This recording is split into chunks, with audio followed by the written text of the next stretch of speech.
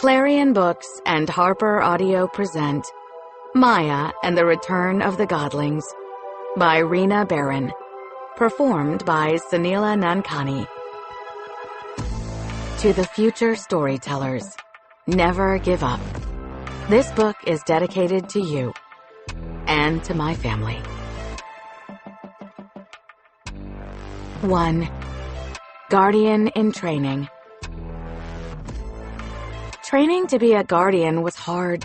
Harder than when I forgot to do my math homework for a week straight and Ms. Vanderbilt dropped a pop quiz.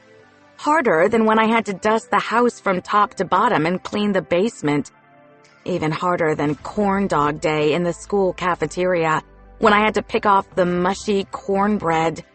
Ew. Sweat streaked down my forehead and stung my eyes as I stood in front of the tear in the veil in the middle of Daly Plaza. It was 6 o'clock in the morning on the first day back to school, and I hadn't even brushed my teeth yet. I had startled awake 30 minutes ago when my version of Spidey sense kicked in. Any time a tear happened, there was a ripple in the fabric of space. If it was close enough, I could feel a tingling sensation across my forearms. "Do you need help, Maya?" Papa asked. His voice rang out clear as a bell in the plaza. "It's okay to ask if you do." "I've got this," I said through gritted teeth. I drew my staff across the Picasso sculpture in the plaza, which looked like a donkey with a jagged slash in its chest. This tear was stubborn. Some tears healed by themselves, like a scab growing over a wound, but others needed Papa or me to close them. It didn't matter how small or big it was. What mattered was the depth of the tear, meaning, did it stretch all the way to the dark? Those were the ones that couldn't fix themselves. Last week, Papa and I closed a tear over a swamp in Florida. It wouldn't have been so bad if not for the alligator who thought I looked like a tasty snack. He'd tried to sneak up on us, but Papa waved his hand and put the gator to sleep. A couple of weeks before that, we braved the crowds at Lollapalooza, a music festival in Grant Park, only a few blocks from here. When we arrived, 2 guys were about to swing a 3rd guy into the tear in the veil, thinking that it was an illusion. We got there in time to save their friend, and as soon as we closed the tear, no one remembered it had been there. That was the weird part. Outside of my friends and some of the people in my neighborhood, no one really knew the veil existed. Sure, some humans had seen it, but they didn't know about the Darkbringers, the Lord of Shadows, or the Dark. Ignorance was bliss, but not when there was a revenge-thirsty god out to destroy your world. I understood why the Orishas wanted to keep the threat secret, but more tears in the veil cropped up every day. It was hard for Papa to keep up with them, even with my help. Did I mention that this guardian in training business was hard? "Mama's going to skin both our hides if I don't get you back in time for school," Papa said, leaning against the Picasso. He had a black staff with symbols etched in white paint identical to my own, except his staff was taller. I changed my tactics and moved my staff around the edges of the tear, making a wide arc. If I'm going to be late, it might as well be because I'm saving the world. No one else in the plaza could see the tear or feel the cool breeze that whipped out from its mouth. Papa had cast a veil over the black hole, so we'd look like 2 hapless tourists checking out the Picasso. It was the perfect cover when we had to close tears in big cities or crowded areas. Of course, being a guardian of the veil wasn't without problems. Papa and I had almost died in the dark, and it was all my fault. I wished that I could forget the whole thing, but I thought about the dark a lot. I had struggled to make a gateway in time to escape, and the Lord of Shadows had been hot on our trail. Not to mention that the bridge of God symbols in my gateway had collapsed beneath our feet. Instead of running, we, fell through the gateway, but we made it back home. It wasn't my first gateway, but after the battle, my magic was depleted. My magic. I still couldn't believe it, even as heat crept across my skin and a faint blue light traveled down my arms to the staff. The blue light was a new thing. Thankfully, the Lord of Shadows couldn't enter our world through a tear. The veil prevented anyone with immense magic from passing through from either side. Although we'd found out the hard way that Darkbringers who had little magic could still cross over. Having sharp horns and barbed tails didn't count toward the magic quota. There were only 2 ways the Lord of Shadows and his army could cross into the human world. One, through an ancient gateway. The Orishas had to destroy the one at Comic-Con after I, accidentally revealed the location to the Lord of Shadows. 2, if the veil failed. That was why Papa and I had to work around the clock to patch up the holes. Before there was a veil, some 540 million years ago, the Darkbringers were destroying humans by accident. We were still sea slugs at the time, crushed beneath their feet. At first, the veil didn't work well, and many Darkbringers died. Eshu, the Orisha of balance, fixed it so that the human world and the dark could both flourish. But the Lord of Shadows wanted revenge against my father and the Orishas for what they'd done. Scratch that. He still wanted revenge. That part hadn't changed. "See? It's almost done," I said, as the veil began to shrink. This was the 8th hole since we got back from the dark.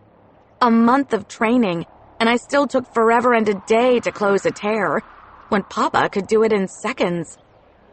"Keep this up, baby girl, and you won't be a guardian in training for long," Papa said, beaming at me. "You'll be a full guardian before you know it." Papa's voice cracked and trailed off. His eyebrows pinched together as sweat beaded on his forehead. When he caught me watching him, Papa smiled again, but it was a weak smile, one that held a secret. "Are you okay, Papa?" I asked, ignoring the tear that hadn't fully closed yet. The Lord of Shadows had drained his powers in the dark, and it was taking time for him to recover his strength. Before he could answer, something whipped out of the tear and snatched my legs from underneath me. Not something. Writhing shadows. I hit the ground hard on my butt, and the staff spun out of my hand. It rolled outside of the bubble of illusion that Papa had cast around the tear. The staff collided with a leather shoe belonging to a man in a gray suit. The man reached down to pick it up and frowned at the glowing symbols. "What the bleep?" Okay, he didn't say bleep, but Mama said that I better not even think of cursing. "Maya," Papa said, lunging for me, but his legs buckled and he stumbled instead. He reached for the place between his chest and stomach, his face twisted in pain. He was getting worse, but I couldn't think about that now. The shadows still had my ankles and were dragging me into the tear. I needed to act fast before the darkness completely swallowed up my legs, and the rest of me with them. Magic tingled in my hands as I reached for my staff. I yanked it free of the man in the gray suit, and it flew back to me. I hadn't thought about doing it. It was instinct. I knew that it would come back. "Did you see that?" the man asked, looking around him. But no one answered. This was Chicago, after all. Most of the time, when someone said or did something weird, people ignored them and kept walking. Papa stepped into the mouth of the tear. His dark skin glowed silvery white and pushed back the darkness. The shadows hissed as if they couldn't stand the light and let go of my legs. I whacked one with my staff before they fled back into the dark. My face burned with shame as I climbed to my feet. How could I let that happen after all the times Papa said to be careful? I should have heard the shadows coming. Papa stared into the dark, not moving a muscle. His face was grim and sweaty. Come to think of it, I'd never seen him break a sweat. Ever. That would have been weird before I found out that he was a god, a celestial, an Orisha. What my father was had many names. Papa? I swallowed hard as a cold chill ran down my back. The noise from the pedestrians and the traffic faded away. Even the roar of the tear in the veil sounded muted as I caught sight of what had Papa's attention. Darkness without start or end, without shape, without form, stood on the other side of the tear. I froze in place too, not seeing anything, but I could sense him there, the Lord of Shadows. I imagined his purple and black ribbons writhing around him. My heart slammed against my chest, and my palms were slick against the staff. His presence loomed over us like a storm cloud. All around the edges of the tear, the color drained from the world. The brown metal of the Picasso faded gray. The gray stone beneath our feet turned almost white. The veil wouldn't let the Lord of Shadows cross into our world, but that didn't stop me from being afraid. He said something in Sicarian, which I'd learned was the Celestial's first language, the language of the universe. The ground trembled beneath my feet as his song-like whispers filled the air. Papa answered him, and the whole plaza shook. People almost lost their balance, and everyone asked if it was an earthquake. "What's he saying, Papa?" I asked, after swallowing hard. "Nothing of importance," my father said, gritting his teeth. Then he nudged me away from the tear with a hand on my shoulder. "That's enough practice for today. It's time to go home and get ready for school." "I haven't finished fixing the veil," I said, but I was thinking about the Lord of Shadows. This was the first time I'd sensed him on the other side of the veil since we escaped the dark, and it sent ice down my veins. Papa had taught me how to avoid the crossroads, so I didn't see the Lord of Shadows in my dreams anymore. That was a huge relief. Nothing like falling asleep and facing an angry god with a grudge against your entire species. "You'll have other tears to practice on later," Papa said. I didn't miss how tense his voice was as his magic swiveled toward the tear and closed it in a split second. I wish that my godling magic worked that fast. I could close a tear on my own without the staff channeling my powers, but it took me too long. With the staff, I still was much slower than Papa. He once told me that he'd patched up 2,057 tears in one day, which seemed impossible to me. Papa sometimes exaggerated, but I was starting to believe him. Papa had transported us to Daily Plaza by bending space, a handy little trick that I had yet to learn. Bending space was different from what happened when we opened gateways. Gateways were more like cutting a temporary path through existing space. But Papa said that bending space was something else altogether. It required finesse to rewrite the rules of physics. I could open a gateway to get us home faster, but I hadn't mastered the art of disguising mine. I didn't think people would respond well to a roaring, giant black hole in the middle of downtown Chicago. It was way too early in the school year to incite panic. Today was the first time Papa had been too tired to transport us back home, so we took the Orange Line. He was breathing hard after we climbed up the steps to the train platform, high above Lake Street. Here's the thing. Papa was not human, no matter how hard it was for me to wrap my mind around that. He didn't need to breathe or sweat. He shouldn't have been tired. Not in the way humans or godlings got tired. He leaned against the railing overlooking the street below. "There's something wrong with you, isn't there?" I asked, as tears spilled down my cheeks. Papa inhaled a deep breath, his big shoulders shaking.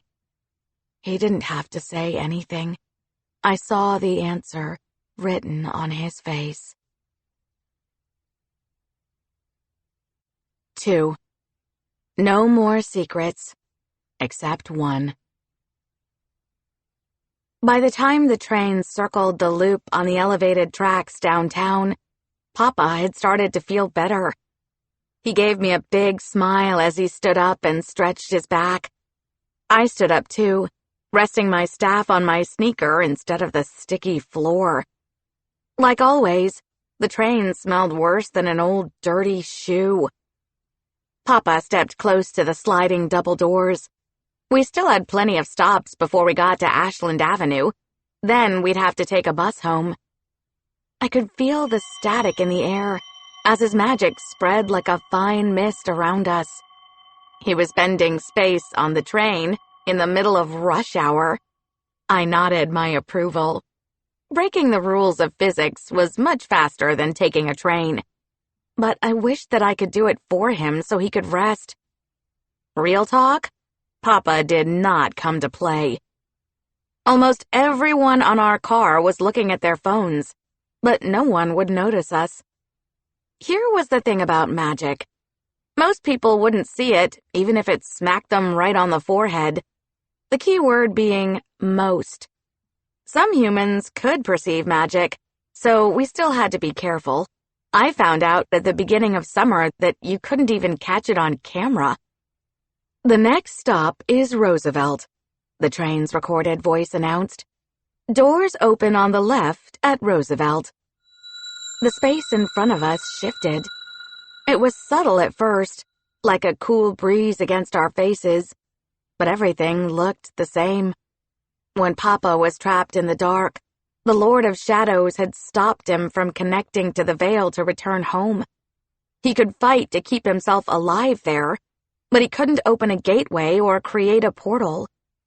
According to Papa, bending space across great distances could damage the universe. You make one mistake and boom, you've wiped out a moon or a whole solar system. That's why gateways were much less risky for traveling across worlds or dimensions. They created a temporary bridge without changing the fabric of the universe. But for short distances, he said it was more convenient to create a portal by bending 2 points in space. Before I understood the difference, I used to think that gateways and portals were the same. I was still learning so much and having a hard time keeping up. "We can't have you late for school," Papa said, as the train's double doors slid open at Roosevelt. A man moved to exit, but he walked to the other set of doors, ignoring the ones that Papa had commandeered for his portal. The people on the platform waiting to board frowned at the open doors and did the same.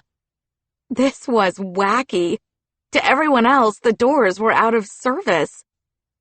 "How do you make the outside of your portals an illusion like that without even trying hard?"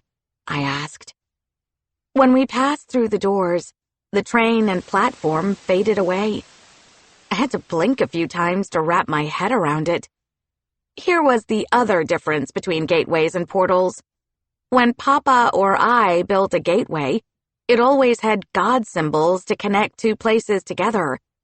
My gateways were giant black holes on the outside and a bridge of spinning God symbols on the inside.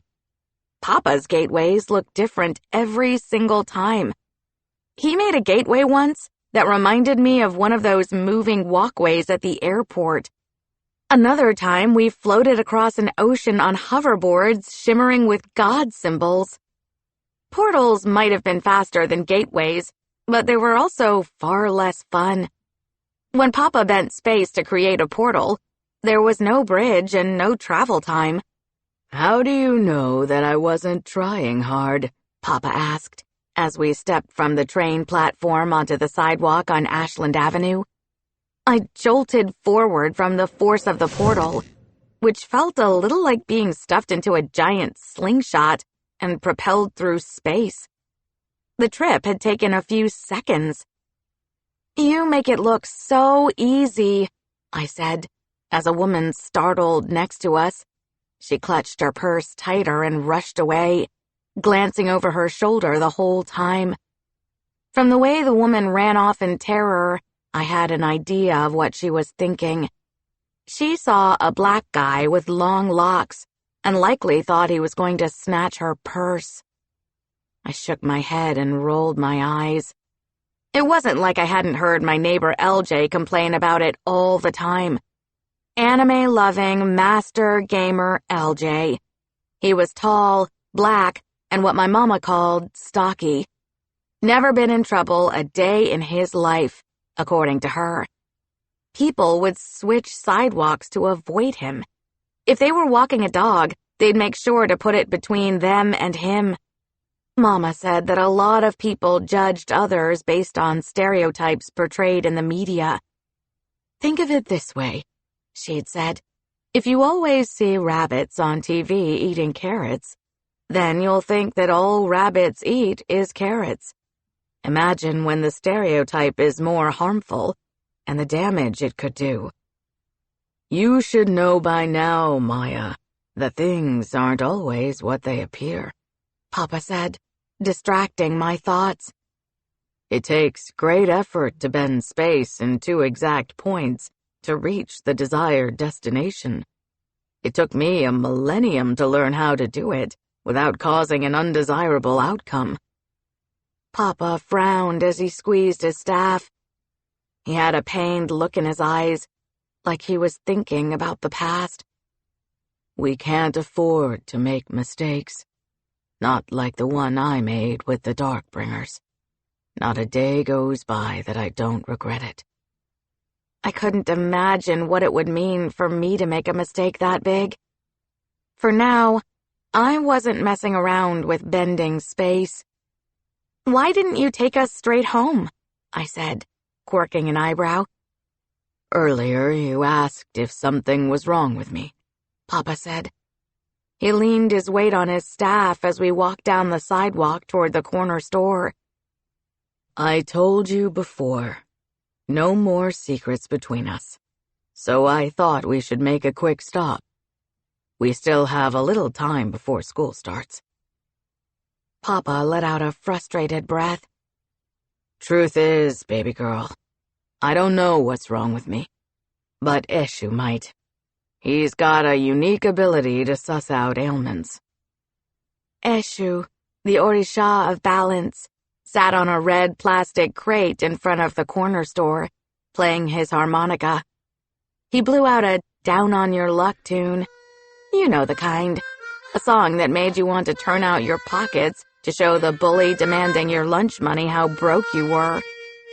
The Orisha tapped his foot along with the beat, and I couldn't see his harmonica lost in his brushy white beard. When Papa and I reached him, Eshu, or I should say Ernest, which was his human disguise, stopped playing. His dark eyes glistened with flames that I was pretty sure no one else around saw. Eshu frowned at Papa. "You don't look well, Eddie." "I don't feel myself," Papa said, wiping sweat from his forehead. "Your equilibrium is off." Eshu squinted at him. "That much I can see." "What does that mean?" I asked, speaking out of turn. "Hello to you too, young guardian," Eshu said, like he was just noticing me standing there. He flashed a smile, and his eyes were smothered embers and pits of ashes. "Everything in the universe has equilibrium. Light and dark, matter and antimatter. Every creation, whether mortal or immortal." Eshu had been the one to balance the veil, so both the dark and the human world could thrive. "Can't you fix Papa?" "Maya," Papa warned. and I ducked my head. No, she's right, Eddie, Eshu said, rubbing his chin. I should be able to sense why your equilibrium is off, but I can't. That has never happened before. The Lord of Shadows drained some of my powers, old friend, Papa said, brushing off Eshu's concern. It's just taking longer for me to heal. I thought about how the Lord of Shadows' writhing ribbons had hung Papa upside down in the dark. His skin had turned gray, and then the Lord of Shadows tossed Papa aside like he was a broken toy. I swallowed hard and clenched my teeth. Next time I faced him, I'd be ready. Have you considered going to see Obatala in Azir? Eshu asked. He is the oldest among us and the wisest. He will be able to see what's wrong with you. I had thought the mythical city in the clouds wasn't real. Papa used to tell me that people in Azir ate ice cream for breakfast and commuted to work on dragons.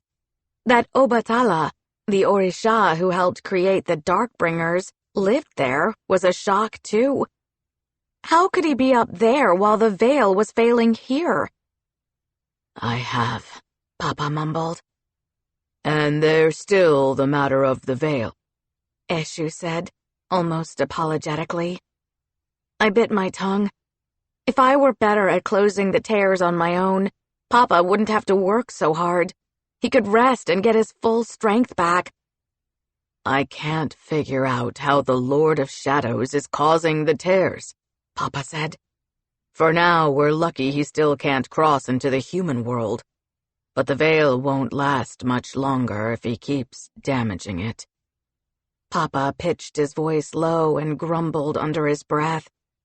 If only I could create a new one. Then we wouldn't be in this mess. I glanced down at my sneakers, feeling sorry for Papa. He'd given up a part of himself to create the veil and a parallel world on Earth.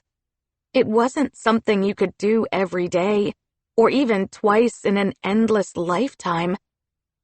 Don't be so hard on yourself, Eshu said. You've done everything that you could to protect this world. It was inevitable that the Lord of Shadows would find a way to start another war. What I don't understand is why he hasn't sent more Darkbringers who can cross into our world. What's he waiting for? He's got something bigger up his sleeve, Papa answered, with no doubt in his voice. He's lost against us twice, and doesn't intend to lose again. The more reason for you to get healthy, brother, Eshu said. We need you if things get worse. Go see Obatala. When we left Eshu, I worked up my nerves to ask, can I come to Azir with you? Yes, Papa nodded. It's important as the guardian in training. He paused, nudging my chin. It's important as my daughter and the guardian in training that you know what's going on in case... His voice cracked and trailed off. In case what? I asked, a chill running down my back. Never mind that right now, Papa said. Let's see what Skyfather says before we start speculating what might happen. When do we leave? I asked excitedly. Tomorrow morning, bright and early, Papa answered, still leaning on his staff. I wasn't sure if that meant I'd have to miss school, but I decided not to ask, in case he changed his mind. Papa getting better was way more important than the second day of school anyway. I need to rest and talk to Mama first, Papa said. I'll ask Nana if Eli can go, and talk to Pam and Dee about Frankie coming too. Best if you three stick together. When we walked into the house, Mama was stirring in the kitchen, and the smell of bacon and eggs filled the air. She'd been asleep when Papa and I left to fix the veil. If it weren't the first day of school, she'd have been in bed until noon. Mama was still on the night shift at Stroger Hospital. "Morning, Mama," I said, as she walked into the living room with an apron over her red and white polka dot pajamas. "You're up early." "I could say the same for you." Mama gave Papa the look. Trademark. The one that said they would have something to talk about later. "Now that school's started again, it's back to your regular schedule, okay? No more chasing tares at all hours of the night. You can help your father after school once your math tutoring and homework's done." "But I'm never done with homework until dinner time," I said, annoyed. "I won't have time to help Papa." "I'm sure you two will find a way to make it work," Mama said. "Now hurry up before you're late for school." If we didn't keep patching up the veil, there wouldn't be any school. The Darkbringers would destroy it along with everyone else. It wasn't like Mama didn't know that, but she liked to remind me that being a Godling didn't exempt me from the rules. "Maya, honey," Mama called after me as I ran upstairs to get ready. "Ms. Vanderbilt sent me an email this morning to remind you not to forget to turn in your math workbook today." I froze at the top of the stairs. The same workbook that I hadn't finished yet. The one that had a dozen sketches of the warrior goddess Oya in the margins. It was only the first day of school, and my math teacher was already on my case. Typical. 3. I go toe-to-toe with a bully. I stuffed my half-finished math workbook in my new backpack. Well, it wasn't new. Mama got it used on eBay, but it was a limited edition Oya backpack that came out a year ago. My school uniform, a white shirt and blue pants, clashed with the bag. It had 9 strips of different colors across the front. 9 was Oya's favorite number. My favorite number was 4, a number you could count on one hand and still have a finger left to spare. I jetted downstairs, inhaled breakfast, and headed to Eli's house. The cranky Johnston twins, who lived next door, were out and prowling the sidewalk already. "Try to behave yourself, Maya," Miss Ida said, leaning on her cane.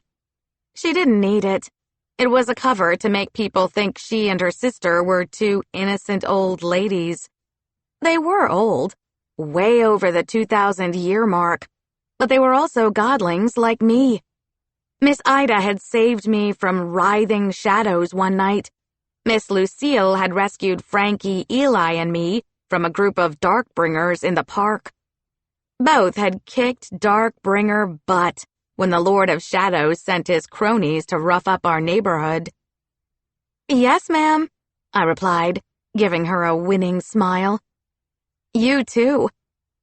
Miss Ida shook her head as if I was a lost cause, but Miss Lucille only huffed out a little laugh. She bent over their flower bed and pulled up weeds. I passed kids from Jackson Middle messing around on their way to school. Priyanka was climbing into the back of her parents' SUV. Mr. Patel always dropped her off at school on his way to work. I rang the bell at Eli's house, and the door creaked open. There was no one on the other side. Hello?" I said to the empty hallway. Eli had discovered his godling power to turn invisible, which was golden for a kid who loved ghosts. He said that our neighborhood was haunted, but I had my doubts. The evidence was inconclusive. "Eli, stop messing around." I jumped when I saw vines crawling across the floor, retreating away from me. I had no problem with moving vines, but in the half-light of the hallway, they looked like writhing shadows. I had a big problem with shadows, on account of them trying to kill me more than once. "Come on in, Maya," Nana hollered from somewhere in the back of the house. Then she raised her voice. "Eli should be ready." I kicked off my sneakers and walked into the living room. Nana had decorated it in brown, green, and orange for the fall. Vines inched along the walls like holiday lights. "Maya, Maya, pants on fire," Jayla, Eli's little sister, sang at the top of her lungs from upstairs. "Stop jumping on my bed," Eli groaned at her. "Go jump on yours." "Jayla, get down here," Nana said, materializing in the living room. I tried not to flinch a second time, and failed. Nana Baruku, aka Nana, Mother Earth, stood in front of me in a white t-shirt and purple tights. She had a comb, a jar of hair butter, and a tub of barrettes in her arms. Eli's grandmother was the head of our local Orisha council. "How's training going, Maya?" she asked me, as if she hadn't appeared out of thin air. "It's going good," I said, not wanting to get into how Papa had to help me fix the tear this morning. "I'm sure Elegua could use the help," she said. "He's done it by himself for a long time." Nana was right. Papa had been keeping the veil from failing forever, and I needed to be better with helping him. It was too much work for one person with so many tears cropping up. Jayla ran down the stairs, giggling. She clutched something black in her hands and slipped behind Nana. "Give me back my wave cap," Eli said, hot on her trail. A wave cap was a glorified headscarf for sleeping, so your hair looked good when you woke up. A lot of the boys at Jackson Middle wore them outside of school. By the time Jayla leaped from behind Nana, she'd crammed the cap on her head. It half covered her eyes, and she peeped from underneath it, smiling. "I'm like you now, Eli," she said, excited, puffs of her hair sticking from underneath the cap. She stroked her chin and tilted her head to the side, giving her best Eli impression. Eli had looked annoyed when he first came down the stairs, but he grudgingly broke into a grin. "Since you're so inclined to mimic my handsome face, I guess you can keep it until I get back from school." "I'm going to school too," Jayla said proudly. "Kindergarten." "Not if you don't sit down and let me finish doing your hair," Nana said. "I talked to Mom this morning," Eli said to his grandmother. "She said to tell you hi." "How's she doing?" Nana asked, her voice softer than usual. Eli exhaled a deep sigh. His parents had divorced after Jayla was born. His mother moved away, and his father, Nana's son, had decided he needed some space. Good, I guess. I didn't remember much about their parents, but Eli and Jayla had light skin and light eyes from their mom. Even when their parents had been around, they'd spent almost all of their time with Nana. "Does your mom know about your powers?" I asked, as we headed out the door on the way to meet Frankie. "Nope, and neither does my dad." Eli tried to play it off like he didn't care, but he kept adjusting the straps on his backpack and glancing at his shoes. "I don't think my mom could handle it. She's got a lot going on. My dad will just say I'm making it up for attention." Most Godlings didn't show any powers, so they had no clue about their celestial family members. The Orishas had kept their existence a secret, so I wasn't surprised that his father didn't know either. Eli looked like he'd rather be talking about something else, so I blurted out, "Ugh, I'm not ready to go back to school. I didn't finish my homework from Miss Vanderbilt." "A crying shame, I tell you," Eli said, waving his arms around. "You should get a break for saving the world this summer, with a lot of help from Frankie and yours truly." He flashed me a big smile as he pointed at himself. "Couldn't have done it without you," I said, bumping my fist to his. "Hey, Don't forget that we have the kickball final after school, Eli said, changing the subject. Don't be late again. Ugh, I already had forgotten about it. I was definitely going to be late if I couldn't convince Ms. Vanderbilt to let me out of math tutoring. When we arrived at Frankie's, her moms were debating whether life existed on other planets. Dee and Pam wore glasses almost identical to Frankie's yellow frames. The three of them had upgraded their glasses after Frankie got hers scratched up in the dark. Dee was short and round, and Pam was tall and always wore big hoop earrings. Both of them worked at the University of Chicago. Dee was a scientist studying bacteria, and Pam was a biology professor. I'm not convinced that the radio waves Chime picked up mean anything at all, Dee was saying as she opened the door. More than likely, they're a naturally occurring phenomenon. Babe, you've got to be kidding, Pam said, shaking her head. There is a clear pattern of intelligence that suggests life. Sorry to interrupt, but is Frankie ready for school?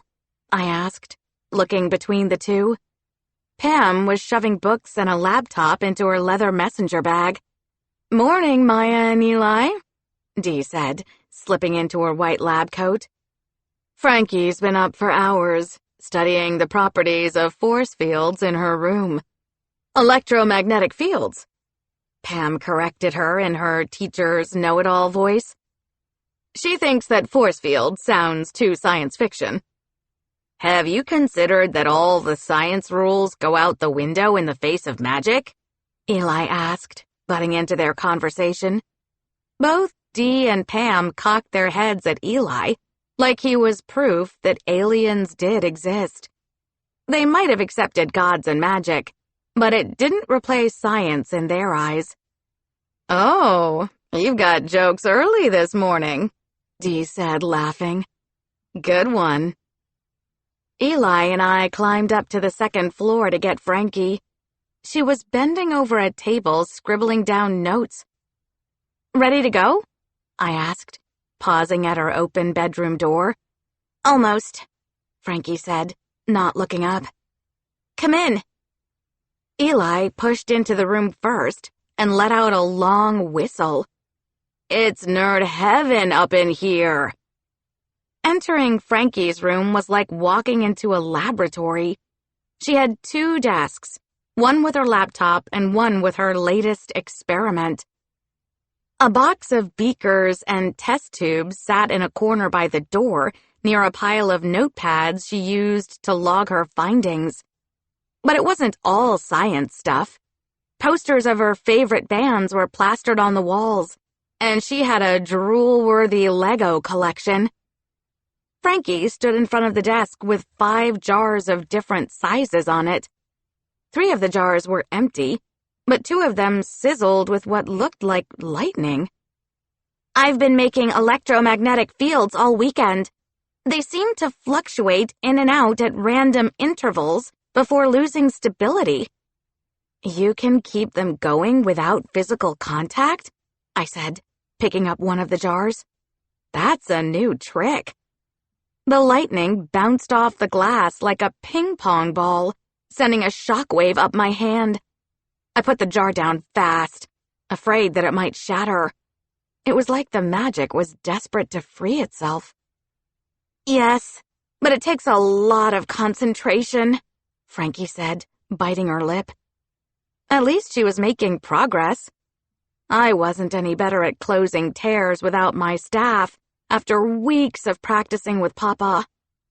I tried hard not to feel a little jealous, but I couldn't help it. I promised Nana that I would not get detention on the first day of school, Eli said. We need to go before we're late. Right, Frankie said, reaching for her backpack. I can't get in trouble again so soon after this summer. My parents only have so much patience. 15 minutes later, we strolled through the front doors of Jackson Middle School. Even if I'd seen a lot of the same kids at the park this summer, everyone looked different in their school uniforms. Kids were sifting toward the crowded halls to find their friends. "Welcome back to JMS, students," came Principal Ollie's smooth voice over the intercom. "We're looking forward to another exciting year." "Bulldogs! Bulldogs!" a group of basketball players chanted as they pounded on the lockers. JMS had so many sports teams and clubs, it was hard to keep up. We had the Bulldogs for basketball, the Jaguars for soccer, and the Bearcats for football. Baseball, swim, chess, robotics, drama, gymnastics. What we really needed was an official comic book club. That would be awesome. "Hey, little Maya," Candace said, stepping in my path. "I see you forgot to grow this summer." I swallowed hard and clenched my teeth. It was a well-known fact that Candace liked to pick her victims on the first day. She'd single you out, and then she'd be demanding your lunch money for the rest of the year. I might not have grown by much, but that didn't matter. I wasn't going to let her bully me. "Hey, Candace," I said, ignoring the crowd of kids gathering around. Instead of a snappy comeback, I decided to be what Mama called diplomatic. In addition to being one of Winston's cronies, Candace was a chess wizard and allegedly good at ping pong. I figured it wouldn't hurt to give her a chance to talk about herself. "How was your summer?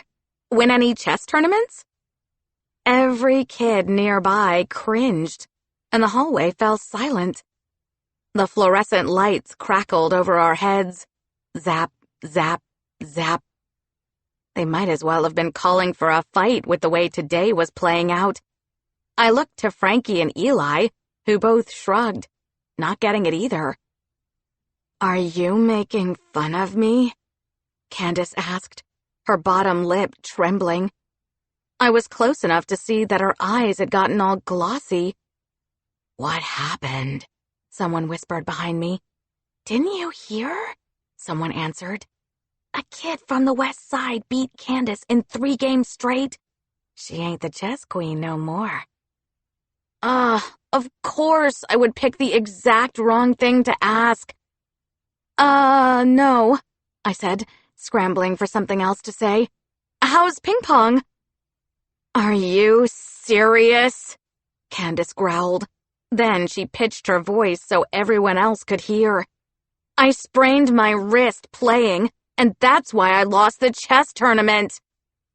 "What's a sprained wrist got to do with a game of strategy?" someone whispered, and Candace balled her hands into fists. "I'm sorry to hear that," I said, as I caught sight of something fishy going on with Candace's shoes. Her laces were untying themselves. "Eli!" I yelped. "You think this is a joke?" Candace said, taking one step forward. She stumbled over her feet and slammed straight into me. We both hit the floor hard. Candace and I struggled to untangle ourselves in the middle of the hallway. Her elbow caught me in the ribs, and my knee connected with her side. She doubled over, her backpack slipping off her shoulder. It landed with a heavy thump next to my head. 2 more inches to the left, and I would have been a cream puff. I wiggled from underneath her, my face hot from embarrassment. The first day of school was officially canceled. "What do you have in there, a stack of bricks?" I groaned. The backpack was half open, and I saw like 5 books on chess. She was really taking her tournament loss this summer hard. "Fight! Fight! Fight!" kids yelled as Candace climbed to her feet. She gritted her teeth, her lips squeezed tight together, and gave me her death stare. It felt like standing outside on a boiling hot day, or being an ant under a magnifying glass. The hallway had gone quiet again, and all eyes were on me. Sweat trickled down my back. I got to my feet and squared up, shifting my legs to a wider stance and drawing my shoulders back. If Candace thought she was about to kick my butt, She had another thing coming. I didn't spend my summer fighting Darkbringers to be shown up on the first day of school by a bully.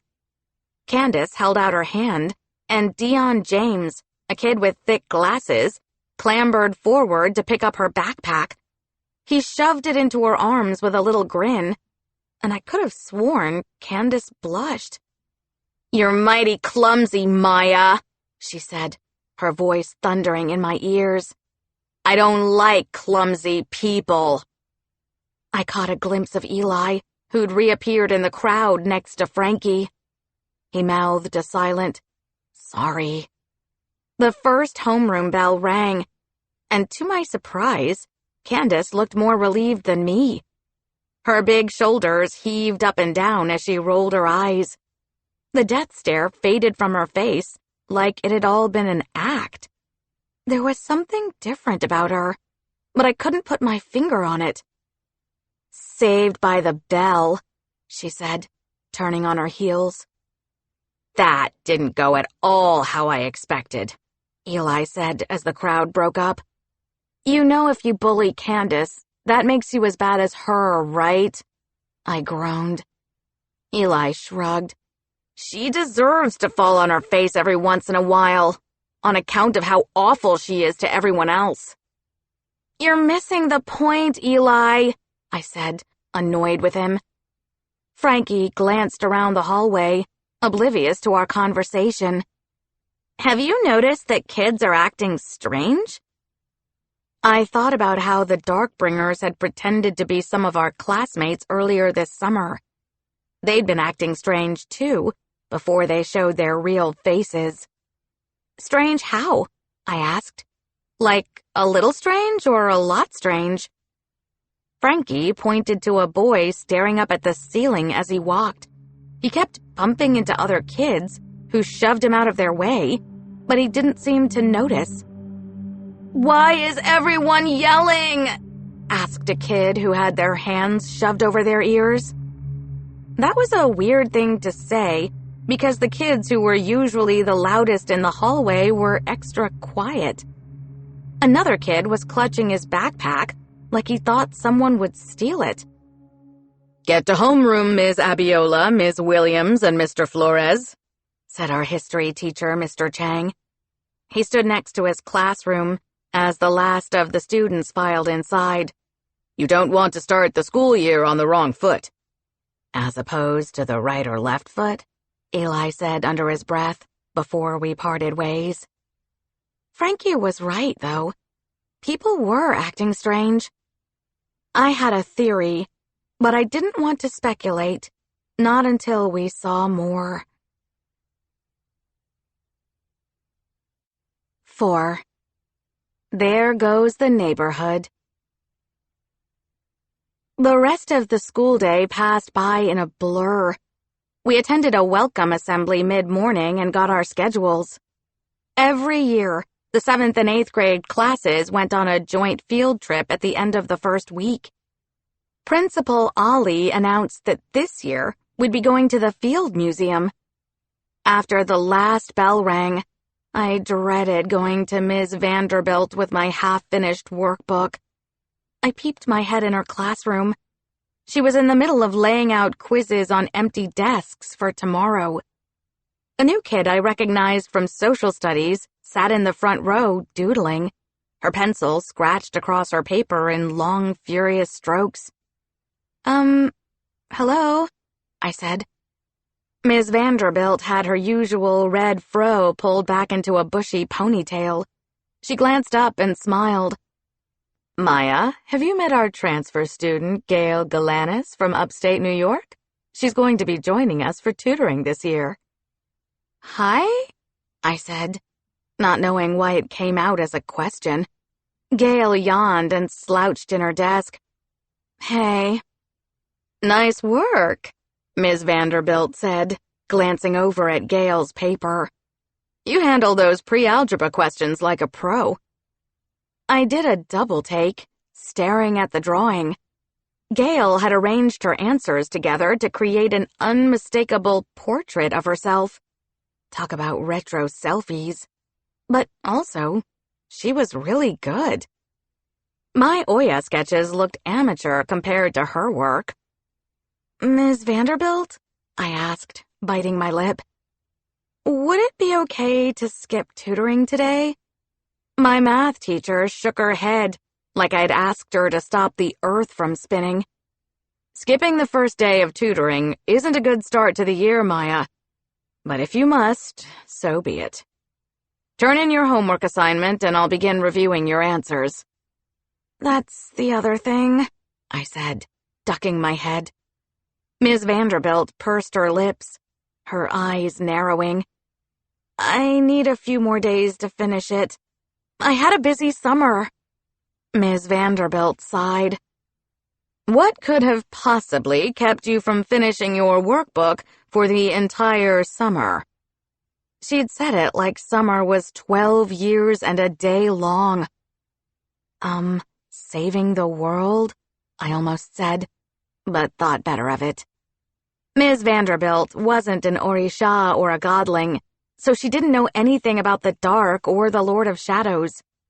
It was weird after everything that had happened to keep such a big secret. I didn't feel right about it, not since Papa said he wouldn't keep secrets from me about his job as the guardian of the veil. But he also said that humans would panic if they knew about the dark.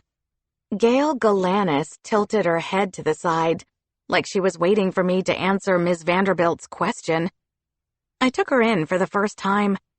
She was a little taller than me with pale brown skin and dark eyes. She wore her black hair in a single braid that reached midway down her back. "I finished my workbook and only got it 2 weeks ago," she said, turning back to her drawing. "Says the girl who doodled on her practice sheet," I said, crossing my arms. "Maya, don't be rude," Miss Vanderbilt said. "Please turn in your completed workbook by next Monday. That should give you plenty of time to finish it." I looked back and forth between Ms. Vanderbilt and the new girl, annoyed. I didn't know Gail, but I already didn't trust her. No way she finished her whole workbook in 2 weeks on her own. She must have had help. "Yes, ma'am," I said, before rushing from the room. "See you tomorrow." I caught up with Eli and Frankie on the sidewalk in front of school. "You're cutting it really close," Eli said, checking the time on his phone. "We need to hurry up or we're going to be late for the game." "Sorry," I grumbled as we set off for the park. Ms. Vanderbilt insisted on introducing me to Gail Galanis, this new girl at school. "She's in my homeroom," Frankie said excitedly. "Artist type, always drawing." "Yeah, artist type," I mumbled, rolling my eyes. "Looks like you have some competition," Eli teased. "Ugh," I groaned. The knot twisting in my belly was most definitely not jealousy. "Get your mind right, fam," Eli said, tapping his temple. "We have a game to win." The teams were still warming up when we made it to the park. People climbed the bleachers next to the field to get the best spot to see the game. Some stood in long lines in front of the hot dog and snow cone carts. Eli had convinced Frankie and me to join a kickball team when we got back from the dark. He said it was a good way to stay in shape, since we had to be on our A game if the Darkbringers ever got through the veil. Personally, I would have preferred lessons at the dojo. "What the?" Eli said, cursing under his breath. Winston, Tay, and Candace had lined up in our spots. "Hey, Craig!" I called to the team captain. He straight up ignored me, so I called his name again. "Craig!" "You're too late," he shot back, not even bothering to look at us. "But the game hasn't started yet," Eli argued. "You're being completely unfair." Winston shot me a smug smile over his shoulder. "Too bad." I held my breath. The look on his face reminded me of the Darkbringer who had pretended to be him earlier this summer. I almost thought that he was going to add, "little godling," at the end of his sentence. "Next time, you'll be begging us to play on your team," Eli said, glaring at Craig. Frankie sighed, turning to go. "Come on." We were almost off the field when someone screamed. The hairs stood up on the back of my neck as I whirled around. Kids scattered in every direction. Candace and Tay were backing away from Winston, who was on fire. Angry blue flames climbed up his arms. "Ah!" he yelled, as smoke curled around his body. He was on fire, yes, but the flames weren't burning him. I expected Winston's skin to turn deep purple or blue, or for him to sprout a barbed tail and wings. I grabbed for my staff, currently disguised as the butterfly clip in my hair. It shimmered with white light and grew into its full length right in front of everyone. "I didn't sign up for this," Craig said, clutching the ball under his arm. He joined the rest of the crowd, running away. I brought the staff into a defensive position in front of me. "You picked the wrong day to mess with us, Darkbringer." "What?" Winston asked, blinking back tears. "What's happening to me?" I almost felt sorry for him, until he narrowed his eyes and flames shot straight from my head. "You did this." I ducked out of the way, and Winston looked quite pleased with himself. "That's enough from both of you," Miss Ida said, stepping around me. The cranky twin wasn't wearing her pink bonnet. She had her silver hair in braids that swept down her back. She put a hand on Winston's shoulder, and the flames across his skin sputtered once before they disappeared. I glanced around to see Miss Lucille, the other half of the cranky twins. Her blue magic spread across the entire park, stealing away people's memories. I remembered what the Orisha Council told us about the Godlings. Except for a couple, no Godlings had shown powers for decades, until Frankie, Eli, and me. But they also said that the last time before the war with the Dark, things had changed. It couldn't be. No way! "He's a Godling?" I asked, already knowing the answer, before Miss Ida nodded once, a look of worry on her face. "A bully turned Godling," Eli proclaimed, throwing up his arms in defeat. "There goes the neighborhood." Winston was a bully with magical powers, but we were in bigger trouble than that. If more Godlings were showing powers, the war with the Dark would come soon. 5. I ride a horse made of starlight. Candace and Tay trailed behind as Miss Ida dragged Winston from the park like he was a lightweight. He twisted his arm and cursed, but couldn't free himself from the cranky Johnston twins' grip. I knew what that felt like all too well after the night she rescued me from the writhing shadows. "You better let me go, old lady," Winston demanded. "I'm not playing with you." "Oh, you're not, eh?" Miss Ida said. "I got all that on video," Tay grinned as he slipped his phone in his pocket. "My boy is about to go viral." "That's what he thinks," Eli said, crossing his arms. "Winston finally does something worthy of the internet and they have no proof of it." "Serves him right for shooting fire at my head," I said, glaring at his back. "He was wrong for that," Frankie added. I remembered how the Darkbringer pretending to be him had tried to kill me at the start of summer. How at Comic-Con, the fake Dr. Z had attempted to finish the job. And the countless times in the dark when my friends and I came close to getting the axe. Now the biggest bully of our class could control fire. Well, not control it, but he could call it up. It was just a matter of time before he'd learn how to use it and wreak even more havoc at school. This was very bad. The Johnston twins should lock that one up in a dungeon somewhere, Eli said, once they were out of earshot. No way he's joining the League of Godlings. Frankie sighed. If he has powers, that can only mean one thing. And we might need his help. He's more likely to join the Darkbringers than help us, I said, only half kidding. It was easier to make a joke instead of thinking about what this meant. With no way to stop the veil from failing, more Godlings would show powers.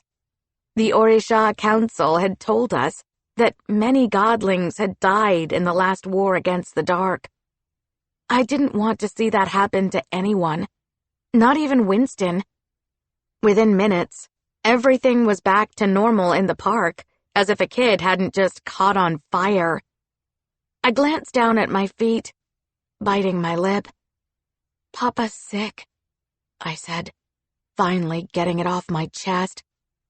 We're going to Azir to see if Obatala, the Sky Father, can figure out what's wrong with him.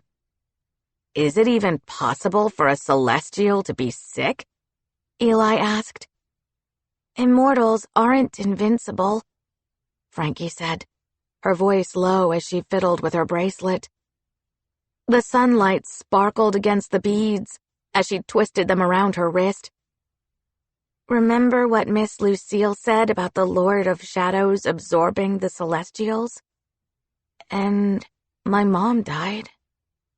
I stopped in my tracks. Tears prickled in my eyes. Frankie still didn't know what had happened to her first mom. Everyone said she went to the store to get milk and never came back, but there had to be more to it. Seeing my face, Frankie slapped her hand over her mouth, shaking her head. Maya, I'm sorry, she said. I didn't mean to make it seem like... It's all right. Papa is going to be okay, I said, before she could finish her sentence. Anyway, he's going to ask your families if you can come with us tomorrow morning before school. We're leaving extra early. Eli grimaced. Like, early? Yep, I said, nodding. I'm in, Frankie said, flashing Eli a smile. She knew how much he hated getting up early. I better get home, I said, thinking about my math workbook. See you in the morning. We executed a perfect three-way fist bump and parted ways.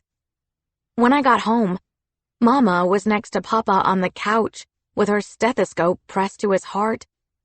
She wore her usual scrubs, a pastel-colored flowered top and gray pants. You have an elevated heart rate. Mama's eyebrows knitted together in concentration. I can't say what that means, since you don't need your heart to live. How could I love you so much if I didn't have a heart? Papa teased. I'm sure you'd find a way, Mama said, blushing. She drew the stethoscope back from his chest. How do you feel now? Like $1 million, he answered with a winning smile. Why do you have to be so silly? Mama grumbled, but she was smiling too. This is serious. To any other kid, this would sound like an odd conversation. Papa and the other Orishas had human and semi-divine forms, but their true form was pure energy.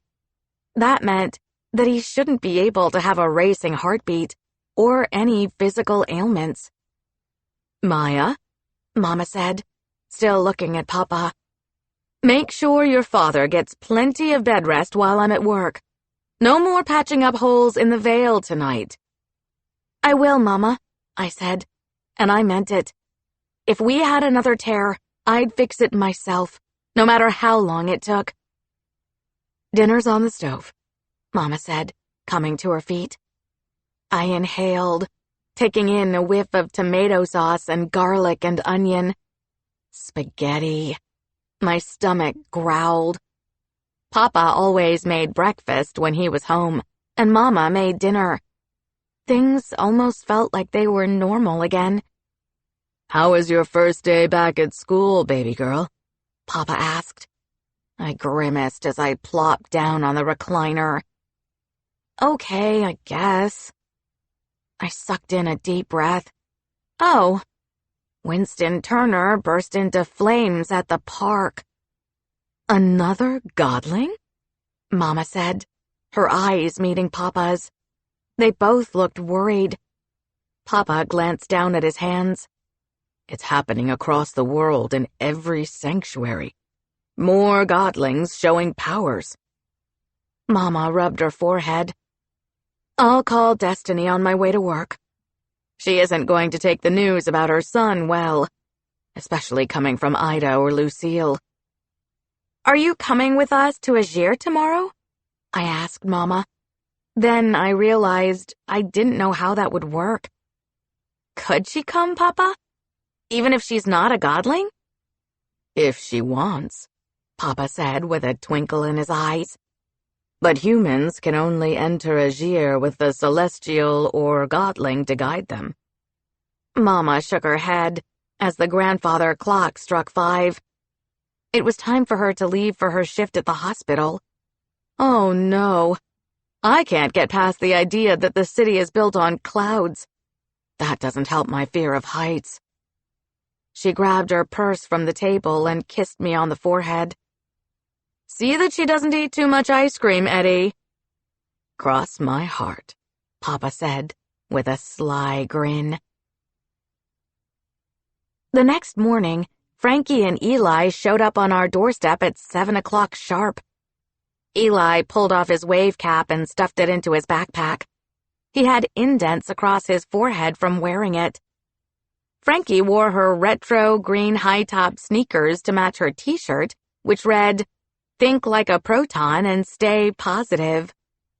Eli nodded at her shirt in appreciation. That's actually pretty clever. Both he and Frankie left their backpacks at my house as we headed out with Papa.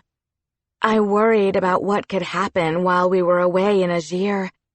Even though the Darkbringers hadn't been coming through the tears lately, they could. With so many new tears cropping up every day, it was sheer luck that most weren't stable. They could be waiting for us to leave to invade our neighborhood again. "We're going to fly to Azir," Papa said, as sparks of his magic spiraled around us. "It's the best way to see the city." There's a plane that goes to Azir?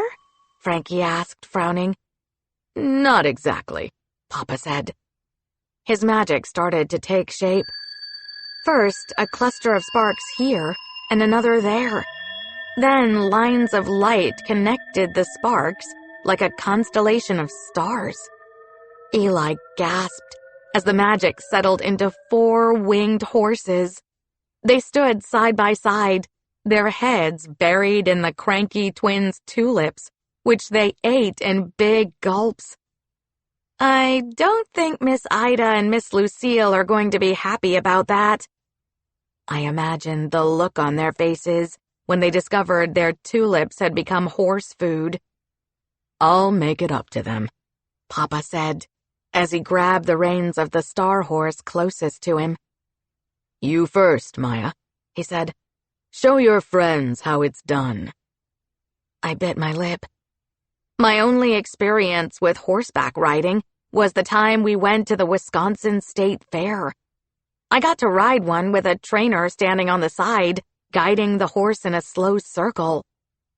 Mr. Abiola? Eli said, his voice squeaky. You do realize that we can see through these horses? There are gaps between the magic. Papa grinned. "Nevertheless, Eli, the beasts are stable for flight. Trust me." It was Frankie who took the reins of another starlight horse and climbed up first. She swung her legs across the back of the horse in one quick move, like a pro. I can confirm that it feels solid, she said, as her horse lifted its head from the flowers and neighed. Feels solid isn't the same as is solid. Eli climbed onto his star horse. It bucked, lifting his front legs from the ground, and Eli yelped as he hugged himself against its neck. Whoa now! This is not the time to be bouncing around! As Papa helped me mount my horse, I saw LJ getting out of his car across the street in front of Lakeisha's house. The two of them acted more like they were siblings than cousins. He waved at us saying, "Nice bikes." Is that what everyone else sees? Bikes? Frankie asked, her eyes wide. Of course, I said, giddy with excitement. The horses would look like something completely normal to human eyes. Mine is the dopest, Eli called to LJ, a grin on his face. I resisted the urge to roll my eyes. Our horses looked exactly the same. LJ squinted, confused for a moment as he stared at Eli's horse. Better keep it on lockdown. You know how it goes around here. He meant how, earlier this summer, a kid got his bike stolen by some teens from another neighborhood.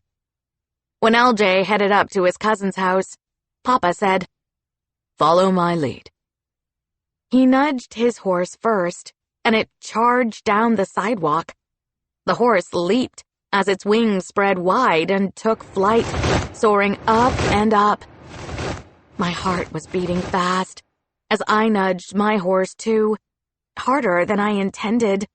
The horse bucked forward and took to the sky. My head spun a little, but I could feel magic all around me, holding me in place like a seatbelt. Papa left a trail of dust that spiraled upward as our neighborhood grew smaller. I glanced down at the tops of the buildings and cars that looked like ants. Soon we were in the clouds. The temperature started to change, but the magic adjusted to keep us warm. This isn't so bad, Eli yelled over the roar of the wind. I think I'm getting the hang of this. It wasn't bad at all. In fact, it was really fun. The wind whipped through my locks like it was eager to carry us to Azir, like it was Oya's spirit. I never thought in a million years that I could be anywhere near as brave as she was in her comic books. She'd fought for justice against villains like Dr. Z until she set off on a quest 50 years ago.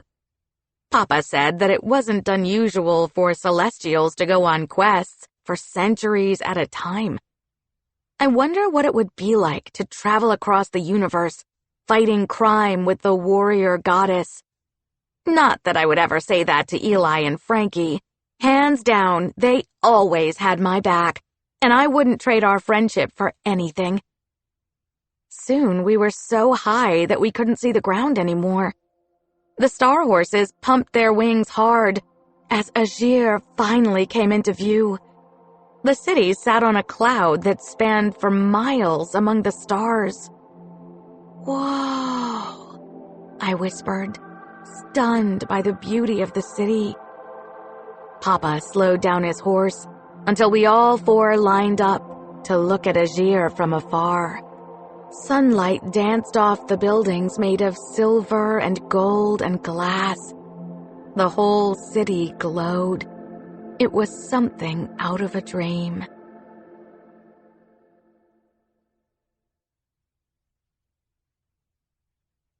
Six. A case of mistaken identity.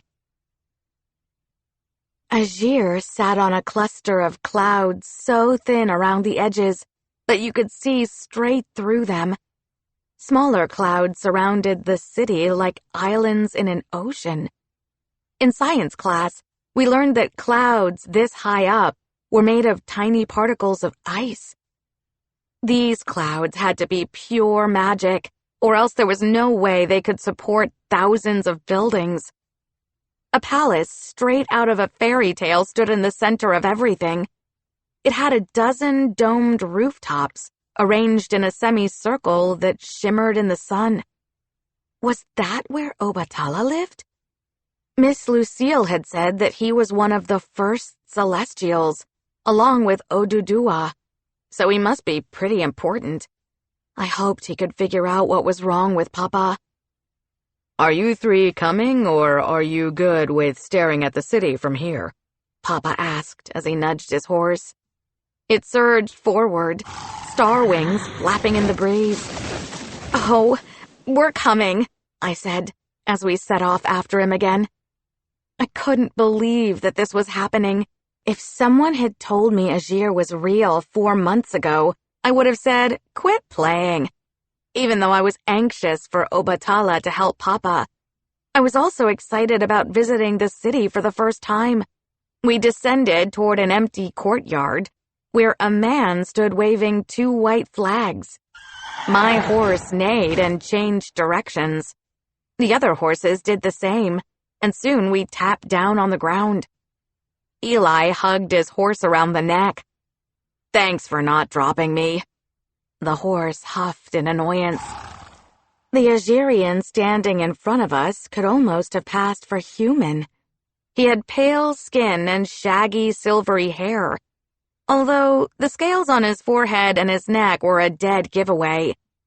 He grinned as his flags shrank in size. Then he tucked a minuscule version of them into the pocket of his cargo pants. "Welcome back, old friend." Papa beamed at him. "What are you doing on flight duty?" The man shrugged with a crooked grin. "I accidentally turned Obatala's rose garden into a bed of vipers. I was trying to make them grow faster, but I used too much snake venom in my potion.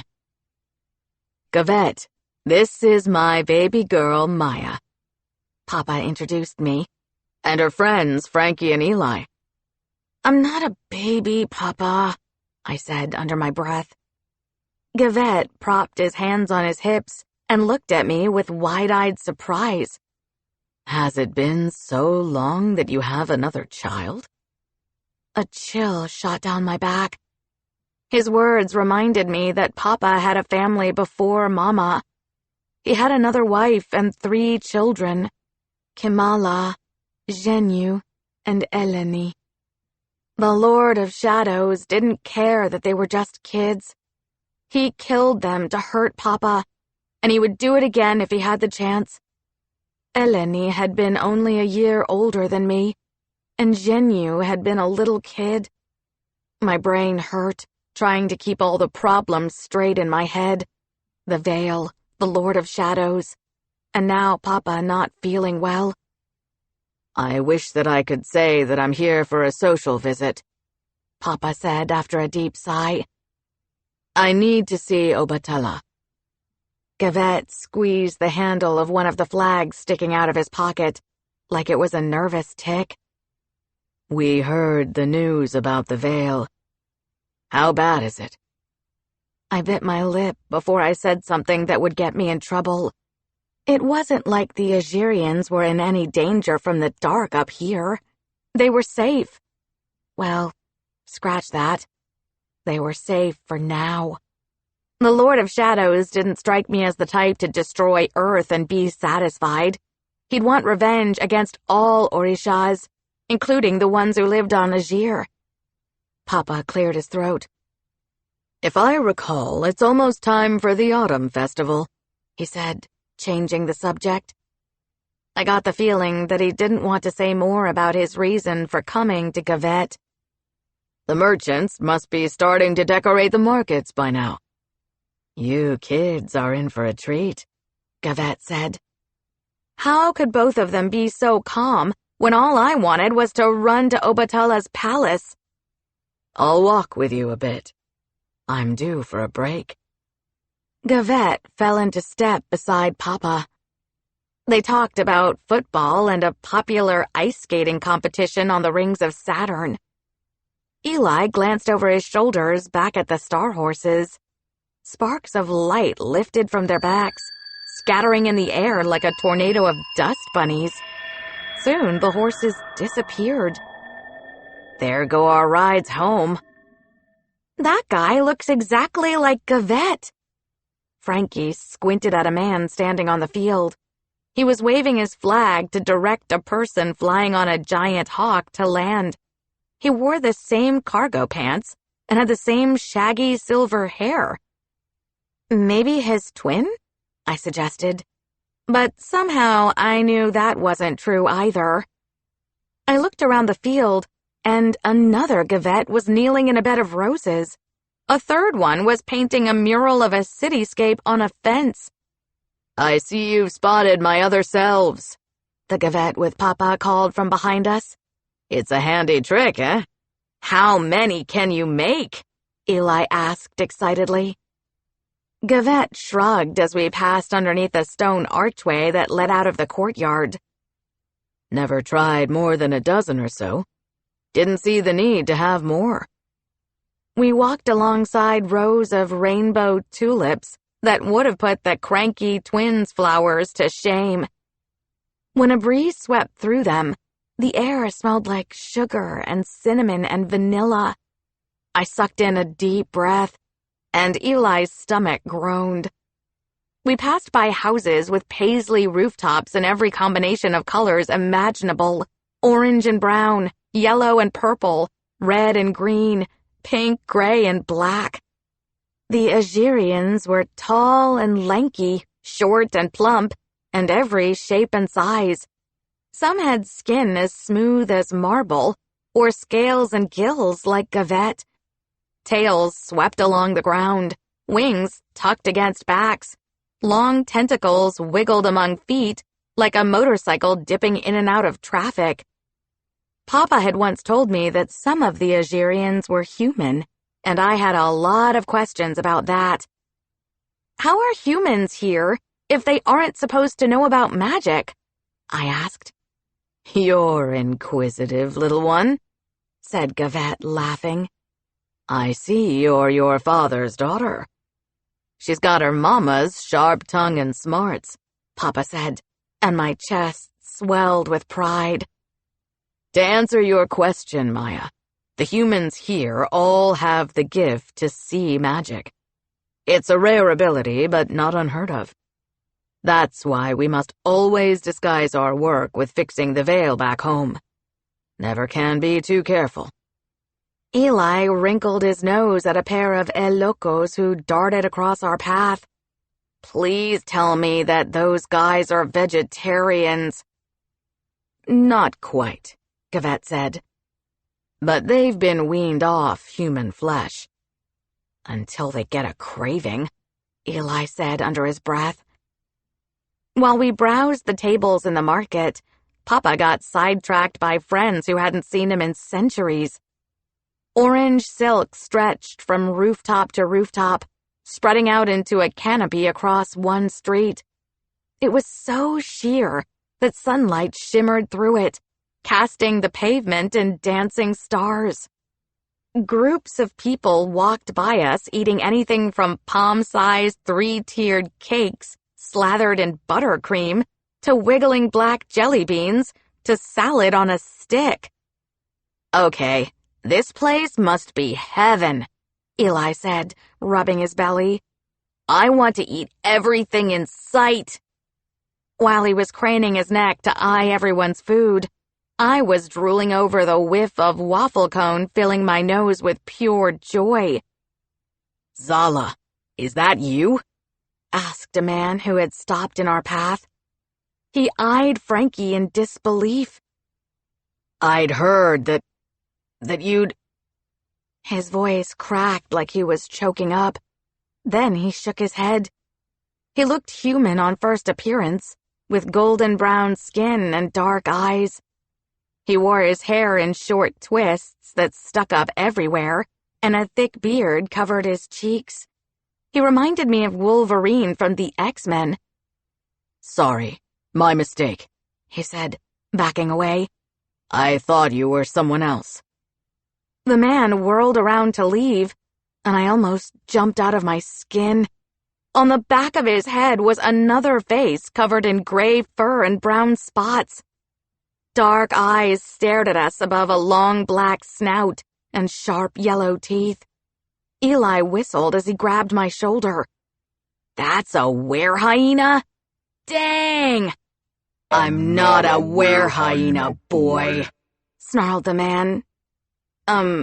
Hyena, taking a step closer to us. You insult me again and I'll take out one of your eyes. Hey, slow down, Eli said, backing away. Honest mistake.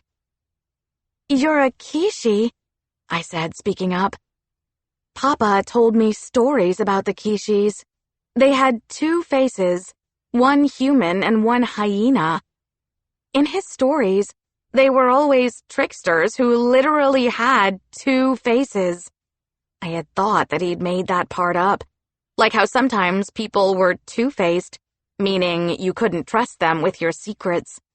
Those were the sort of kids who would pretend to be your friend today and talk behind your back tomorrow. The absolute worst. At least people like Winston, Candace, and Tay didn't fake being your friend. You knew where they stood. What's it to you? He said, baring his teeth at me. I couldn't help but notice that his human side had been a lot calmer. His voice was different, too.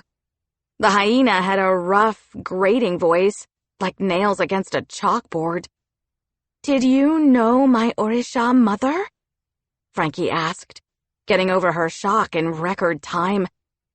The hyena's big eyes went wide in surprise. Then he frowned at Frankie, almost in suspicion. Are you claiming to be Zala's daughter? His deep growl softened, but not by much. Frankie crossed her arms.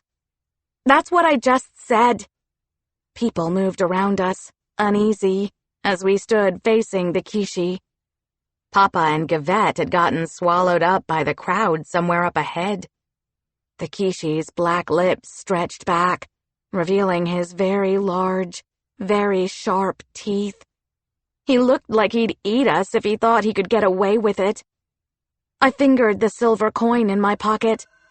Magic tingled through my hand, itching underneath my skin. The Kishi took one step toward us with his claws curled at his sides. That's close enough, I said, pulling out the coin. It transformed back into a staff instantly. Did you know my mother or not? Frankie demanded, her shoulders shaking. The Kishi spun around so that his human side faced us again. I knew her, he said, finally accepting that Frankie was telling the truth. His voice was still deep, but his tone had turned regretful. I lost track of Zala after she left Azir. My mom lived here? Frankie asked, surprised by the news. Yes. Zala was the head peacekeeper for centuries in Azir, the Kishi said. She hunted down rogue magical creatures across the universe. Most were out to seed chaos or incite wars. She and I worked on many cases together. I considered her a friend. Frankie bit her lip and asked in a daze, What else can you tell me about my mom? Zala went to Earth after a rogue fugitive, the Kishi continued. After she completed the job, she settled there. He scratched his head, shifting on his heels. She, fell in love with a human. His voice trailed off like he was thinking hard about his next words. I don't know what happened to your mother, the Kishi said, but Celestials are not prone to accidents. Frankie considered him for a moment, unable to speak. Silent tears slid down her cheeks, and I squeezed her shoulder to let her know that she wasn't alone. I felt helpless and didn't know what to say. My name is Charlie, by the way, the Kishi said. If you need anything, give me a call. I owed your mother some favors, and by extension, I will grant them to you. At that, he turned again, and his hyena face winked at us as he strolled off into the crowd. Could we trust the Kishi? Or was this a trick? It wouldn't make sense for him to lie about Frankie's mom. "I knew it wasn't an accident," Frankie said, her voice full of defiance and anger. She pushed up her glasses that had slipped to the tip of her nose. "It never made sense to me, you know? Especially after I found out that she was a celestial." I couldn't stop thinking about how the Kishi, Charlie, told Frankie to call him, but hadn't given his number. He had to know more than he was letting on. Worse than that, if Frankie's mom's death hadn't been an accident, that meant someone, or something, had killed her. We didn't know who or why, but we knew one thing for sure. The Lord of Shadows wasn't the only enemy in the universe powerful enough to kill a celestial. I had a bad feeling that one day we'd have to face this new enemy, too. 7. Where do lost souls go? Frankie ran after the Kishi, but he disappeared into the crowd. When Eli and I caught up with her again, she was breathing hard. Her shoulders heaved up and down as she turned in a circle looking for him. We looked too, but the market had gotten busy fast. We ducked out of the way of an Azirian with 4 arms and 8 tentacles balancing 12 spools of cloth. He was yelling at a group of people carrying baskets of gold fruit with little brown spikes to get out of his way. "Where did he go?" Frankie said, her voice raw. A knot balled up in my belly.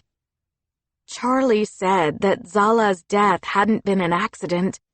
I didn't blame Frankie for wanting to know what happened to her mom. "We'll find him again," I said, remembering how we'd used my staff to track down the gateway into the dark. An Aziza boy with iridescent wings stuffed a powdered donut in his mouth as he ducked through the crowd. A woman with 3 eyes, 2 that wandered, 1 that stared straight ahead, pushed a cart past us. When she saw Eli gawking at her, she tossed him something that he caught in one hand. "Tell me my pixie dust-infused mints aren't the best in Azir," the woman challenged him. "Come to booth 479A and try some of my more exotic flavors. There's even one to fix your eye problem." Eli's cheeks reddened as he rubbed the center of his forehead, where her 3rd eye had been. Then he unwrapped the candy and popped it in his mouth. Between smacking, he said, "It reminds me of rainbows and sunlight and picnics." Frankie quirked an eyebrow at him, but I could tell that she was still thinking about the Kishi. "There you are," Papa said, waving for us to hurry up. Gavette wasn't with him anymore. "My favorite ice cream is up ahead. I thought we'd grab some before we head to see Obatala." "Should we say something about Charlie?" I whispered to Frankie. She shook her head. "Not until I get a chance to talk to him again first." "I don't know, Frankie," Eli said. He wasn't smacking on the mint anymore, and his voice dropped low. "Can we really trust a man with 2 faces? You shouldn't get your hopes up." "I have to find out if he knows more about what happened to my mom," Frankie said, before we reached Papa. Papa stood in front of a woman with pink hair in 3 buns stacked on top of each other, like strawberry ice cream. "Long time no see, Guardian Elegua," said the woman as she nodded to Papa. "Would you like a house special for you and your young charges?" The woman flashed a smile at me, and she had more platinum teeth than a rapper. "You know it," Papa replied, grinning. The woman opened the freezer in front of her and scooped up gray ice cream onto a waffle cone. Papa thanked her for his cone, and she fixed one for Frankie, Eli, and me. "What flavor is it?" I asked, skeptical. I couldn't imagine any world where gray ice cream tasted good. The woman quirked one eyebrow at me, like I'd asked if the sky was up and the ground was down. Now that I thought about it, That was a complicated question for a city in the clouds. The sky was both up and down. It's the house special. Oh, okay. Thanks, I said, before we set off again. So who's going to try first? Eli asked, but Papa had already started eating his ice cream. Frankie took one lick from her cone and closed her eyes. She smiled as she tilted her head to the sky, and I could have sworn her brown skin soaked up the light itself. A single tear slid down her cheek. It tastes like my mom's pecan pie. When she said mom, I knew that she meant her Orisha mom. I smiled too, happy that the ice cream had dug up a good memory, especially after the news from the Kishi. Eli sniffed his cone, and his jaw dropped. Caramel popcorn. The ice cream will become any flavor you wish, Papa said, down 2 scoops already. If you don't pick a flavor, then it'll pick for you. That's the fun part. Fun part, I said, giving it a try. At first, the ice cream tingled against my tongue. I smacked my lips a few times, and it tasted like a warm chocolate donut, fresh out of the oven. When we finished eating our ice cream, we headed out of the market. We passed outside the gates of the palace we'd seen from the sky. High hedges shielded the grounds from the public. "What's this place?" I asked Papa. "The school," he answered, as we walked across cobblestones that looked like puddles of water. The way he said, "the school," made me think it was the only one in Azir. I wondered what it would be like to go to a school where you didn't have to hide your magic. That had to be either fun or a complete disaster if there were bullies like Winston around. We stopped at a little cottage on the edge of the city, with shovels and rubber boots leaned against the beige walls. Brown straw covered the roof, and some of it blew away in the wind. From the outside, it didn't look like much, just a one-room shack. But I knew better than that. The gods were masters at making extraordinary things look mundane. Before Papa could knock, the door creaked open by itself. "That's not creepy at all," Eli said. Frankie grumbled her agreement. Papa seemed unfazed that we were staring into a pitch-black room. He stepped inside first, and we followed him. The doors slammed shut behind us, and I squeezed my staff for reassurance. Not that it helped. The symbols would usually glow under my touch, but they were dark here. Torches on either side of the room flared to life. Their flames cast light on the dusty rug that led down a hallway. Our footsteps echoed as we walked, and I sensed the cottage was even bigger than the school.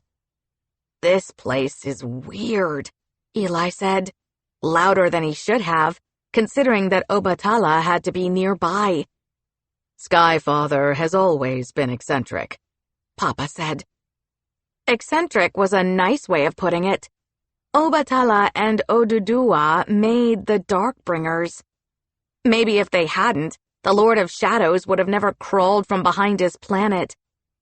Maybe I wouldn't exist either, because Papa would still be with his first family. I pushed that thought out of my mind. "And you've always been quite the storyteller, little brother," came a voice from the shadows. "Eli, isn't it?" he said, addressing my friend. "Some call you weird for loving ghosts and the spirit world. You call it paranormal, but nothing in the universe is not normal. It's a work of art from the divine." "How do you know that?" Eli asked, his cheeks bright with embarrassment. "It's no more supernatural than atoms or energy or gravity," he answered. All things that you believe in. Isn't that right, Frankie? Your hard science can never be disproved, except when it can. He left that last point to hang in the air, like it was a challenge for Frankie to try to prove him wrong. And Maya, daughter of Elegua, guardian of the Veil in training, he said. I swallowed hard. You claimed to have read every volume of Oya, Warrior Goddess. Yet there are 3 special edition volumes in my possession that you haven't read. Really?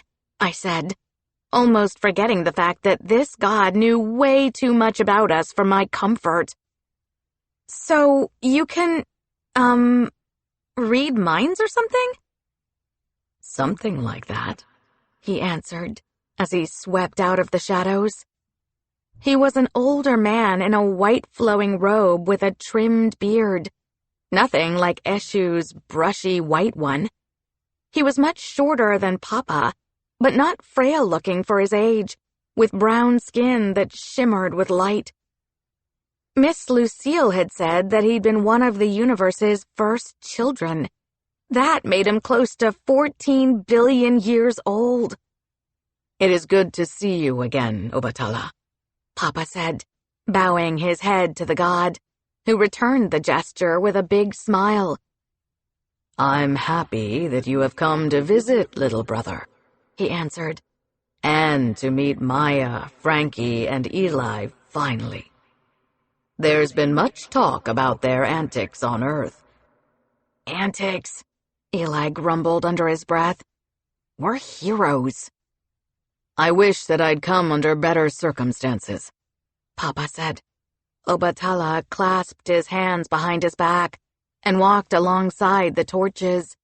The flames flared up when he passed by them.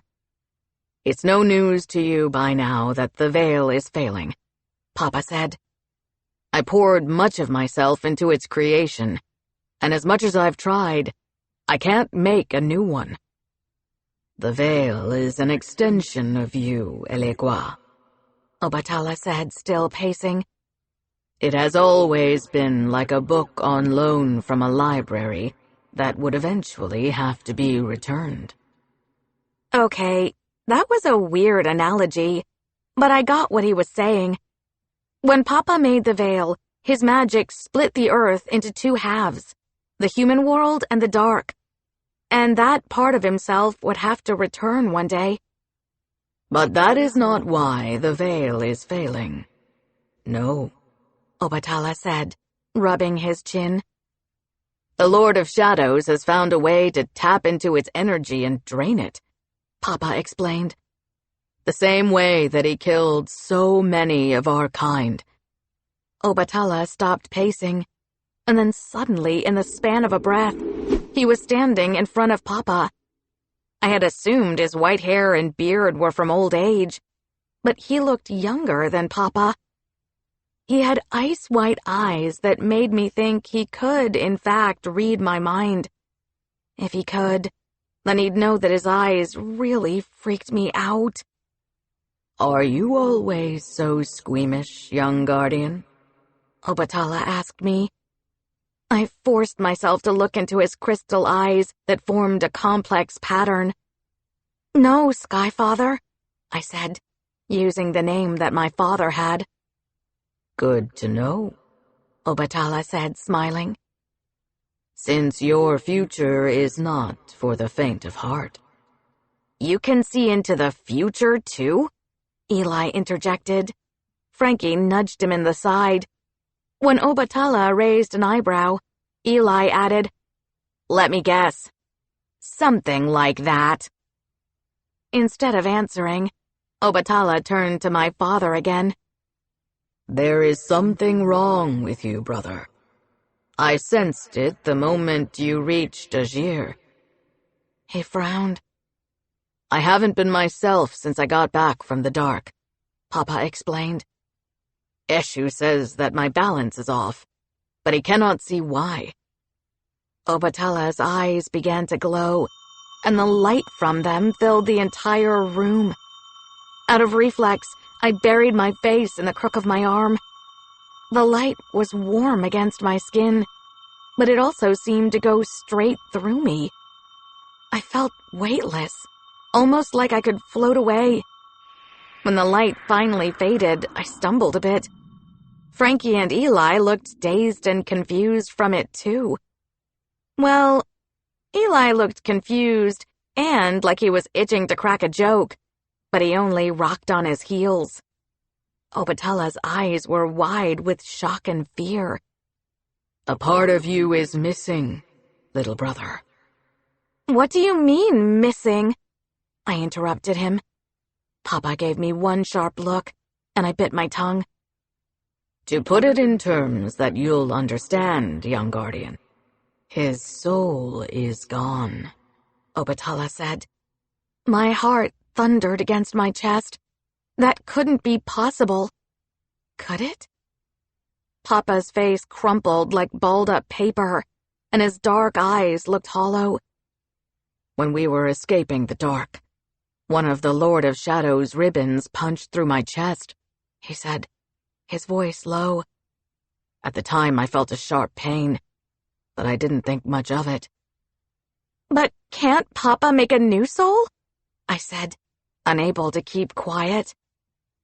"For those of us born of the universe," Obatala said, "the essence of what we are is complicated. Our soul is our bond to the universe. It is our immortality. We cannot forge a new one." "What are you saying?" I asked, tears streaking down my cheeks. Obatala turned to my father to answer. "If you don't get your soul back from the Lord of Shadows, you will die." His voice rang in my ears over and over, along with the sound of my racing heart. "No," I whispered. That couldn't be the only answer. Papa was too weak to go back into the dark. He didn't stand a chance against the Lord of Shadows, especially not in his current condition. 8. I hash out a plan. Papa wrapped an arm around my shoulder and pulled me against his side. I sucked in a shaky breath that made my chest rattle. I wanted to bury my face and cry, but he was so quiet and calm that I had to be too. Both Eli and Frankie stood by looking miserable. Frankie hugged her shoulders, and Eli shoved his hands in his jean pockets. "This is your fault," I said, anger burning inside me. I glared at Obatala. "If you hadn't made the Darkbringers and abandoned them, then the Lord of Shadows would have never woken up." "Maya," Papa said, my name sharp on his tongue. "But it's true, Papa." I didn't care if I got in trouble for speaking up. It had to be said. "The young guardian is right," Obatala sighed. Something warmed in his eyes, and for the first time since we arrived, he looked old. Not exactly millions of years old, but old enough to have regrets. "I don't regret the Darkbringers, but I regret not understanding the nature of life at the time. I'd like to think I speak for Oduduwa, too. He thought that we could reason with the Lord of Shadows, but he was so very wrong." Skyfather's voice was sad now, and his sadness filled the room like storm clouds threatening rain. It weighed down on us, and even Papa's calm face broke. I wiped away a fresh batch of tears from my cheeks. "You asked me if I could see into the future," Obatala said, as the overwhelming feeling of sadness lifted. "I can take a very educated guess based on the past and data in my possession. But the future is full of possibilities." He eyed me expectantly, and I thought I understood. He'd said that the road ahead of me would be challenging. Papa couldn't go back into the dark, but I could. In any case, Obatala said, the Celestials from the edges of the universe should arrive soon. I estimate about 3 more months for the first ones to reach Earth. Until then, Elegua, you must preserve your life by not using your magic. When we do stand against the dark, our priority will be to retrieve your soul and make you whole again. 3 months? Frankie grimaced, and her nose wrinkled beneath her glasses. How do you know the veil won't fall before then? Tears have been happening exponentially. Eli cast Frankie a sidelong stare as if to say, plain English, please. Meaning that they've been occurring at an accelerated rate, Frankie continued without missing a beat. What calculations did you do to conclude that the veil will last that long? Instead of answering her question, Obatala smiled. I'm pleased to see that you're so much like Zala. Frankie hiccuped in surprise and covered her mouth, too stunned to talk. Your mother never accepted anything at face value either. So, Eli interrupted, crossing his arms, you're making another educated guess? I stared Obatala straight in his ice-white eyes. And you're guessing about Papa, too, aren't you? No, he said, his voice firm and far-reaching. His answer seemed to have many meanings. No, he wasn't guessing. Papa's soul was missing. He was dying. He couldn't use his magic anymore if he wanted to survive long enough for the others to arrive. I can't stand by while new tears form in the veil, Papa said, shifting heel to heel, his hands on his hips. He stared down at me, his long locks falling across his shoulders. I might not be able to go back into the dark, but the veil is my responsibility. If you keep using your magic, it will kill you, said Obatala, shaking his head. No way. Not happening. I'll fix the veil, Papa, I said, speaking up. I'll do a better job so you can rest. Oh, baby girl, Papa said, kneeling in front of me. He took my hands into his own and squeezed. His eyes twinkled with pride. You're already doing such a wonderful job. Go home and rest, little brother. Obatala waved a hand, and the air shifted around him. Papa climbed to his feet. Let your daughter continue to help with the veil. Tell the council what has happened. If they agree to go into the dark before the other Celestials arrive, I will stand with them. I cocked an eyebrow, wondering why he couldn't make them agree to go now. He was the oldest of the Orishas and the most powerful. He shouldn't have to wait for them to make a decision, especially after what happened last time. They decided against going into the dark to save Papa. They were too afraid of the Lord of Shadows. The cranky twins said the councils called the shots on Earth, but they'd listen to Obatala. Wouldn't they? You can take this path back home, Obatala said. His magic felt heavy in the air again. It made it harder to breathe. The room started to shake, and I almost lost my footing. Azir is tethered to Earth's atmosphere, Obatala explained. When there is a significant tear in the veil, we can feel it here.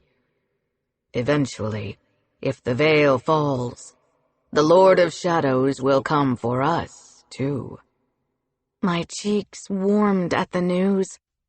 I'd thought the Azirians were safe from the Lord of Shadows and his Darkbringers for now. I shouldn't have jumped to conclusions without having all the facts. It won't fall if I have anything to do with it. I'm sorry I couldn't be more helpful, Elegua, Obatala said, as he clasped a hand on my father's shoulder. Talk to the council and convince them to strike now. Papa shook his head. It's best if we wait until the others have arrived. We stand a better chance that way. I will, of course, respect their wishes, Obatala said. Let's go home, Papa said, gesturing to Eli, Frankie, and me. We'd gotten the answer we came for, but it wasn't the answer we wanted to hear. It wasn't an answer that I could stand by and accept. I had to do something. I wasn't going to let the veil fail, or let Papa die. We stepped into a gateway of spinning god symbols. Like before, when I entered the crossroads of the gods' realm, I got the sense of endless doors to endless worlds. The Lord of Shadows could destroy them one by one. The fact that he'd stolen my father's soul made my skin burn with anger. A word, young guardian, Obatala said, appearing as shifting white smoke in the gateway. Papa and the others were up ahead and didn't seem to notice him. You're planning to steal back your father's soul, with or without the council's blessing, yes? I nodded, without putting a voice to my answer. He sure was good at guessing, for a god who claimed that he couldn't see the future. Keep in mind that their magic binds everyone who swears an oath to the council. You cannot go against their wishes, even if you want to. Do you understand what I'm saying? His ice-white eyes, the only solid thing about him, narrowed. The rest of him was white smoke spiraling in circles. Yes, I think so, I whispered back. When Papa was missing, no one went against the council to try to rescue him. Maybe they couldn't. The cranky twins had been sworn to protect our family, and even they hadn't dared to defy the council. Keep that in mind when dealing with the council in the future, he said, before his smoke began to melt away. I squinted at the fading smoke until it was gone, and I jogged to catch up with Papa and my friends. Obatala had given me a valuable piece of advice, and I wouldn't forget what it meant. The gateway put us smack in front of our house. Papa stared into the living room window, where we could see Mama pacing back and forth on the phone. Time for school. Papa inhaled a shaky breath, and something rattled in his chest. It was an emptiness that wasn't there before. Be careful, Maya. Don't take any unnecessary risks. Wait a minute, Eli said, checking his phone. Wait a dang minute! It's still morning here, Frankie said, as two kids ran past us with their backpacks bouncing up and down. We've only been gone for 5 minutes, Eli confirmed. Unbelievable! Time works a little differently on Azir, Papa said, shrugging. We can't have you kids missing school. When we were a block away from Jackson Middle, Eli looked to Frankie, who gave him a single nod. Just so you know, Maya, he blurted out, we're coming with you to rescue your father's soul. I glanced between my friends, happy that they had my back. They hadn't even bothered talking it over. It's going to be dangerous. It was dangerous the first time, Frankie remarked, like that was old news. Now we're stronger, and we know what we're up against. I told them what Obatala said about the Orisha Council, how if we pledged our loyalty to them, we couldn't go against their orders. Then we don't pledge, Eli said. I get the feeling that they like to play by the rules, but we don't have to. I pushed down a nervous grin as we bumped fists. I couldn't do this without them. We're not the League of Godlings for nothing. Eli winked at me. The name is catching on. I got that tingling feeling across my forearms again, like 1,000 ants marching on my skin. I had almost forgotten about the tear in the veil that had shaken the clouds in Azir. Ugh, duty calls, I said. No way was I letting Papa take any unnecessary risks. I have to go fix a tear in the veil. I'll be back before first period. We're coming with you, Frankie said. Can't let you do this alone. We stepped into an alley, and I drew the staff in a circle. Sparks crackled in the air, and a black hole rearranged garbage cans to make space for my gateway. Let's get in and get out fast.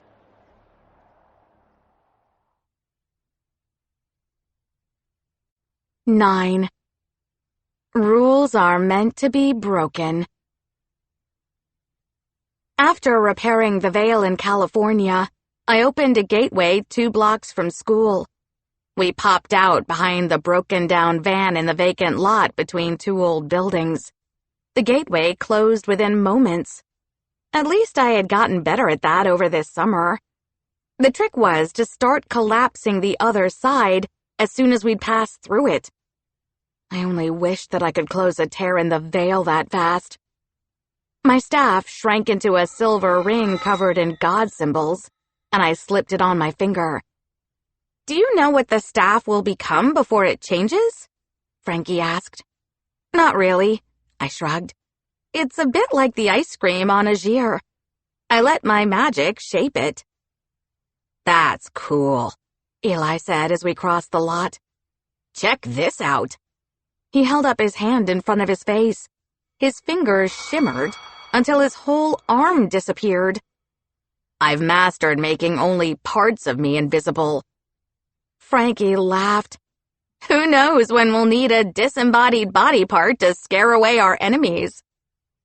The smile faded from Eli's face, and his arm turned solid again. Not all of us can open doors into other dimensions or make force fields. It doesn't mean my powers aren't important. Frankie nudged his shoulder. I was joking. Sure, Eli groaned. You saved our butts twice in the dark, I said to make him feel better. If you hadn't stopped that helicopter... I remembered the way the Darkbringer helicopter, shaped like a giant bug, had burst into flames. Eli's face had gone ghastly pale. You think I wanted to bring that bugacopter down? He glanced away. I'm pretty sure the pilot didn't survive the fire. Sorry, I know. That's not what I meant. I swallowed hard, lost for words.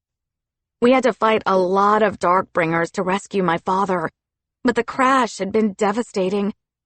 Papa said that sometimes we had to do things we weren't proud of, and even though I knew we had to stop the pilot to save ourselves, I still felt some kind of way over what happened. Have you talked to Nana about it? Eli cleared his throat, making it a point to be extra loud. So, anyway, when are we going to save your father's soul so we can keep the veil from falling? His eyes were shiny like wet marbles as he forced back tears. I wished that he would talk to Nana, but I understood why he wasn't ready. I have to keep my little sister safe. We go today during gym, I say, biting my lip. I don't want to wait. Frankie gasped. Without supplies? That's a terrible idea. We'll grab some stuff from the corner store, I said. I have an emergency credit card. Eli winked at me. Commence Operation Go Dark. Excuse me? I frowned as we detoured from our route to make a stop at the store. Operation Go Dark, he repeated, as if it made more sense the second time. That's going to be our code name for getting into the dark.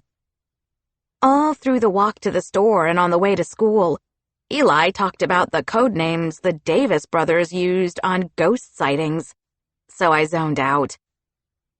When we got to Jackson Middle, the street was busy with kids.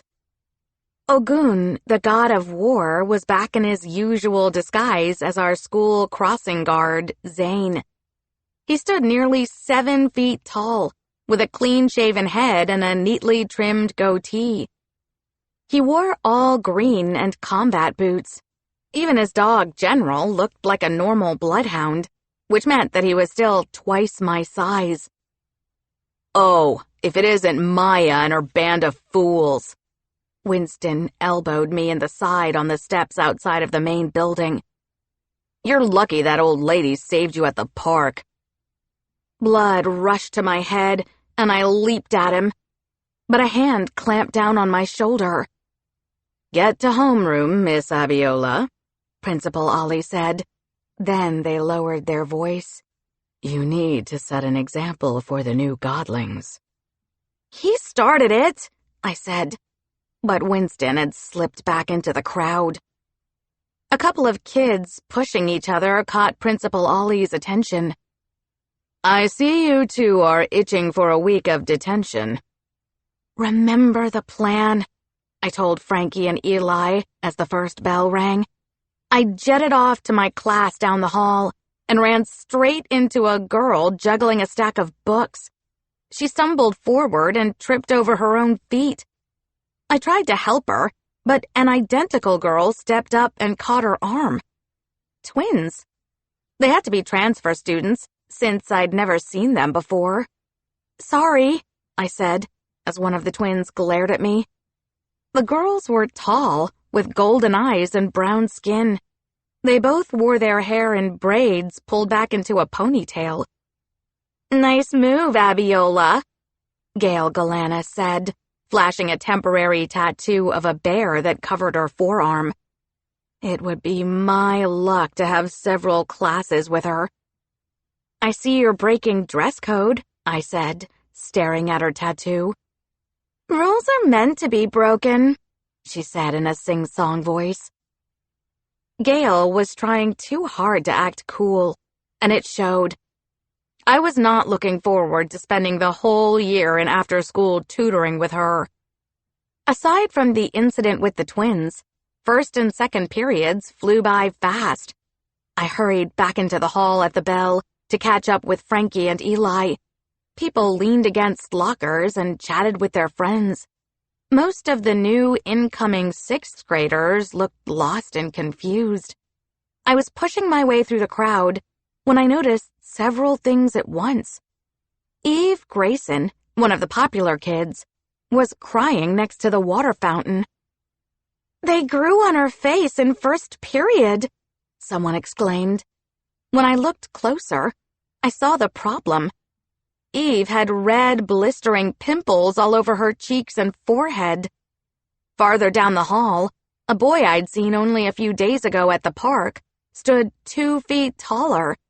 Some mean kids were calling him the Green Giant. His arms and legs had ripped his clothes. Another girl was floating a few inches above the floor, screaming for someone to help her. The whole hallway was in an uproar. The teachers, the ones who weren't in shock, tried to get things under control.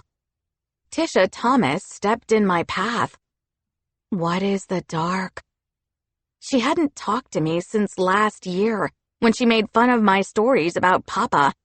Now her eyes were glowing and glazed over as she stared at me. "What's the dark?" she asked again, her voice like a robot. "You keep thinking about it." I gasped, recognizing what was happening. More Godlings were coming into their powers. A lot more. This was very bad. "What are Godlings?" Tisha asked, as I pushed past her. I had to find Eli and Frankie. I took off my ring, channeling my magic to reach out to my friends. Heat shot down my fingers, and static crackled in my ears. "Hello?" Eli answered, his voice faded and distant. "It's me," I said. "How are you calling my phone?" he asked. "Instead of a number, I got a weird symbol." "I can hear both of you through my earbuds," Frankie chimed in. Instead of answering, I said, This is our chance. Meet me in the timeout room. This early in the day, it should still be empty. On it, they said. A cloud of blue magic weaved through the hallway, and people screamed and started to panic even more. I pushed and shoved my way through the crowd until I reached the south stairs. I took them 2 at a time to the 2nd floor. I was half out of breath when I entered the timeout room. Instead of regular timeout, the school had replaced all the desks with yoga mats and medicine balls. Kids could try breathing exercises instead of going to detention. Eli and Frankie stood in the middle of the room, facing down one of the twins from earlier. "What are you doing here?" I demanded, annoyed. The twin crossed her arms. "I could ask you 3 the same, but I already know the answer." As soon as I heard her husky voice, I cringed in horror. To everyone else's ears, she might have sounded like a normal 12-year-old, but I knew that bossy tone. "Miss Ida?" I shouted, my heart thundering against my chest. "Yes, Maya," she shot back, turning her glare on me. "The council asked us to keep an eye on you at school." "So you turned yourselves into 7th graders?" Eli asked, quirking an eyebrow. "That's just wrong on so many levels." "Ugh, that wasn't my idea," she said, stomping her feet. This was going to be much harder than I thought, with the cranky twins at school now. "You're wasting your time, because we're here for meditation." I gestured at the yoga mats. "Then I'll join you," Miss Ida said. It was weird looking at a girl my age and calling her Miss Anything. "Never mind," I groaned, turning to leave as Frankie and Eli sidestepped her. "I don't feel like meditating anymore." "Do you want some advice, Maya?" Miss Ida said. "No, thank you." I rolled my eyes, although I didn't let her see me. Even if she looked like a kid right now, I still would get in trouble for back-talking my elders. "Remember when my sister said that a Godling let the Lord of Shadows into the human world the last time?" she said, ignoring me. "That Godling used to disobey her parents, too. She didn't follow the rules, and she thought she knew better than the adults around her. It got her killed." I stopped cold and spun around. Miss Lucille had said that a Godling opened a gateway into the dark. That was how the Lord of Shadows attacked the human world. At the time, I didn't think much of it. How did I let that bit of information slide without questioning her further? A Godling would need a key to open a gateway, or would have to be a guardian in training. "What are you saying?" I asked, barely able to get the words out. "Your half-sister Eleni opened the gateway and freed the Lord of Shadows," Miss Ida answered. Her every word was a knife with a sharp edge that cut deep. "It was an accident that got her and so many others killed. Don't make the same mistake." 10. The Orisha Council calls for a vote. For the 2nd day in a row, I skipped after-school tutoring with Ms. Vanderbilt. I had one thing on my mind: the Orisha Council. My stomach balled up in a knot as I worried about how Mama had taken the news. If I knew Papa, he went straight to the council after talking to her, and I bet she'd gone with him. They should have taken me, too. It was time for everyone to start treating me like a guardian in training. How could I help protect our world from the dark when nobody trusted me to take risks and make hard decisions? People swarmed the community center, enjoying the last days of summer. They crowded on the basketball courts and the playground. Kids lined up to check in for the pool, and a group of adults headed for the main hall, where Nana hosted bingo night. Standing in the black and white checkered lobby, I remembered the last time I was here. Papa was missing. Now things were much worse. The sense of uncertainty I had before was gone. I knew who I was up against this time, but that didn't mean I wasn't scared. Carla, the Godling receptionist, popped her head up from the video playing on her phone. She looked 16 but was older than the cranky Johnston twins at 2073. I take it that you're not here for the pool party. We're here to see the council, I said, looking around to make sure that no one could overhear our conversation. The Orisha Council's headquarters was top secret. Only a third of the parents and children in our neighborhood were Godlings, and most of them didn't know it. I still didn't agree that the gods should hide who they were from their human families. Well, scratch that. Many of them were about to find out after today's disaster at school. Carla flipped through sheets of paper on a clipboard, scanning line by line. I don't see your names on the guest list. We must have been left off by accident, I said. She glanced at her vibrating phone. I'm not supposed to let kids up there without an adult accompanying them. She picked up the phone and frowned. Ew. Who is this little twit commenting on all my old Instagram posts? Eli snickered next to me as he looked down at his empty palm. His thumbs moved up and down in a tapping motion. Was he doing what I thought? He'd turned his phone invisible and was trolling Carla. Anyway, I said, clearing my throat. We would have come with my father, but I was busy fixing a tear in the veil. You know, like keeping everyone safe from the Lord of Shadows? Carla's shoulders tensed as she glanced up again. Right. Sorry, did you say you were here with your father? Not waiting for me to answer, she waved her hand toward the metal detector. Go on, then. I was ready for the burst of force that pulled us through the metal detector. It sent us careening mid-air across the white room, which was a gateway between our world and the gods' realm. We stopped short of the giant doors and descended the 3 stories on an invisible elevator. My heart sped up, but I wasn't going to back down now.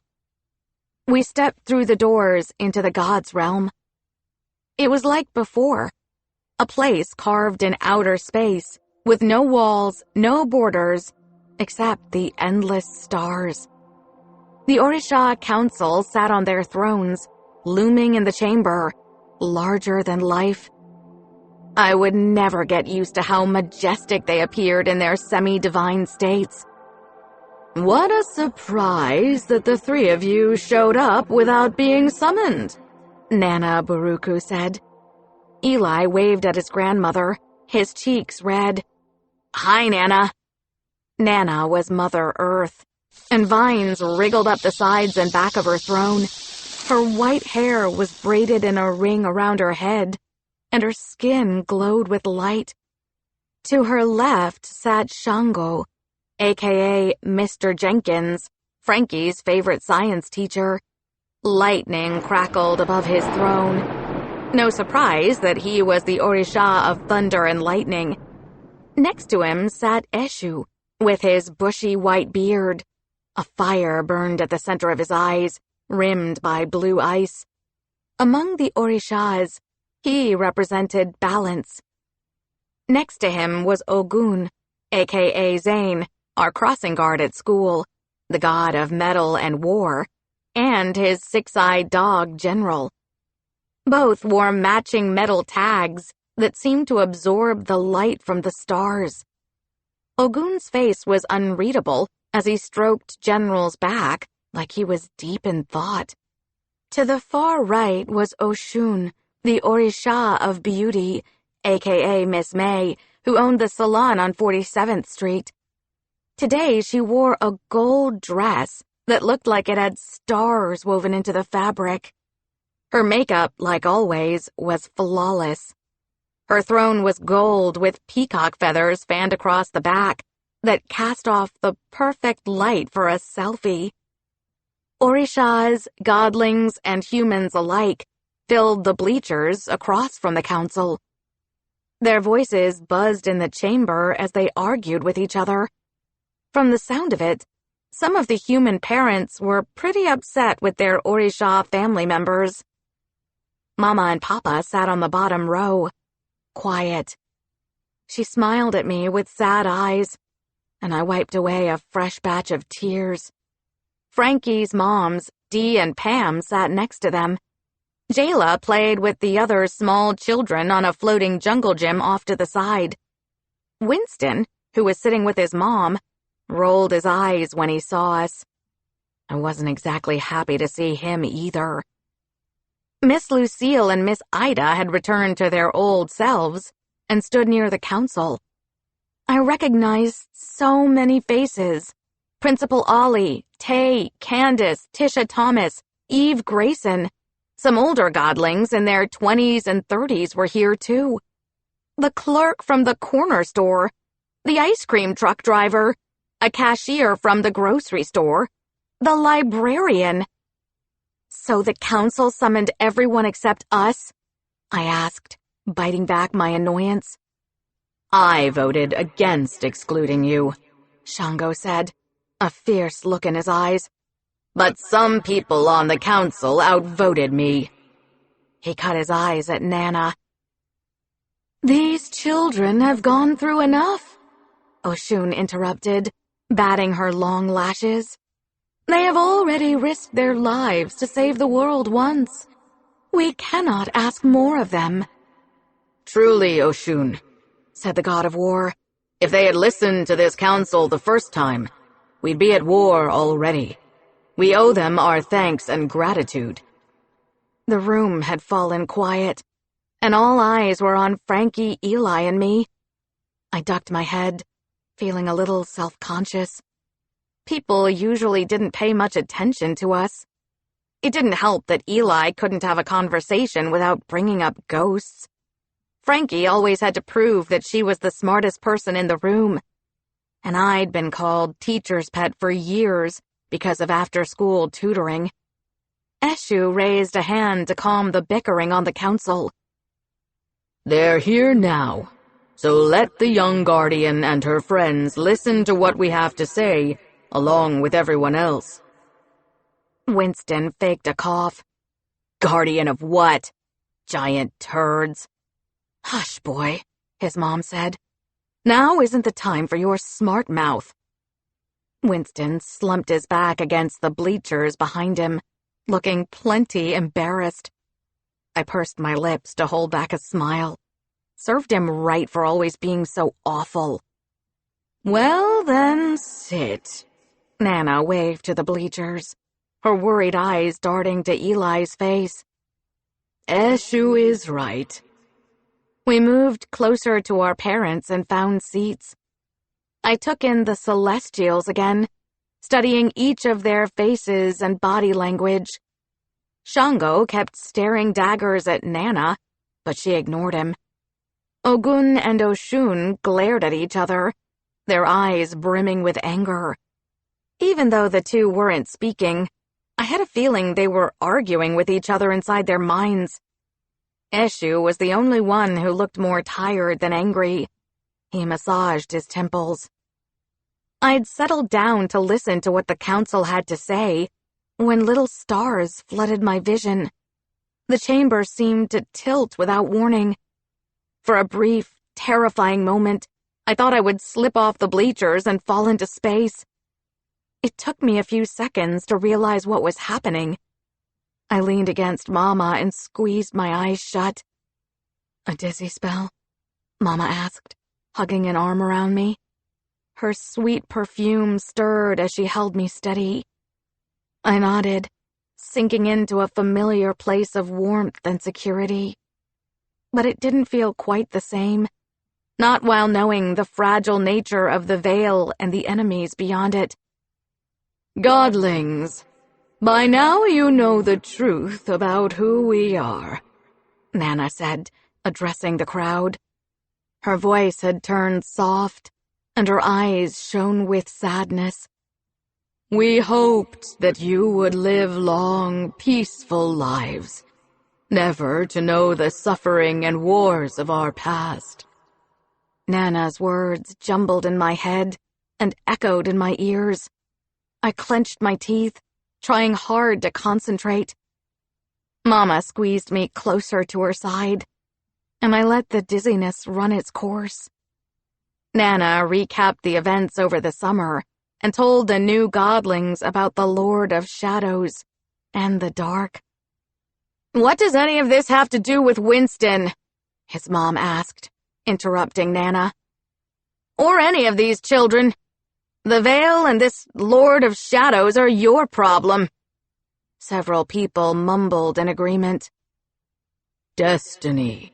The Lord of Shadows is everyone's problem," Eshu said, his voice gentle.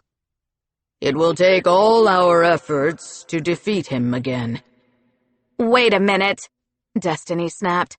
"You think that our children will help you fight this war? Have you lost your minds?" "No one is asking the children to fight yet." Ogun held up his hands in the placating way that adults sometimes did to get little kids to calm down. "We only ask that they start to train in case it comes to that." "I'm done with this conversation," Destiny said, as the fog finally cleared from my head and I opened my eyes again. She had gotten to her feet. "Winston isn't training for nothing to do with this mess. We're leaving." "So typical of you to be selfish and think about yourself first," someone said from the top row. "You don't get it. If the veil falls, the Lord of Shadows will come after all our children." "Who do you think you're talking to, Cheryl?" Destiny whipped around to face the woman who had spoken. "Winston, hold my purse." "Enough," Nana said, her voice shaking the chamber. "Those who feel the same as Destiny can leave now. We do not have the time or patience to convince you of the danger. You'll see for yourself soon enough." When Winston got up to leave with his mom, he glanced back at his friends who still sat on the bleachers. He looked like he wanted to ask them to come with him, but he said nothing as he and his mom stormed toward the exit. Several other families followed them. "You will do well to remember and keep your oath to this council," said Oshun, her voice too sweet to be genuine. "Whether or not you choose to help fight this war, you are bound not to reveal your magic to the human world." Okay. This council meeting had gone all wrong. Half of the Godlings had walked out with their parents. No one could blame them for being scared. This was a lot to learn in one day. I remembered how hard it had been on me. But we needed all the help we could get to keep the Lord of Shadows out of our world. "For those of you left, I'll be leading daily after-school training to help you master your new powers," Ogun said. "It's better to be prepared than pretend the threat doesn't exist." "What about Papa's soul?" I asked, tapping my foot to calm my nerves. "You're not going back into the dark if that's what you're thinking," Mama said, crossing her arms. Her voice was shaking. "Even if it means—" She looked up at Papa, who stroked her cheek. "There has to be another way." "The other Celestials will be here soon, and then we'll go ourselves," Nana said. "We cannot make a move until we are at full strength." "That's in like 3 months," I argued. "A lot can happen in that time." "Maya," Papa said, his face pinched. "A few months is nothing in the life of a Celestial, as there are other gods of this world, so Celestial would include them. I agree with the Council that we will wait for the others to arrive." "Well, I petition the council as the guardian of the veil in training to let me go back to the dark and save your soul. I swallowed hard. Ogun cast an apologetic look at my parents. The child has petitioned the council on her own, and under our rules, we must hear her out. Oshun smiled down at us, and I felt like a worm on a petri dish about to be dissected. We cannot hear a petition from you unless you pledge your allegiance to the council. There it was, just like Obatala warned me. My heart was beating fast. We won't pledge. Nana waved her hand dismissively. In that case, you cannot petition this council. Oh, come now, Nana, Shango said. There is no such rule that forbids those who have not pledged from bringing forth a petition. I agree, Ogun added his voice. We must consider the young guardian's request. Fine, Nana said. On the petition to allow Maya, Frankie, and Eli go into the dark to rescue Elegua's soul, how does this council vote? Oshun quirked a perfectly plucked eyebrow. Against. Also against. Nana shook her head at Eli, her mouth set in a hard line. 4, Ogun said in his fierce voice. Also 4, chimed in Shango. That left Eshu. He looked to Papa, then to me. This is a hard decision, but I can't, with good conscience, send children on a dangerous mission. I vote against. Their votes echoed in my mind. I couldn't believe it. How could they stand by and do nothing again? They knew what was at stake. We had to get Papa's soul back, and we didn't have time to waste sitting here talking. Elegua, if you die, will the veil disappear? Someone asked from the bleachers. He's not going to die, I yelled, silencing the chatter. I'm not going to let him. I thought you'd say that, Nana said. We'll be watching to make sure that you don't go against our wishes. Be sure of that. That sounded like a threat to me. 11. I get an unwelcome visitor. After the disaster in the God's realm, I headed home with Mama and Papa. Mama only had time to change for work and grab her stethoscope before she left for the hospital. Papa and I had dinner in front of the TV, neither of us saying anything. The surround sound speakers boomed against the living room walls and made me jumpy. I pushed around peas on my plate that had long gone cold. I couldn't stop thinking about what Miss Ida said in the timeout room. Papa, I looked up from my plate. Are you afraid that I will make a mistake too? Of course not, Maya, he said. I know it may seem that the council is harsh, especially Nana and Oshun, but they have the best intentions at heart. No one in their right mind is okay with sending children to face the Lord of Shadows. I bit my lip, realizing that he thought I was talking about the Orisha Council. No, I meant after what happened with Eleni. Miss Ida told me that she let the Lord of Shadows into our world. Papa winced, like me mentioning Eleni gave him physical pain. He set his plate aside. He never talked about his other family. Once I died, would he avoid talking about me too?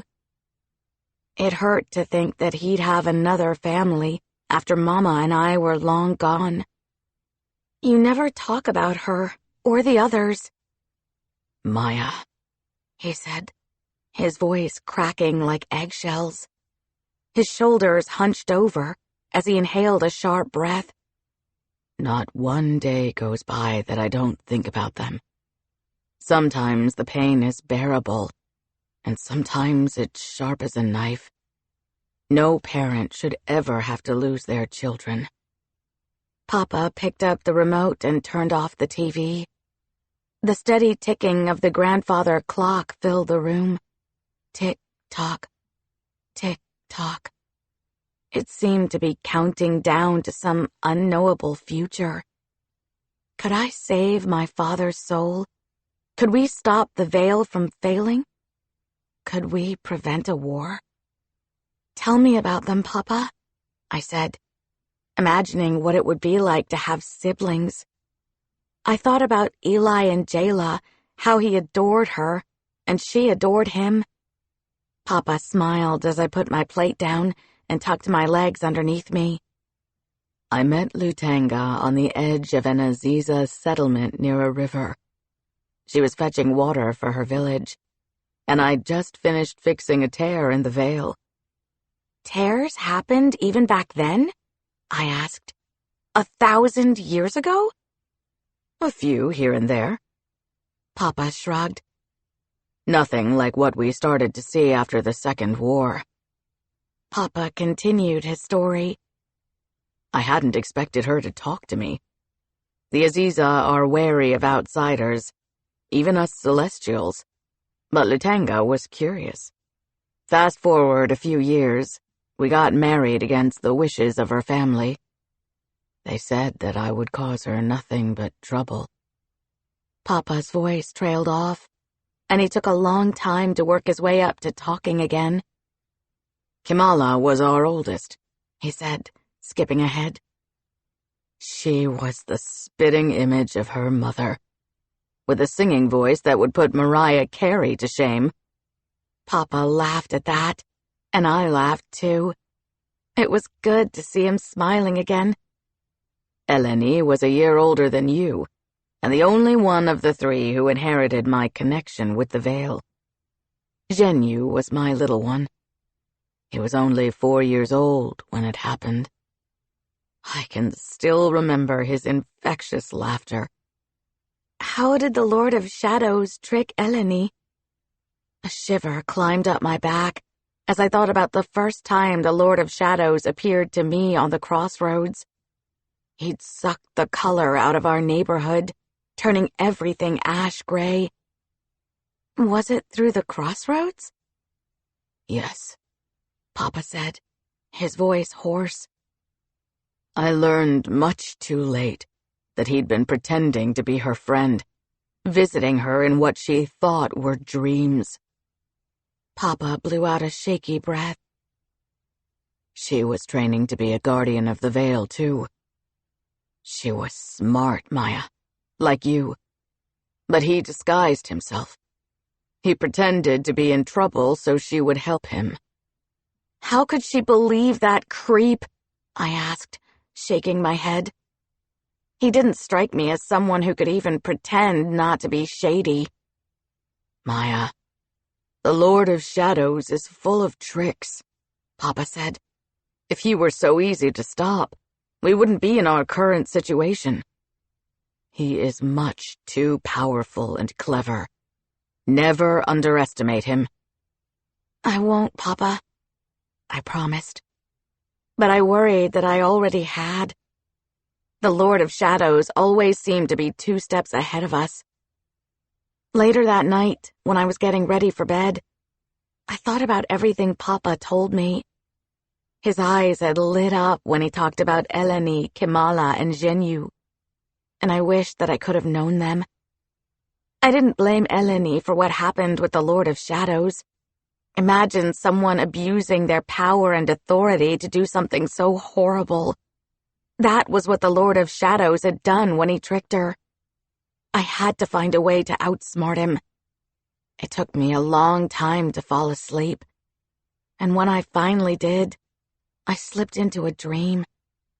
Frankie, Eli, and I were on our way to school.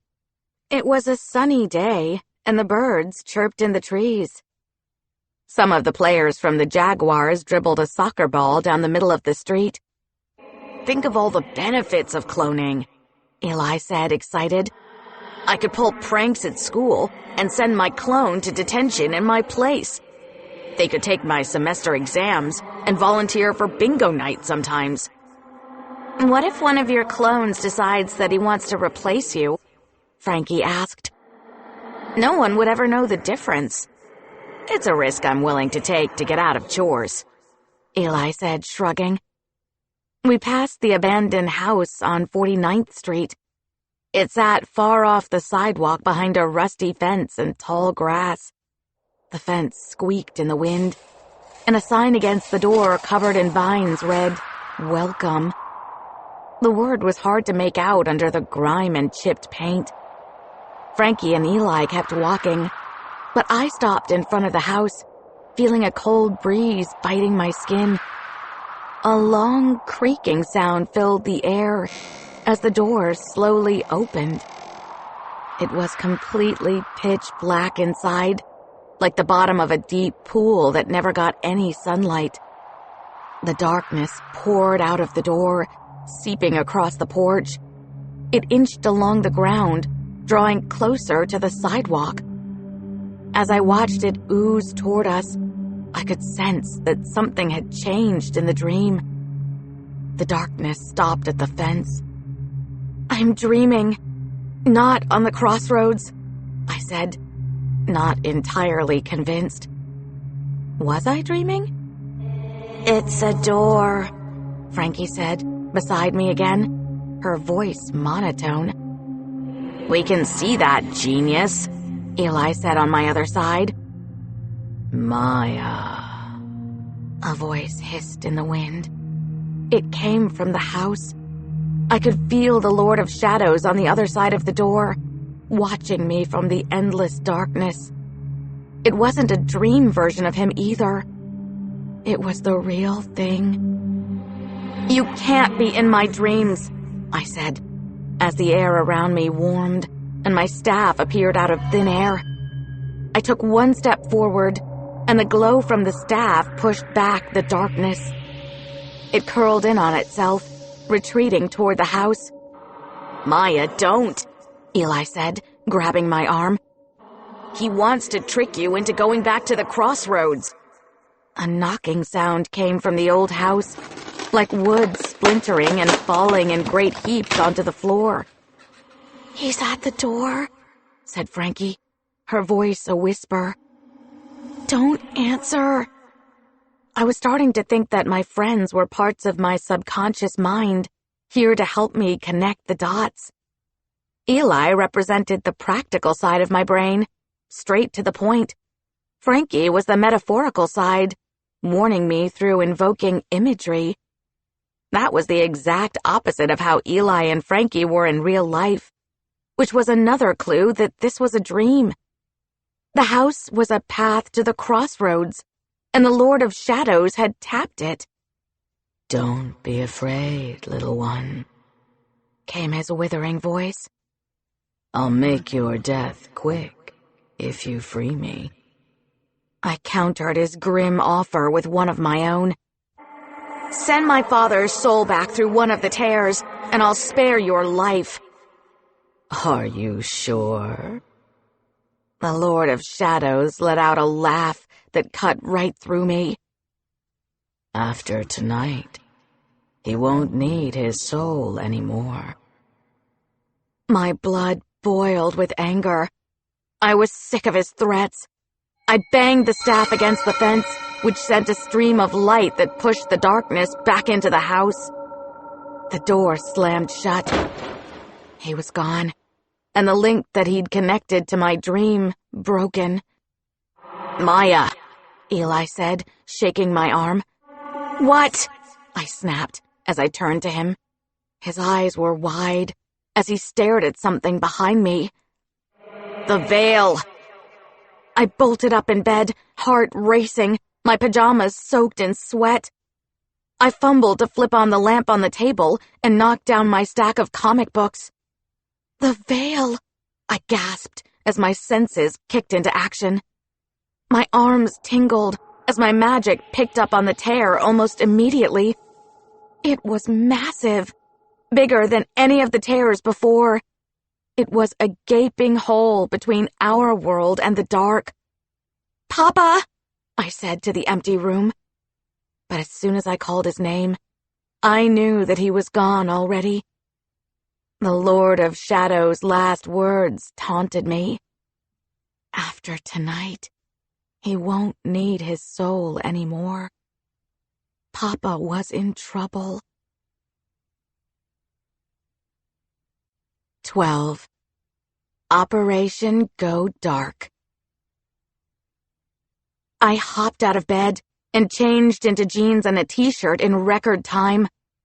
I could still feel the gaping hole in the veil as I tied my sneakers.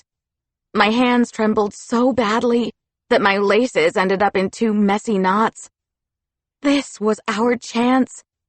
I had to make sure Papa was okay first, and when the tear was almost closed, we could slip into the dark. I sent my magic down the staff to make a 3-way call to Eli and Frankie. It was quicker to reach my friends with magic than go downstairs to the phone. "I knew something was going on," Eli answered before I could say anything. "Nana woke me up about an hour ago and asked me to watch Jayla until Auntie Bay got here. Then she did her celestial thing and poof, disappeared." Guys? "Look outside," Frankie said, coming on the line. I jetted to the window and drew back the curtains. Flashes of white light streaked across the sky as black ink bled from the shadows. It crept across the streetlights, cars, trees, like a black blob, consuming everything. "It's a distraction." I hadn't forgotten what Papa said. Never underestimate the Lord of Shadows. "There's a bigger tear in the veil someplace far." "Can you get us there?" Frankie asked, as I drew a circle with the staff, and the first spark of magic grew. "Yeah," I said, a second before I stepped onto the walkway of spinning god symbols and landed in her room. "Are you ready?" Frankie startled at the window and whirled around to face me. "That was quick." She was already dressed and slipped into her sneakers. I opened another gateway to Eli's room, which was a complete mess. He had clothes everywhere. "Auntie Bay's watching TV," he said, pressing a finger to his lips. "Let's go before she hears your roaring portal, or you wake up Jayla." "It's not a portal," I groaned. "A portal is like bending a sheet of paper in half to connect 2 points.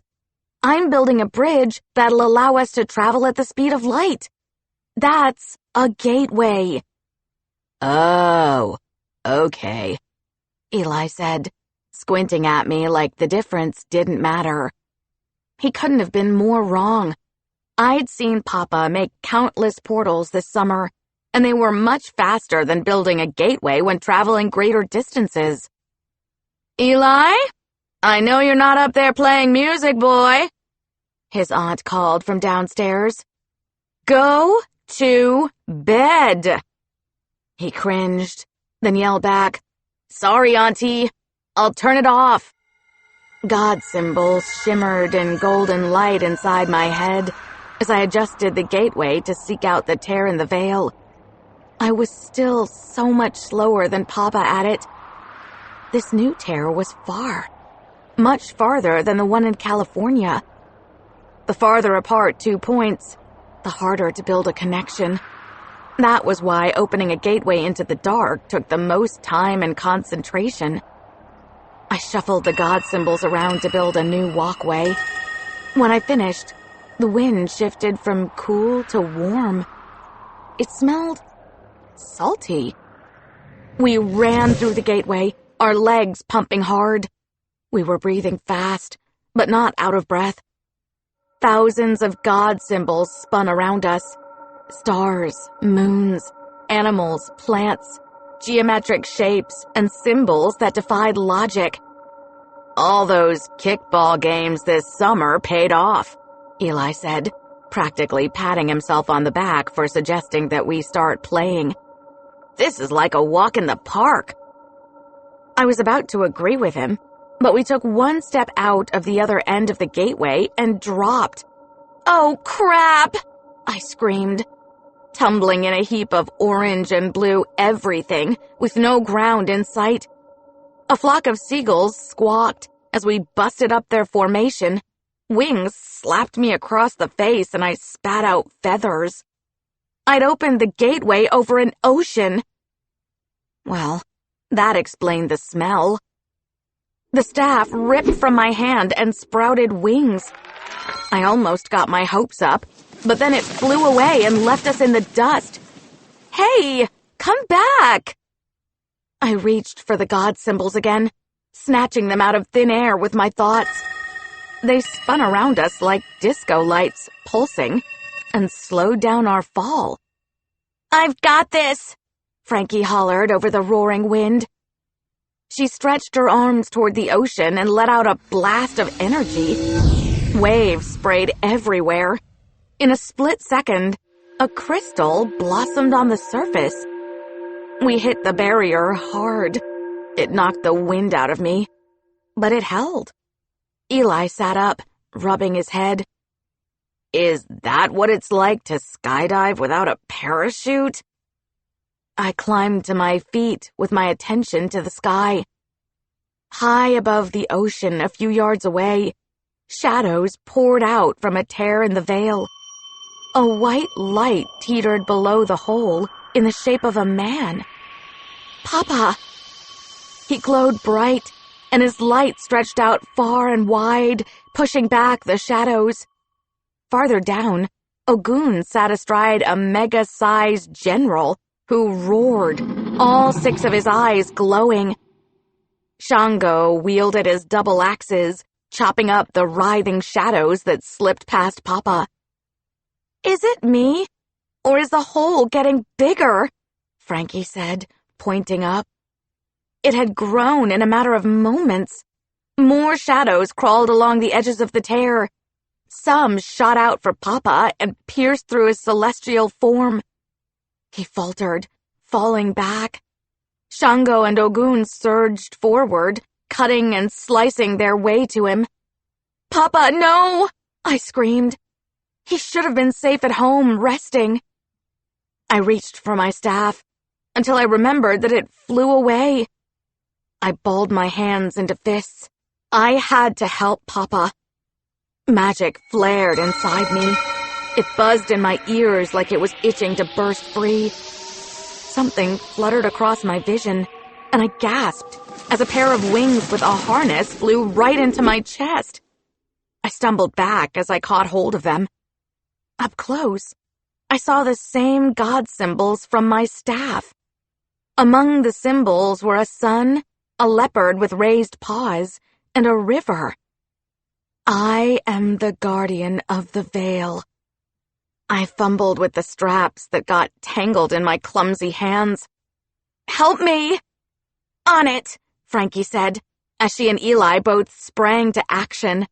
They wrestled with the black wings that beat around frantically. "Oh, fun," Eli exclaimed, rolling his eyes. "Now I have magical feathers in my mouth." I slipped my arm into the side of the harness he'd wrangled into submission. "Sorry, I can't seem to get my magic under control." "Incoming!" he shouted, pushing Frankie and me aside. Darkbringers filled the sky, but they weren't coming from the tear in the veil. They were coming from behind us. Too many to count. "We'll hold them off," Frankie said, her magic dancing on her fingertips like sparks of lightning. "I've got your back." Eli pivoted so that he was next to Frankie and raised his fists before he went full ghost mode. "Maya, go!" Ogun and Shango broke off from helping Papa to meet the enemy in battle. Lightning cut across the sky around Shango as he swung his axes left and right. Ogun and General tore through the Darkbringers, but whenever Shango or Ogun hit one of them, the Darkbringer disappeared. Poof! I flexed the muscles in my shoulders and found that the wings responded. Soon I was fumbling through the air, climbing up, even if it was the rockiest flight in history. I'd made it halfway to Papa when darkness exploded from the tear, and too many things happened at once. It bled across the sky, blocking out the sun completely. Papa looked like a lone beacon on a lighthouse, shining into a storm. I pumped my wings harder. Everything was pitch black, except where Papa's light pushed back a small pocket in the dark. "I'm here, Papa!" I screamed as I flew toward him.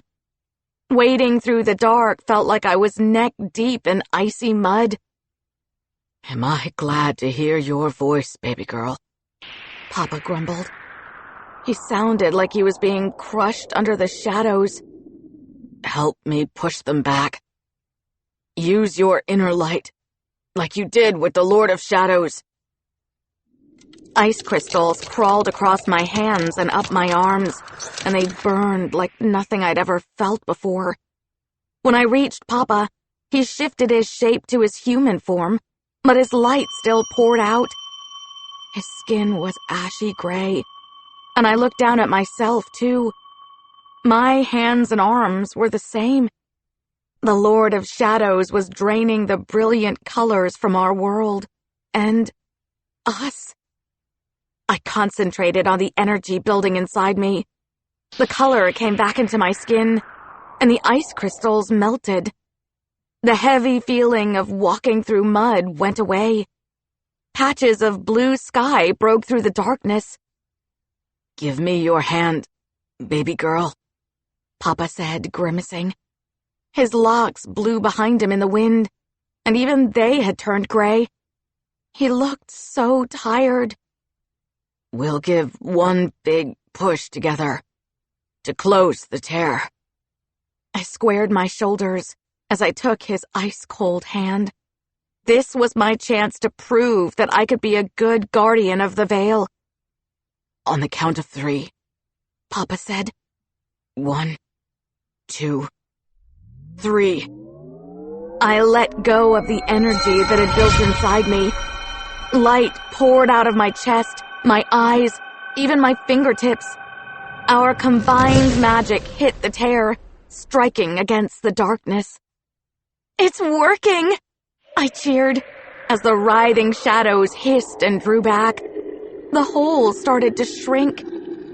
Sweat poured down my forehead and stung my eyes, but I didn't stop until the tear had completely closed.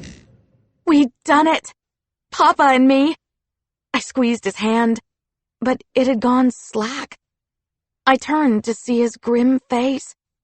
His eyes fluttered closed, and he fell from the sky. "No," I whispered. All the strength fled from my body, and I collapsed. I was falling too, but someone grabbed me. By the fire threaded through the white magic, it was Eshu, the god of balance. "I have you, young guardian," he said, his voice gentle. He set me down on the barrier, where the cranky twins who'd appeared out of nowhere had taken Papa. I stumbled to where he lay, unmoving. I dropped to his side. Tears blurred my vision. "Papa," I said, pressing my head to his chest. His heartbeat was faint. I looked up, squinting against the sun at Eshu. "Can you help him?" Eshu shook his head, his eyes sad. "He's in a deep sleep, Maya. He will not wake until he gets his soul back." 13.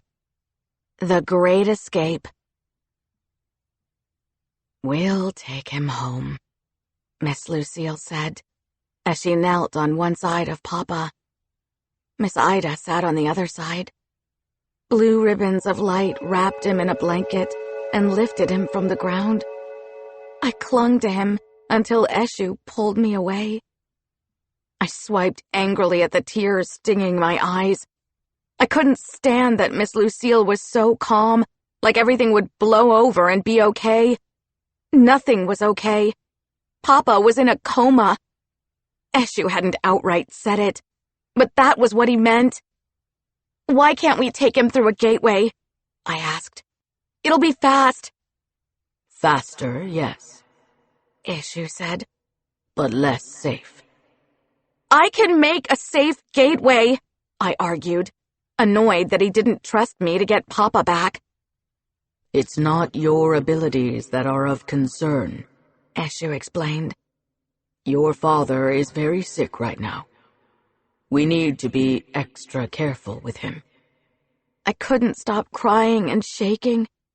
Frankie and Eli stood close to me, looking miserable too. The Johnston twins floated into the sky with Papa.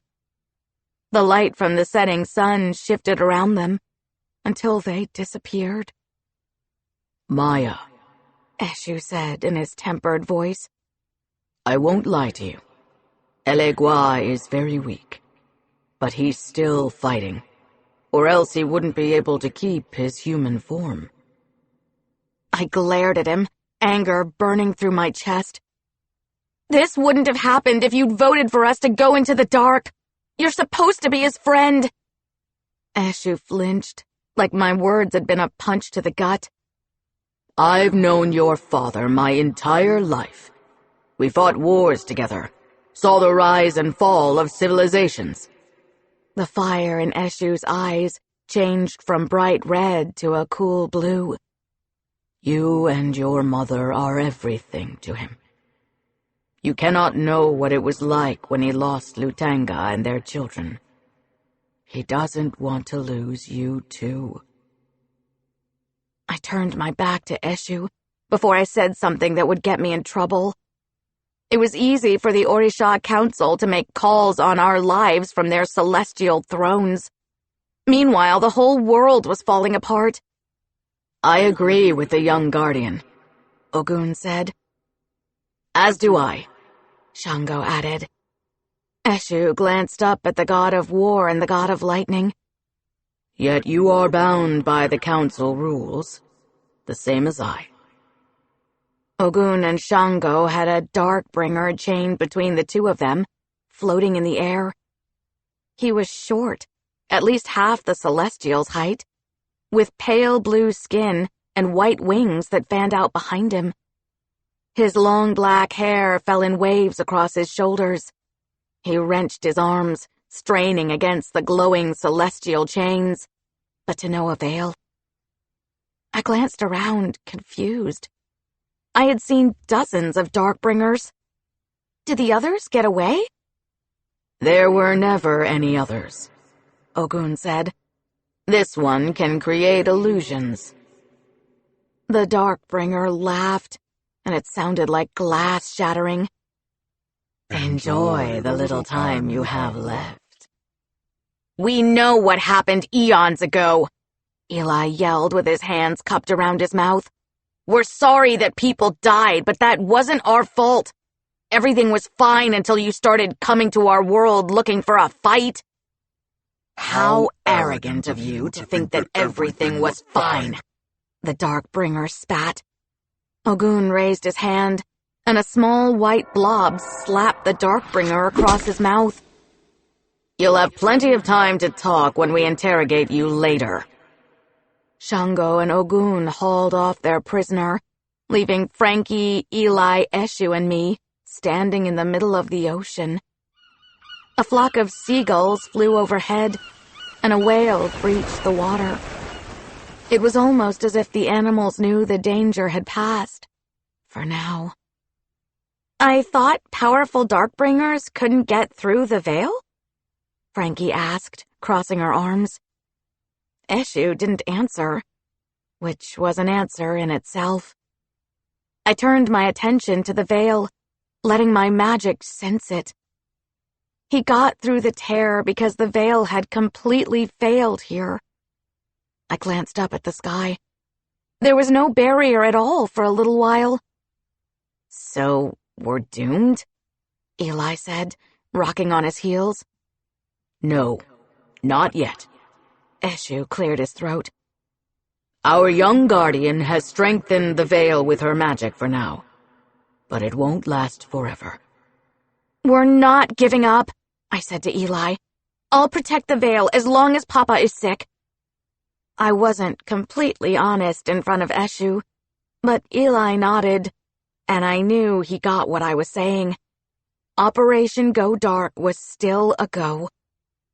I peeled off the wings, and they changed back into my staff. I lifted my hand to build another gateway, feeling my magic itching to do something. The sparks flickered in the air, this time easier. I didn't need the staff, although it was comforting to have it. I looked back at Eshu, but he had disappeared. "I can't believe the Orishas are still willing to sit on their hands with everything that's happened now," Eli said. "Should we go to the Frankie started to ask.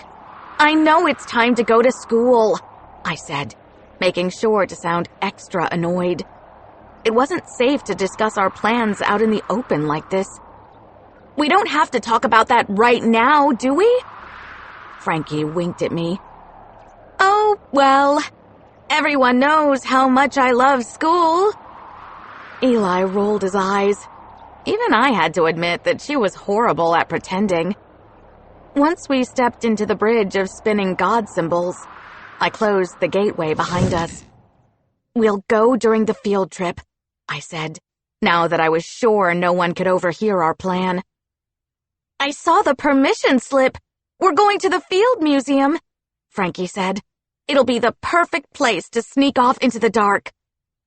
"The cranky twins will be there for sure," Eli grimaced. "They're like a bad taste that you can't get out of your mouth." Frankie wrinkled her nose and straightened her glasses. "Well, we'll just have to create a distraction." When I got home, Mama was sitting in a chair beside the bed where Papa lay completely still. Every time Eddie left to fix the veil, I got this queasy feeling in my stomach, she said, her voice choked with tears. I tried not to think about it, but I always worried. She stared down at Papa.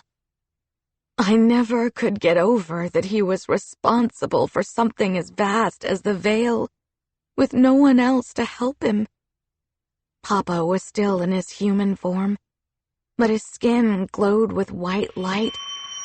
His frame blurred around the edges, like he was slowly fading away. "He has me to help now," I said, biting my lip. Mama rubbed her forehead. "Maya." Before she could finish, I said, "The veil won't last much longer. If I had to guess, maybe a week, possibly less." "Maya." She repeated my name, this time anguish in her voice. "I can't lose you. If I don't go back, then the veil will fail, and everyone will lose everyone they ever loved," I reminded her. "You're growing up too fast." Mama let out a frustrated breath. "I knew you wouldn't have a normal childhood, but I didn't expect anything like this." "I like being a godling," I said. "I am going to be the guardian of the veil with Papa one day. You have to let me be who I'm meant to be." Mama hunched forward, her shoulders trembling. "I'm not happy about it, but I won't stop you from going back into the dark. I've thought about this long and hard, and you're right. I can't deny what you are, and I can't limit your potential." She swallowed hard. "Our world needs you, Maya, but I don't have to like it." "Thank you, Mama," I said, giving her a long hug. Operation Go Dark was back in business. Mama let me miss a day from school, and the cranky twins missed school too. They came over to keep us company.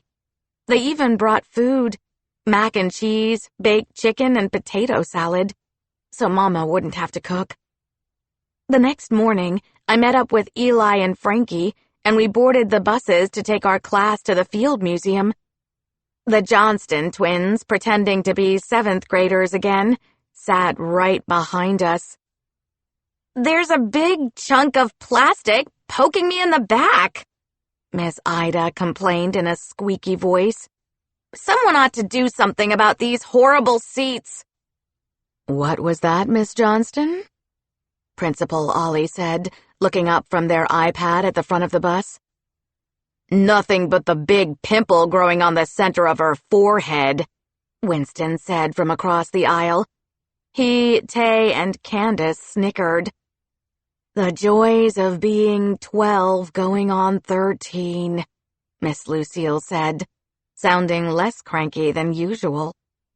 "Wait a minute," Frankie asked as she turned on her knees to face the twins. "You didn't only change your appearance on the outside?" Miss Lucille shrugged. "The Orisha Council thought it would be more believable if we reversed our true age to 12. "So, are you stuck this way forever?" Frankie asked. Miss Lucille shook her head. "No, it's just that it's more than an illusion. We're actually 12. For now." "Who would want to go back to being 12? Eli frowned. "No one listens to us." "Precisely my point," added Miss Ida. When we reached downtown, traffic was backed up bumper to bumper.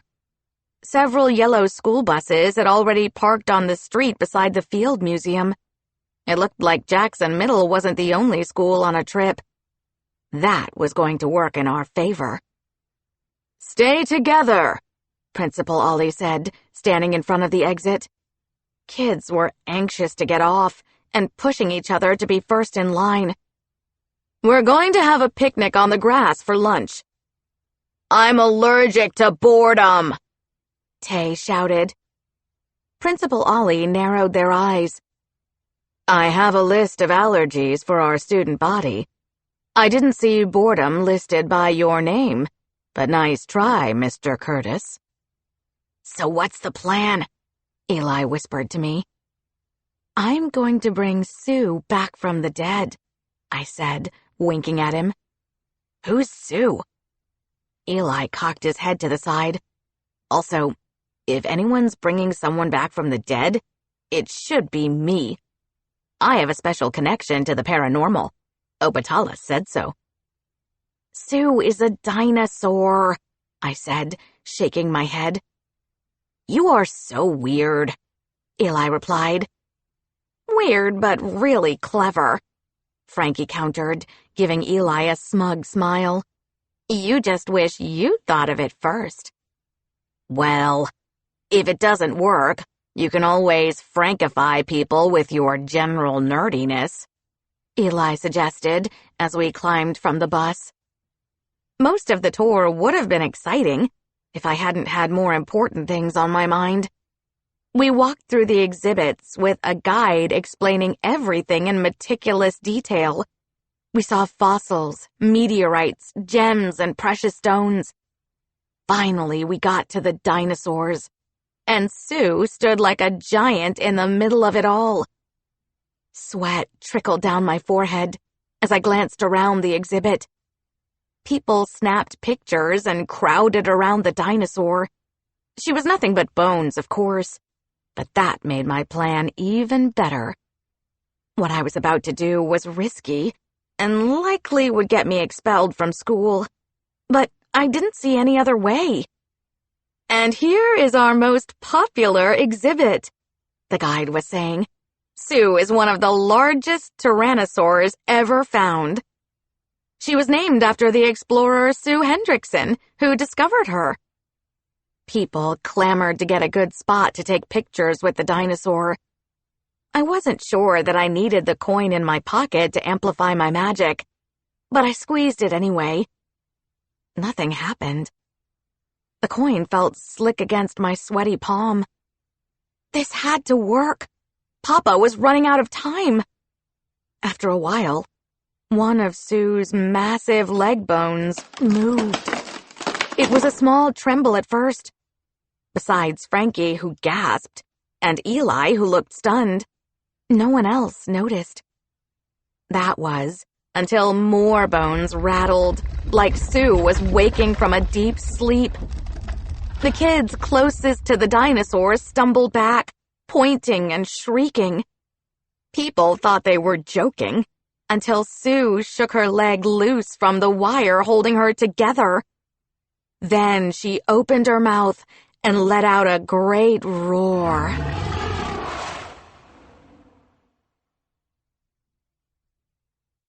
"14. We need a new distraction." The cables that held Sue the T-Rex in place snapped one by one, sending metal cords flying across the exhibit.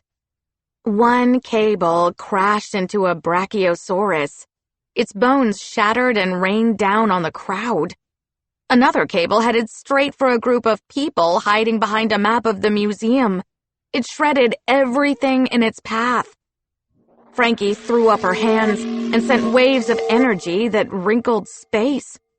Her blue sparks forced the cable to go wide, barely missing the group. It slammed into a wall before falling limp on the floor. More blue lights flashed, flitting back and forth like popping firecrackers. Those were for sure the cranky twins. "Well, that didn't go as expected," Eli said, ducking a stray bone that flew over his head. Principal Ollie snapped their fingers to get the dinosaurs' attention. Sue tilted her head to the side and looked at them through empty eye sockets. "Time to go back to sleep," they said, raising a hand in the stop motion. A white light grew in the center of their palm, and I did a double take. I'd known that Principal Ollie was an Orisha since earlier this summer, but I hadn't seen them use their powers. Sue's tail went limp, and she staggered forward like an 18,000-pound zombie, which had to be the worst kind of zombie ever. Before Principal Ollie could put Sue to sleep, another dinosaur slammed into them. It knocked Principal Ollie clear across the room and straight through a window. "Maya!" Frankie gasped. "You shouldn't have done that." My hand shook as I clutched the coin in my pocket. I hadn't woken the second dinosaur, nor the third or fourth. "That's not me," I said, turning the coin into a staff. "I don't know what's happening."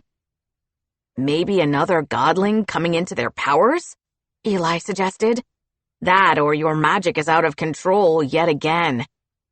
When we started toward the center of the chaos, Miss Lucille stepped in our path.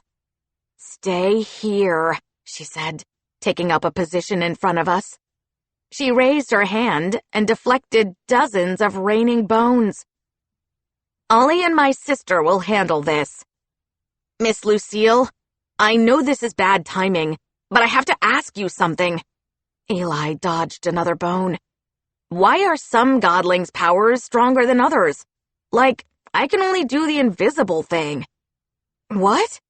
Miss Lucille asked. Her attention split between us and the chaos. Dinosaurs whipped their tails around, breaking glass and smashing stone columns. "I wouldn't say some powers are stronger. Some are just more specialized or peculiar." "Specialized, eh?" Eli said, his face lighting up. Principal Ollie climbed back through the broken window looking frazzled. Their light gray suit was wrinkled and torn, and they had a smear of dirt on one sleeve. As the Celestial drew closer, their bodies shimmered with white light. That was when I saw the dinosaurs had purple and black ribbons woven between the bones. I couldn't breathe. "What is it, Maya?" Frankie asked. "Another tear?" I shook my head, unable to speak, as the same ribbons wove through Sue's bones. I didn't feel a tear, but it was him. The Lord of Shadows had gotten through the veil. But why possess dinosaurs? I pointed at Sue as she stumbled and roared against Principal Ollie. The Lord of Shadows is controlling Sue! Miss Lucille cursed under her breath. It can't be. It is, I whispered. We need to get you out of here. Miss Lucille pushed us into the mammoth exhibit, which we found full. A crowd that had fled from the chaos gathered here after the fighting started. The exhibit was a dead end. The only way out was back through the dinosaur exhibit. By the sounds of crashes and shattering in there, that wasn't an option. I glanced at my feet. This was my fault. I woke Sue, and somehow the Lord of Shadows had taken advantage of the situation.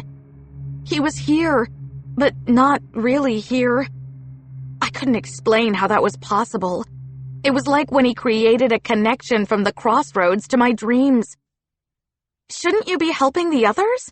I said to Miss Lucille, but she ignored me as she stood guard. Frankie grabbed my arm, her eyebrows pinched together in deep thought. I've been thinking about what the Kishi, Charlie, said on Azir, about calling him if I needed anything. I was only half listening to her. Yeah. What if I called him now? Frankie suggested, her voice dropping low. He could help us slip away from Miss Lucille. Call him then, Eli said. I'm pretty sure he forgot to give you his number. I've been thinking about that too. Frankie opened her mouth to explain, but stopped when both Eli and I shook our heads. Give me your phone, she said to Eli, who shrugged and handed it over. She stepped away so that Miss Lucille couldn't overhear her. We couldn't hear her either. As far as I could tell, she lifted the phone to her ear without actually dialing a number. Is she talking to herself? Eli quirked an eyebrow. She's finally lost it. There you are, Tay said, stepping in front of Eli and me. All I saw at first were his alternating red and black cornrows. He was a foot taller than both of us, and I raised my staff in self-defense. I was in no mood to take any mess from Tay or anyone else. Whoa, calm down. Tay threw up his hands, his palms facing out. I just want to talk. Quit playing, Tay, Eli groaned. This is not the time to be starting something. I ain't starting nothing, he said, rocking on his heels. I need help. Help from us? I asked. Where were Winston and Candace? They had to be in on whatever game he was playing. Yeah, you. Tay glanced away, looking embarrassed. Listen, don't tell Winston I even talked to you. He'll disown me. But I have to ask. I frowned, keeping one eye on him and one on my surroundings. Ask what? I need to know how to unlock my powers, Tay said, his voice desperate. Winston keeps saying that he doesn't know how he did it, but I don't believe him. He just wants to be the center of attention.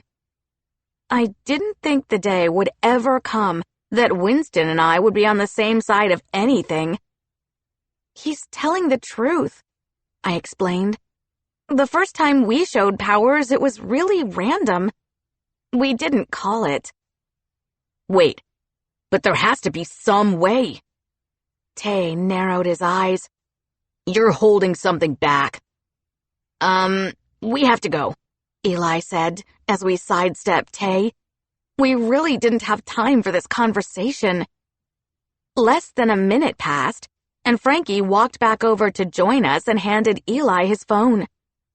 We should have a new distraction any minute now. A light flashed in the corner of the room. When it faded, a person wearing a blue hoodie stood with their back to us.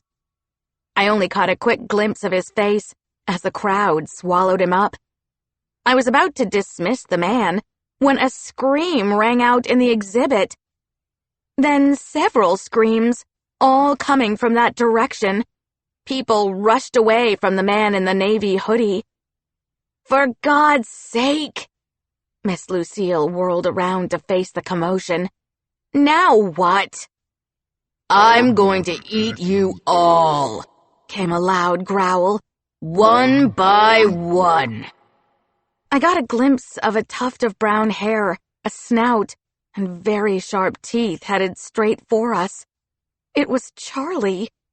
Frankie had actually called him.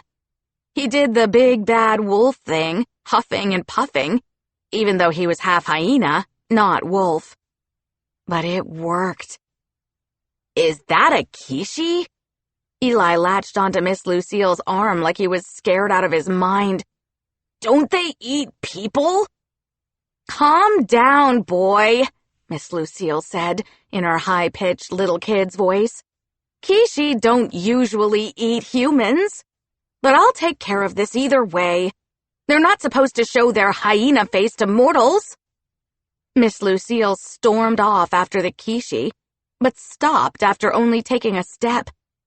She looked over her shoulder at us, frowning. Stay put. I'll be right back. Where are we going to go? Eli said, waving his arm. We're trapped between raging dinosaurs and a hungry Kishi. As Miss Lucille stormed off, I gave Frankie a fist bump. You're a genius. I'd like to think so, she replied, looking quite satisfied with herself. I took another glance at the archway leading back into the dinosaur exhibit. The last dinosaur collapsed into bones. Wisps of purple and black ribbons floated up from the pile and disappeared. Principal Ollie stood with their hands on their hips, looking pretty ticked off. I was relieved that they'd stopped it. Whatever had happened, I still needed to figure that out. Let's go, I said, as we pushed our way through the crowd to find a spot to open the gateway.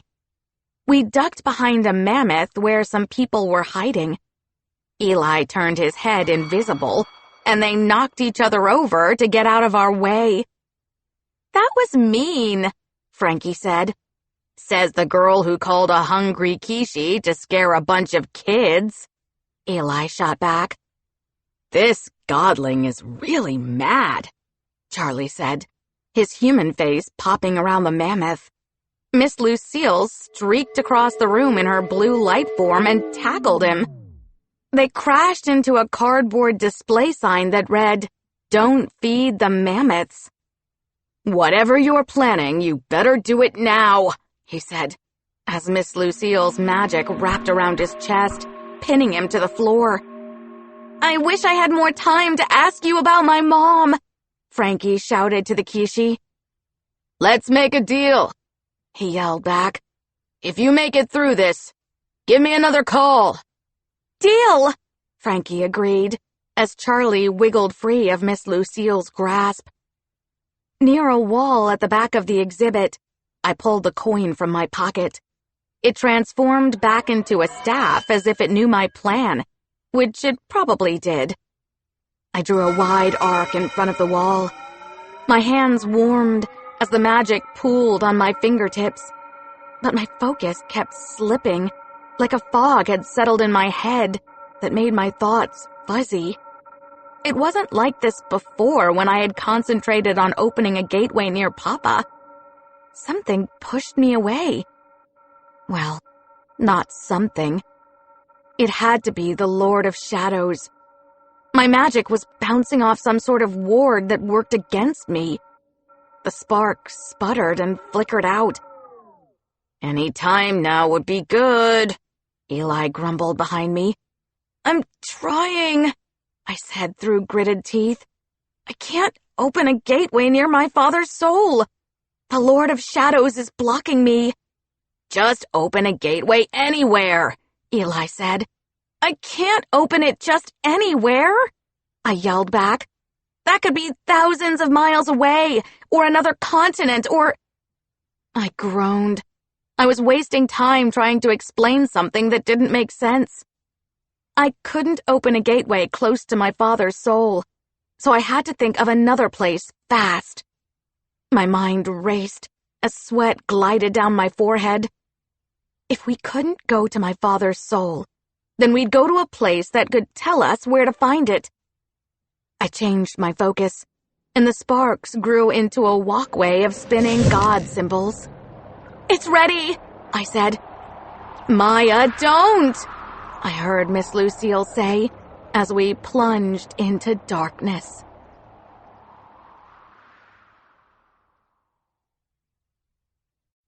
"15. We take a mud bath."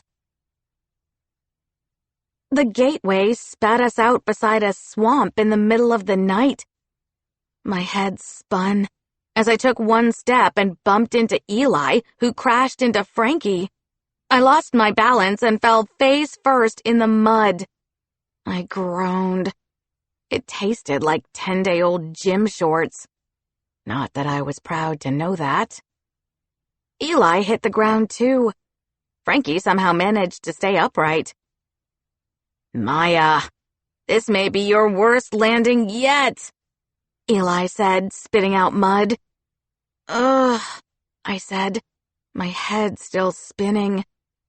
I squinted at the gateway, which was already closing, and pressed my palm against the edge. The sparks shrank faster and disappeared. "The mud is the least of our concerns." Frankie glanced at a campsite no more than a dozen feet away, and the Darkbringers heading for it. We weren't in their direct path, but too close for comfort. The lights from the camp cast moving shadows on the field. I bit my lip, hoping they wouldn't see us. 2 dogs with glowing red eyes led the group. They growled in our direction as they yanked against their leashes. I cursed under my breath. I hadn't meant to put us so close to danger. Another one of my mistakes. I dug out my staff from the mud, and the symbols glowed, although I could barely see them beneath the murk. "Wait," Eli said. He stretched out his arms to touch both Frankie and me. Then his magic, low and humming, spread across us. It brushed against my skin as light as a feather. Our bodies shimmered until we faded out of sight. Scratch that. We could see each other and see through each other. I would never get used to Eli's ability to turn us into ghosts at his command. It was the coolest trick ever. The dogs pulled away from the Darkbringers and ran straight for us. The last time we were in the dark and Eli used his magic, the Darkbringers had been able to track us by our scent. We didn't have a chance against these dogs, which more than likely had a heightened sense of smell to start. No different from the dogs in our world. "Eli," I whispered, "they can smell us." "Wait, I think I can mask our scents," he said, squeezing his eyes shut. Something shifted in his magic, and it tingled across my skin. "I have an idea," Frankie said. Sparks danced on her fingertips, and her eyes started to glow. That was a new thing. Even though she had mud smudged on her glasses, she looked fierce. "Just in case." Frankie's magic wove into a pulsing net with a ghostly glow. She'd somehow joined her force field with Eli's magic so that it could be invisible too. With Papa sick, I hadn't thought a lot about how our magic had changed over the summer. My staff had turned into wings, and I flew. I wasn't lightning fast like the cranky twins, but I was getting the hang of this Godling thing. "I didn't know you could do that," I said. "Neither did we," Frankie confessed, as she and Eli stared at each other in shock. The dogs turned out to be not dogs.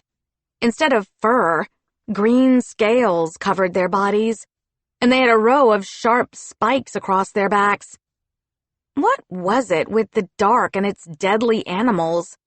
The last time we were here, we had to fight off large birds with needle-like spines on their underbellies. I was starting to think that everything we encountered in the dark would either kill or eat us. Maybe both. We held our breaths as the creatures trotted right by us, and 2 Darkbringers ran behind them. I eased out a sigh of relief as the rest of the Darkbringers continued toward the camp. There was a total of 7 of them, 6 taller ones surrounding a smaller one in chains. 2 of them pushed him forward, and he kept tripping over his feet. He had cuffs on his wrists and ankles. Frankie grimaced at me, and I shook my head. I wondered what the Darkbringer had done to be in chains.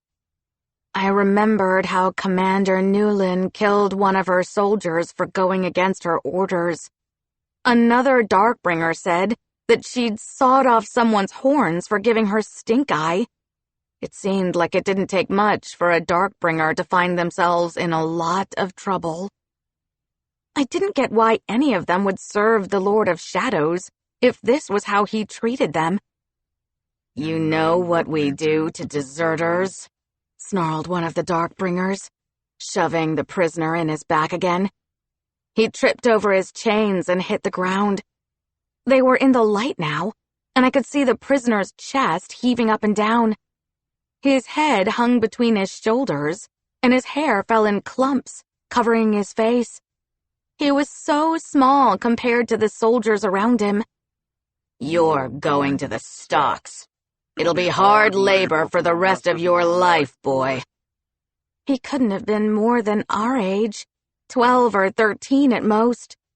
I already knew that the Darkbringers had no problem with recruiting kids into their war. From the sound of it, this Darkbringer had run away from the army. A chill crawled up my arms. The Darkbringers were our enemies, but I hated the way the soldiers were bullying the boy. It wasn't right to put anyone in chains like that, or make them fight when they didn't want to. Another Darkbringer hauled the prisoner to his feet by the back of his neck, like he was nothing but a rag doll. I bit the inside of my cheek so hard that I tasted blood. The Lord of Shadows' ribbons had picked up Papa like that, and almost killed him. I couldn't forget the reason why we were here. The boy spat on the ground, but he didn't say anything as the others pushed him toward the camp. It wasn't until they were almost there that the 2 Darkbringers with their hounds came back. One of them halfway dragged both hounds toward camp. The second Darkbringer slowed when he neared the swamp. He wore all black against his cobalt blue skin. "Don't know what has them all worked up," the one with the hounds said, as he wrestled to get them under control. The second Darkbringer turned in a slow circle and peered in our direction. My heart slammed against my chest. "Something doesn't feel right," he said under his breath. "Stop wasting time," the Darkbringer with the hounds said. The second Darkbringer lingered a little longer, then he backed away. It was a good 5 minutes before we had the nerve to climb out of the mud. It was too risky to conjure some water to wash up, so we wiped our faces and hunkered down a little farther from camp. "Tell me there's a reason we're this close to a camp full of Darkbringers?" Eli asked, cleaning mud from his phone screen. "Of course there's a reason," Frankie said, looking expectantly at me. I concentrated on opening a gateway close to my father's soul, but something pushed me away, I explained. I think the Lord of Shadows must have my father's soul warded against magic. When that didn't work, I directed the gateway to open somewhere that would help us find it instead. "Maybe you can try again now that we're in the dark?" Frankie suggested. I squeezed the staff. The symbols glowed, and the wood melted into a puddle in my hand. It reshaped itself into a silver compass. The top flipped open, showing 2 hands, one silver and one gold. "Take us to where the Lord of Shadows is keeping my father's soul?" The 2 hands on the compass trembled, like they wanted to move, but couldn't. To prove my theory, I asked another question. "Can you take us to the city in the dark that's in the same exact spot as our Chicago?" The compass glowed bright, and the hands turned due north. So, dark Chicago is north of here. But where are we exactly? Eli asked. If the dark parallels our world, then we should see some similarities to help us figure that out. Frankie glanced around, wrinkling her nose. There, she pointed at a tree. See that moss? Looks more like a nest of wriggling worms, Eli said, and I agreed. Moss usually grows in swamps and savannas where it's hot, Frankie explained. I would guess we're far south of dark Chicago. We could be anywhere from the dark version of Texas to Mississippi, even in South America. I think that's beside the point, Frankie, I said, looking toward the Darkbringer camp. She was missing the big picture. The staff had brought us here for a reason. Eli brushed the mud off his shoulders like he was the coolest kid who ever fell face first in a swamp. Time to go invisible again? I nodded as I stared at the Darkbringer camp. The key to finding my father is in there. 16. Get in and get out. With Eli's magic making us invisible, we snuck into the camp once most of the lights had gone out. First, we circled the perimeter to see how many Darkbringers we'd be up against if things went south. Frankie counted 20 on guard duty.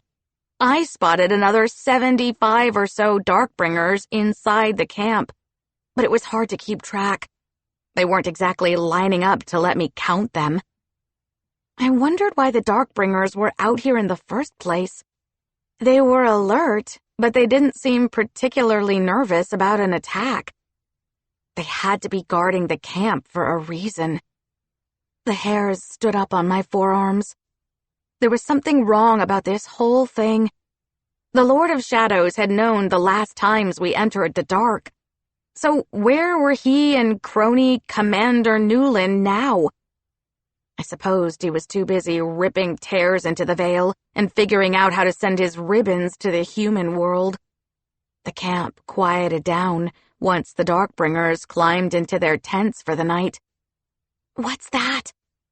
I pointed to the lone flickering light at the center of the camp. Frankie adjusted her glasses. I don't know, but I can feel the energy coming from it. It must be important, I said. Let's start there. We walked in a straight line, with me leading the way. Eli kept one hand on my shoulder, and Frankie trailed him with one hand on his shoulder. For Eli's magic to work, he needed to be in contact with the people and objects he wanted to make invisible. We passed between two tents, through a gap where there was no guard on patrol. Wisps of smoke floated up from the smoldering campfires. It was silent except for the occasional soft snores coming from some of the tents. Thankfully, none of us stepped on anything that cracked or broke underfoot. I'd never forgotten that a twig had gotten us caught last time we were in the dark. Now that we were closer to the light, my heartbeat sped up. It was the Darkbringer boy, the one we'd seen in chains earlier. The boy sat in the middle of a cage with his eyes closed, but there was no way anyone could sleep in that position. The contraption was cruel, and I wouldn't have wished that on my worst enemy. Well, when my worst enemies were Winston, Candace, and Tay, that would be true. Not so much for the Lord of Shadows and Commander Newland. Maya, don't get too close, Frankie whispered. He might be dangerous. He might help us, I said, keeping my voice steady. What makes you think that? Eli asked. He can't even help himself. I spotted an abandoned blanket near one of the snuffed-out campfires and got an idea. Wait here, but stay hidden, I said. I'm going to talk to him." Neither of them protested as I pulled away from Eli, and his magic faded from my skin. I was solid again, whole and in the flesh. I darted across the space and grabbed the blanket, which I threw over my head and shoulders. I approached the Darkbringer.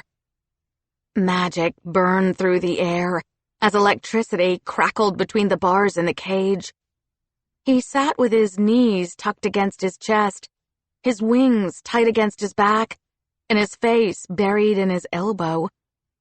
He didn't look hurt, but I wouldn't have put it past these soldiers if they were anything like Commander Newland.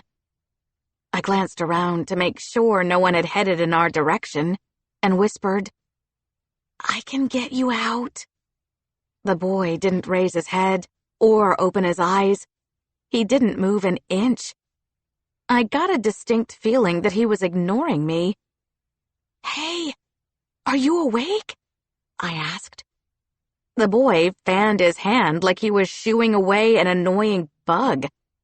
I frowned, flabbergasted. Did he just wave me off? "Are you being rude on purpose?" "Yes," the boy grumbled as he finally lifted his head. He had large, dark eyes that sparkled in the half-light of the crackling electricity. "Who are you?" I was taking a huge risk by doing this, but I figured that if I wanted the Darkbringer to take me seriously, I had to show him. I pushed back the blanket to reveal my face. His eyes went wide. "You're a Godling?" he asked, as if the word tasted like dirt. "How did you get here?" "That's not important," I said. "I could get you out, for a price. You help me and I'll help you. Deal?" The boy rolled his eyes. He seemed to decide that I wasn't worth his time until he saw my staff. "Those are the Celestials' symbols." He turned his head and spat against the cage. His saliva sizzled on the bars. "Leave before you get yourself killed. In case you don't know, the Lord of Shadows wants your kind dead." "Okay, I'll leave." I crossed my arms. "I'll go find someone who's got some sense and wants their freedom." "Look around, Godling. I'm the only one in a cage here," he said, glaring at me. "Maybe I should call for my guards, and they'll let me go for turning you over to them." "You go ahead and do that." I narrowed my eyes. "I'll tell them that I was helping you escape, and then we'll both be in big trouble." I was trying and failing not to sound desperate. My staff brought me here for a reason, and I needed to find out why. "What's the punishment for being a deserter?" I asked, remembering what the soldiers had said to him earlier. "I doubt turning me in will be enough to get you out of trouble." The Darkbringer studied his fingernails like I was boring him to tears. "What do you want?" My stomach twisted in knots as I worked up the nerve to ask. The boy could still call out for the guards, but it was a risk I had to take. "Where is the Lord of Shadows keeping Elegua's soul?" "You're his daughter, aren't you?" The boy smiled, and the look in his eyes cut right through me. He had something to bargain with now. "The one they say broke into the dark and rescued him. The girl who got Commander Newland demoted." His smile faded. "I thought you'd be—" "Be what?" I asked through gritted teeth. "I don't know. Taller," the boy said, grimacing. "More imposing." I sucked in a deep breath to keep my temper under control. This boy was as infuriating as Winston, Tay, and Candace combined. But I didn't mind that part about Newland getting demoted. Served her right for being so awful. "You're a fool for coming back," he said, clucking his tongue like I was some little kid. "You were lucky to escape with your life the first time. I doubt you'll be so lucky again." I guess this fool is wasting her time. I backed away from him. I'll find someone else to help while you rot in your cage. Wait, the Darkbringer groaned. I guess I have nothing else to lose. He moved his face closer to the bars, and the light reflected against his deep purple skin. He almost looked human, which caught me off guard. I overheard some of the soldiers saying that the Lord of Shadows is at the Crystal Palace. He has many fortresses, but the Crystal Palace is the most secure place in the dark.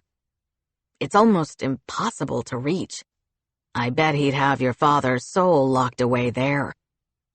Why is it almost impossible to reach? I asked, leaning closer to the bars. Watch out, the boy said.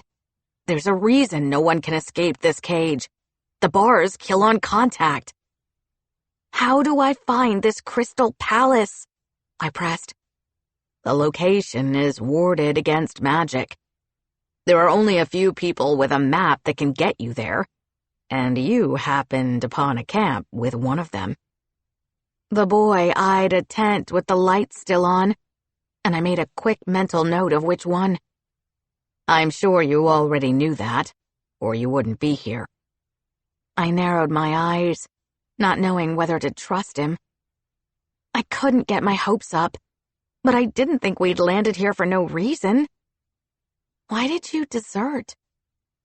The Darkbringer flinched and glanced away from me. He squeezed his knees tighter to his chest. It doesn't matter why. I just did, okay? I never wanted to join command and leave my family behind. It wasn't my choice. They made you join? I asked. Things like this happened in the human world too, and no one stopped it. The Orishas left humans to evolve on their own, while the Lord of Shadows had total control of this world. In both worlds, kids were fighting when they should have been home with their parents or in school. It wasn't right. Are you going to let me out or not? The boy demanded. I'll let you out once we get the map, I said. It's only fair. He perked up. We? Are there other Godlings here with you? That's none of your business. I winced, annoyed at myself for that slip. I'll be back if I get the map and find it useful. No, you won't, he said. I may not agree with everything the Lord of Shadows does, but I don't trust you. Godlings and humans are nothing more than the Celestials' little pets. You'd take over our world too if given a chance. That's not true. He was really starting to get on my last nerve. You're the ones who came into our world first. The world was ours before your father created the veil that killed millions. He shot back.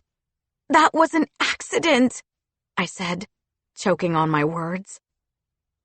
He dropped his head to his knees again. Whatever you say, Godling.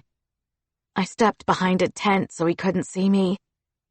I felt a tap on my shoulder and Eli's magic again. My friends faded into ghostly form before my eyes. Eli shook his head. I don't trust him. I agree, Frankie said. What if he's making up this whole map thing? I didn't know what to believe. The gateway opened close to the camp for a reason. I wasn't going to leave until I found out why. We stick to the plan. Get in and get out. But we can't leave until we see if the map is real. I pointed to the largest tent in the camp. The Darkbringer had looked dead at it when he mentioned the map. I have an idea where it might be. 17. Is one map worth the trouble?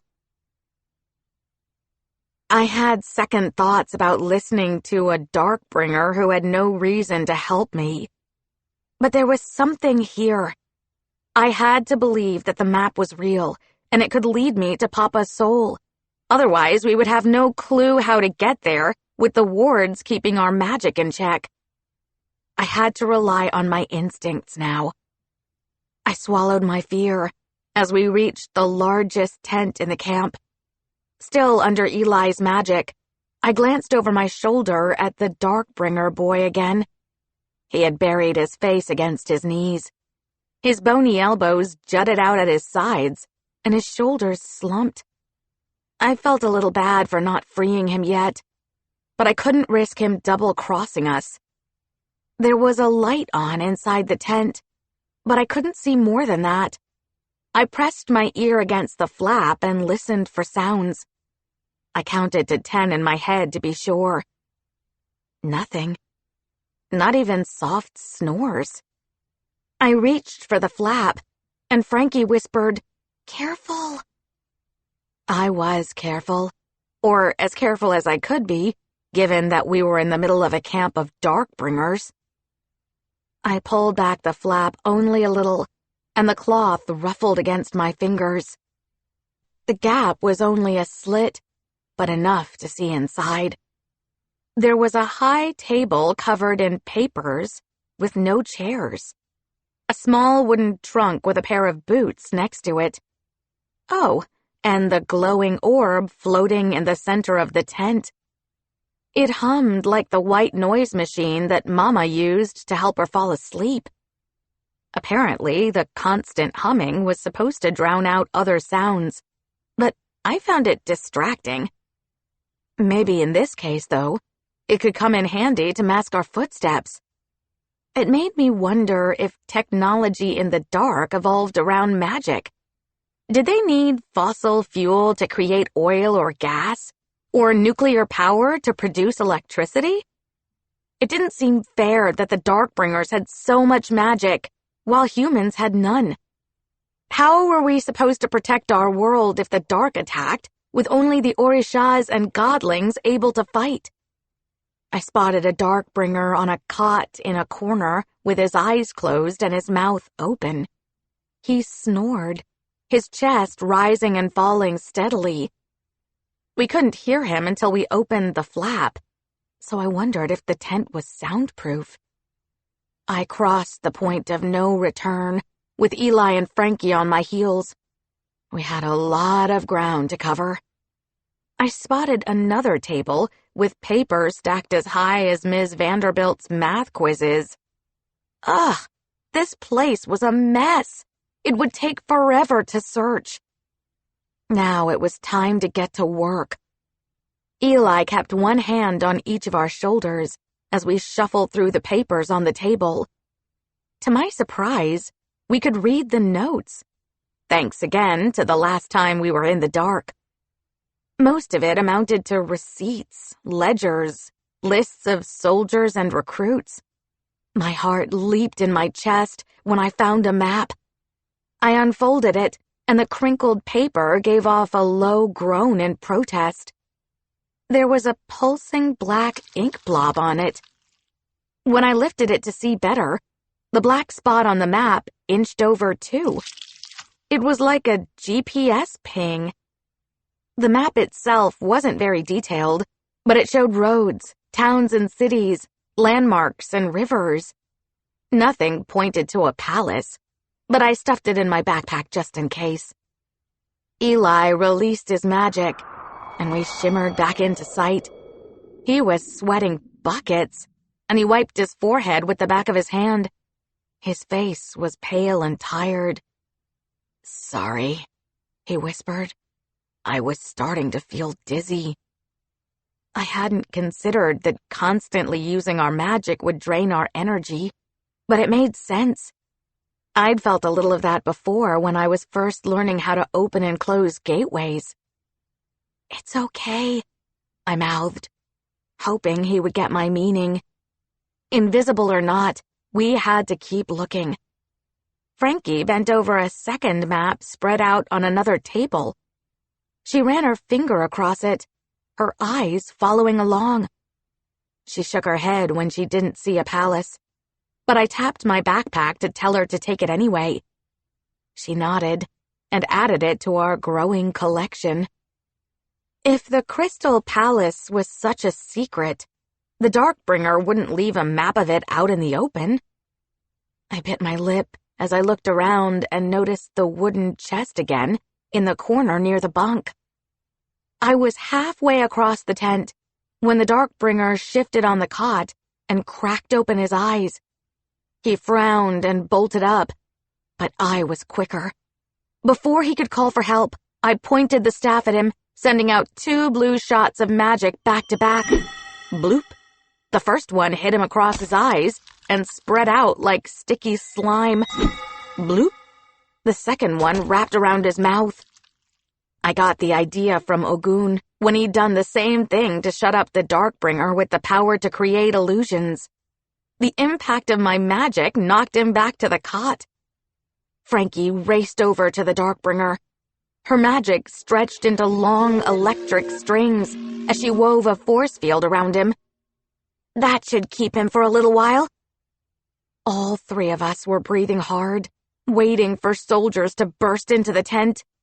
But no one came. My theory about the tent being soundproof must have been right. Sweet. I'll check the chest, I said, still keeping my voice quiet. Eli wiped a string of sweat from his forehead. I'm not feeling so hot, he moaned, before he took one shaky step and collapsed to the floor. Eli! Frankie exclaimed as she ran to his side. You're burning up. I'm fine. He squeezed his eyes shut. I just need 5 minutes to rest. I glanced at the chest again. As much as I needed the map, I couldn't risk my friend's life. We would find another way to the palace. First, we had to get Eli out of here. We need to leave. Maya, watch out! Frankie yelled as an electric shock hit me in the back. My whole body seized up, and the staff slipped from my hand. I hit the ground hard. The impact knocked the wind out of me, and my teeth tore into my cheek.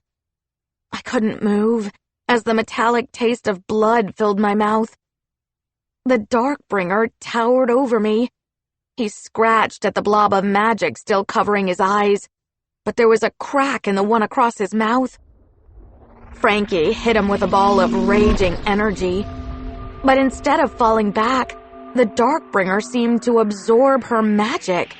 He grew taller, and his head almost touched the top of the tent. His nails, which had been normal only moments ago, curved into sharp claws. The Darkbringer advanced on Frankie, and she stumbled back. I screamed inside my head and fought against the electricity winding through my body.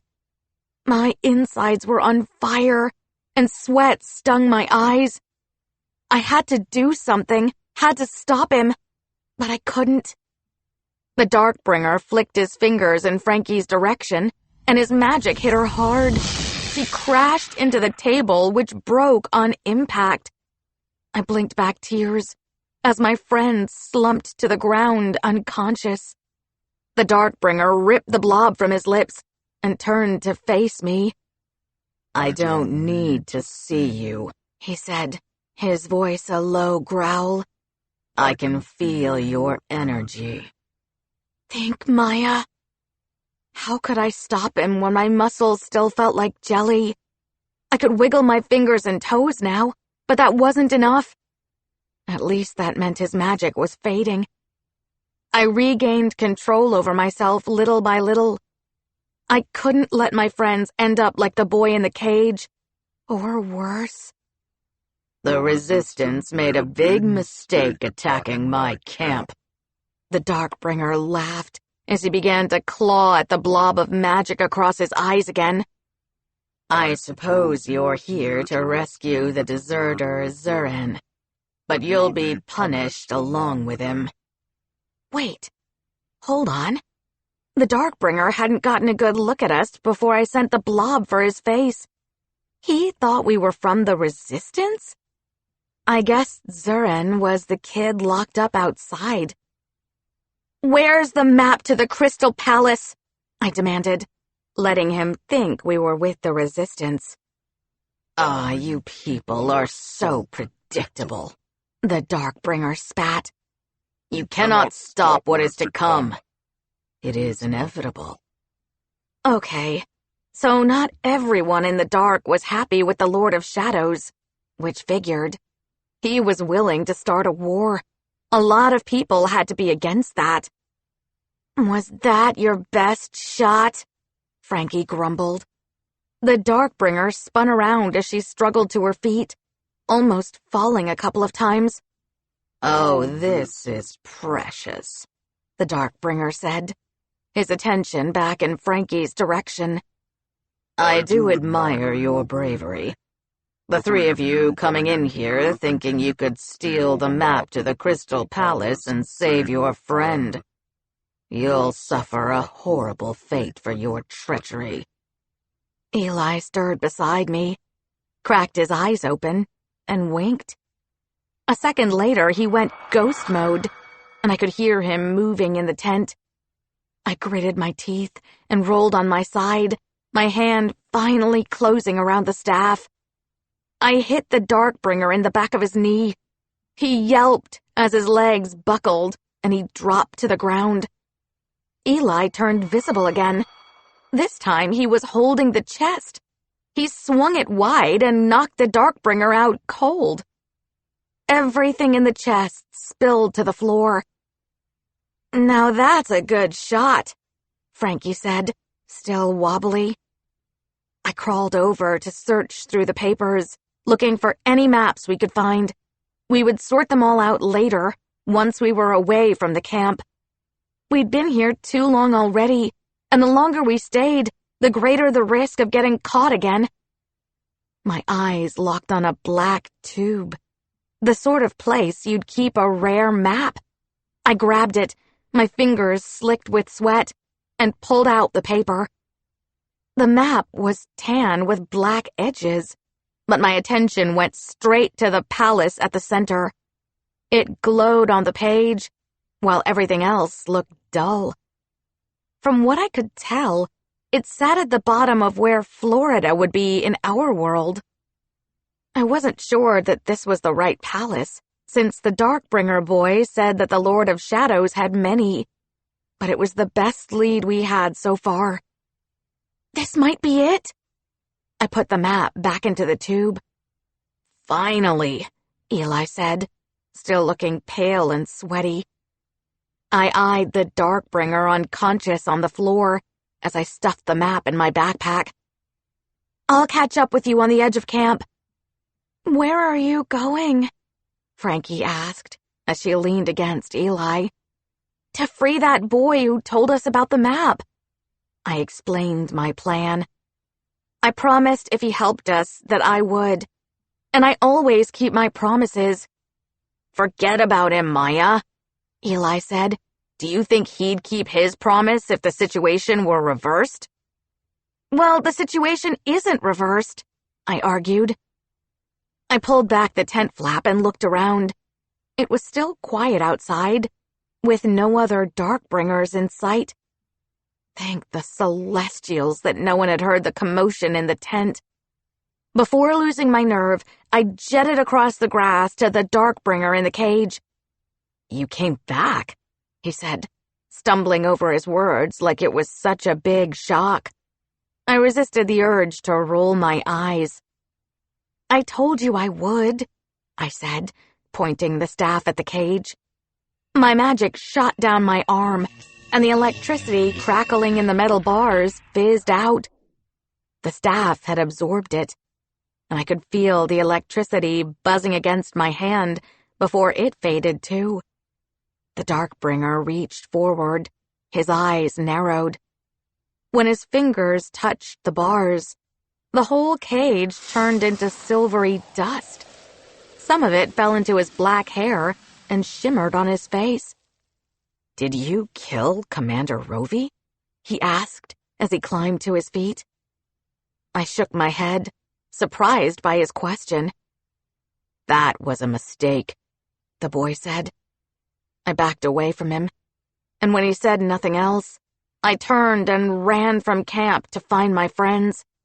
He didn't have to tell me that I'd messed up. I already knew that. 18. We get a makeover. I was ducking in and out of shadows when a blast knocked me off my feet. I hit the ground and rolled, my body slamming into rocks and grass that poked like needles. I held onto the staff and whirled around to fight off my attacker, but there was no one.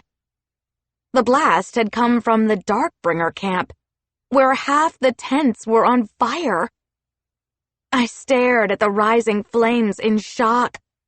Darkbringers were shouting commands to each other and running across the field.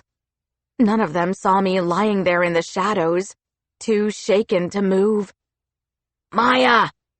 Eli called. "We're over here!" I climbed to my feet and ran. My friends had crouched behind a tree that was as black as the night itself. White particles floated in the air around its branches, like glow-in-the-dark gnats. I leaned on the staff to catch my breath. "Are you both okay?" I could do without the lump on my head, but otherwise, yes, Frankie answered, standing up to her full height. "What happened back there?" Eli asked, his eyes wide. "Did you set the camp on fire?" "Of course not," I said, offended. "I freed the Darkbringer, then I left." I wondered if the boy had set the fire. We couldn't stay here with the camp burning and Darkbringers everywhere. I gathered the 3 maps that we'd taken from the commander's tent. I was going to call up some light so I could see better, but the map with the palace started to glow. "That isn't weird at all," Eli said, looking over my shoulder. "A secret castle with a neon sign that basically says, 'Come die here.'"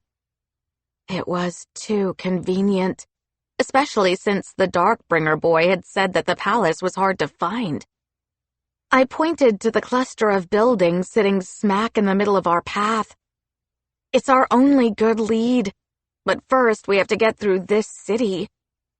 Frankie came over to look at the map, her flashlight bouncing through the tall grass around the swamp. "Is there a way to go around it?" I traced the edge of the city, which took up most of the page.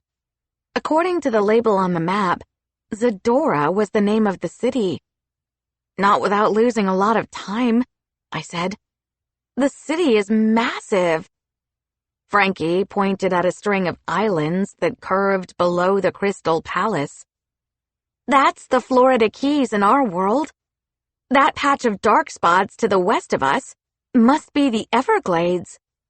"So you're telling me that the Crystal Palace is a retirement home?" Eli laughed. I frowned, looking up from the map.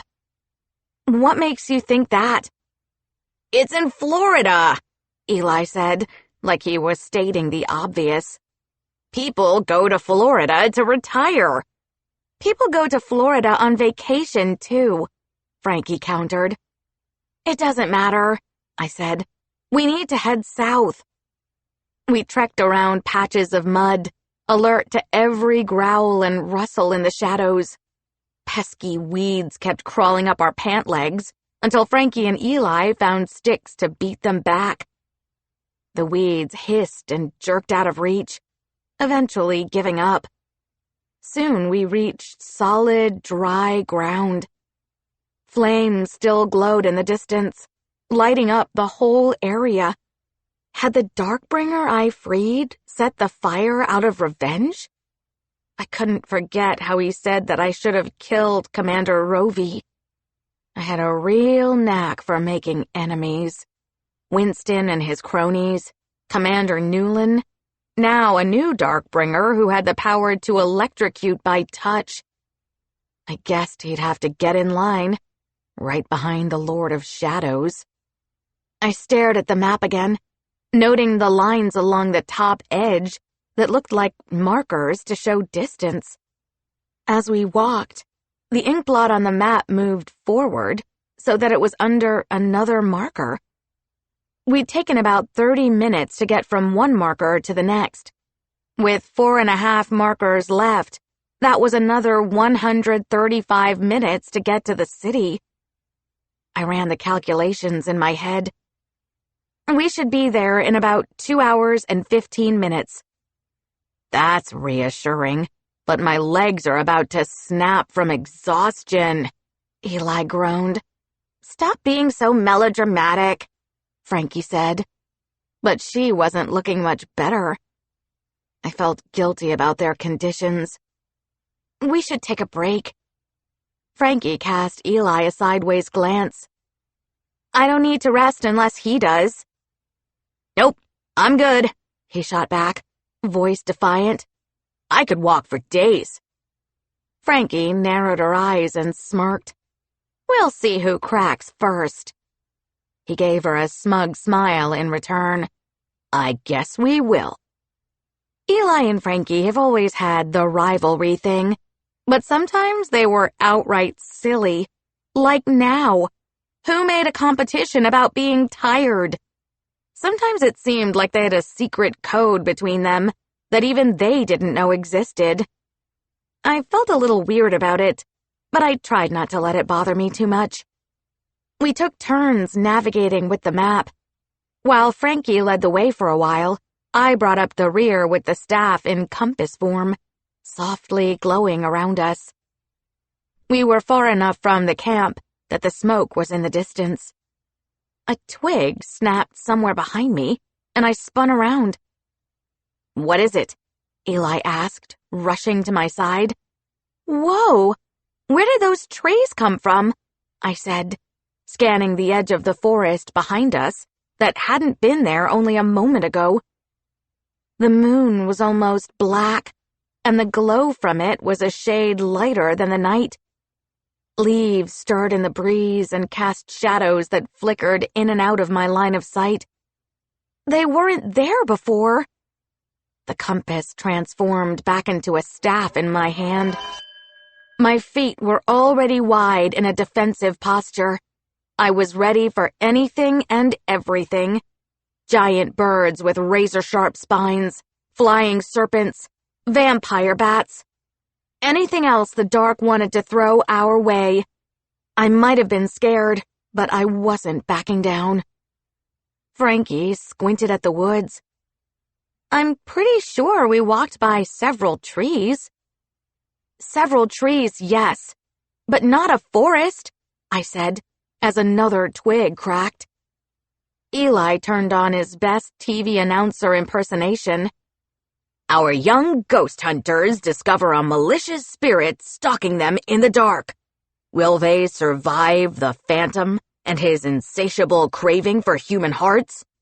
Find out next week on Adventures in the Dark, a story of mayhem. Not a good time for jokes, Frankie groaned. You're the worst. Every muscle in my body ached from the electric shock the Darkbringer had sent through me. I stared at the trees until my eyes burned, imagining hundreds of eyes peering back at me. We waited for a few minutes, but we didn't hear any other noises. Commander Rovey wouldn't lurk in the woods, not when we had the top-secret map to the Crystal Palace. He'd do everything to recover it before we got anywhere near my father's soul. Reluctantly, I turned away, and we continued walking. Some things aren't adding up. I paused, running it all through my mind again. I thought about the Darkbringer who attacked us over the ocean. How arrogant of you to think that everything was fine, he'd said. If the Lord of Shadows is causing the tears in the veil, why hasn't he mounted a full attack? Why are the tears so random? And why not destroy the veil outright? Eli added to the list of questions. I don't think he can yet. I frowned. Papa said there have always been tears in the veil, but they got worse after the Second War. What changed after the Second War? Frankie asked, as we saw the first houses on the edge of the city. I stopped in the tall grass. I couldn't help but think that we were missing something important. The Orishas said that the Lord of Shadows had absorbed other celestials. I bet he has a secret weapon, something that he's kept hidden like my father's soul. Before we reached the city, Eli turned himself invisible to scout ahead. Frankie and I waited in the shadows by a tree, oozing golden sap that smelled like honey. So, this might be a good time to don our disguises. Frankie slipped off her backpack and rambled through the contents. She pulled out her stash of face paint and costume props. Frankie had gotten the idea to pick up supplies from the pop-up Halloween store on Ashland Avenue. We might not have been able to fool anyone up close, but at least we shouldn't stand out as much. It made me realize how much I missed some of my old life. Dressing up for Halloween, riding my bike, hanging out at the park. I hadn't even had time to keep up with reading the latest Oya comics. It would be nice to have a day when I didn't have to worry about the world coming to an end. This is smudge-free and should last up to 12 hours, Frankie said, opening up the first tube. The horns are the tricky part. She put on her makeup first, and the final results could have fooled me. She had indigo skin with 2 curved horns, one on each side of her forehead. She'd sprayed the edges of her hair silver, like one of the Darkbringers we'd seen at Comic-Con. Being a genius and all, Frankie had a photographic memory. "Now your turn," Frankie said, squeezing out a different shade of face paint. This was cobalt to her indigo. She dipped a brush into the paint and swiped it across my cheek. It tickled, and I pushed down a giggle. It almost felt like we were back home and everything was normal again. "You look pretty good, Blue." "I like your horns," I said.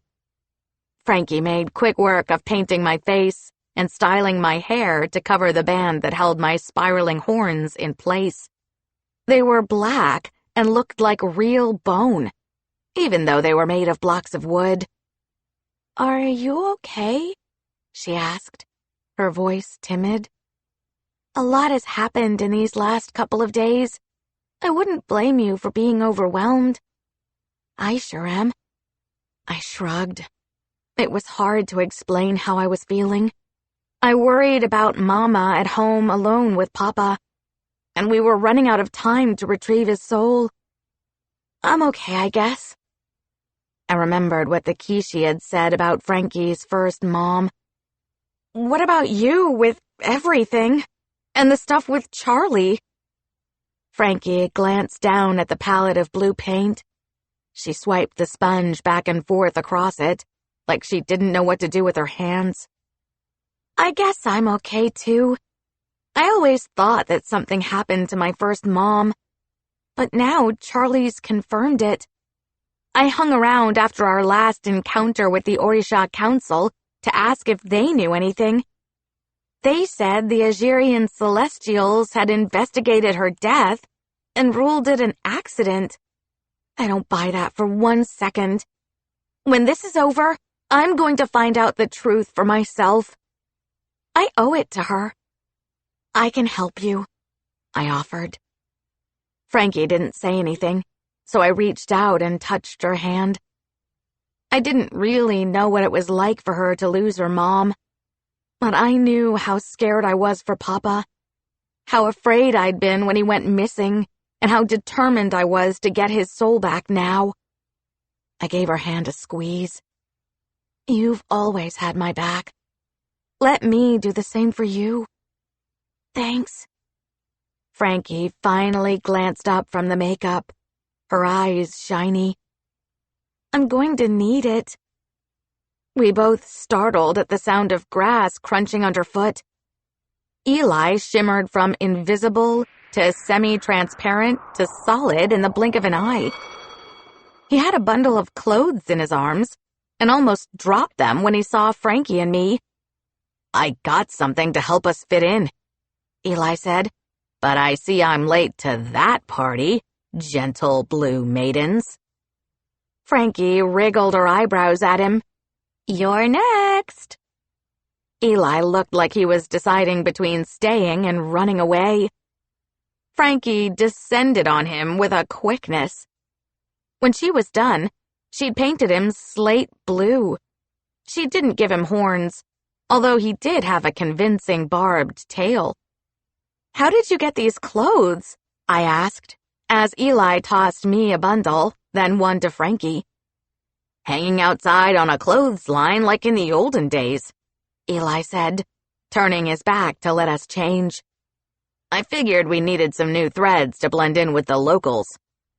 Frankie pulled on a bright green tunic with a slit where a tail might be. My matching tunic came almost to my knees, and the pants were pretty much black skinny jeans. I tried out the staff and found that the clothes didn't restrict my movement. Our backpacks might be a dead giveaway that we were outsiders, but it was too late to do anything about them. "Ready?" I asked, sucking in a deep breath. I've got blue paint slathered all over me," Eli said, as we set off for the main road that led into the city. As we got closer, the sky started to lighten at the first sign of the sun rising in the west, the opposite of the human world. I had a gnawing feeling in my gut that we were walking into a trap. 19. Why is curfew a thing?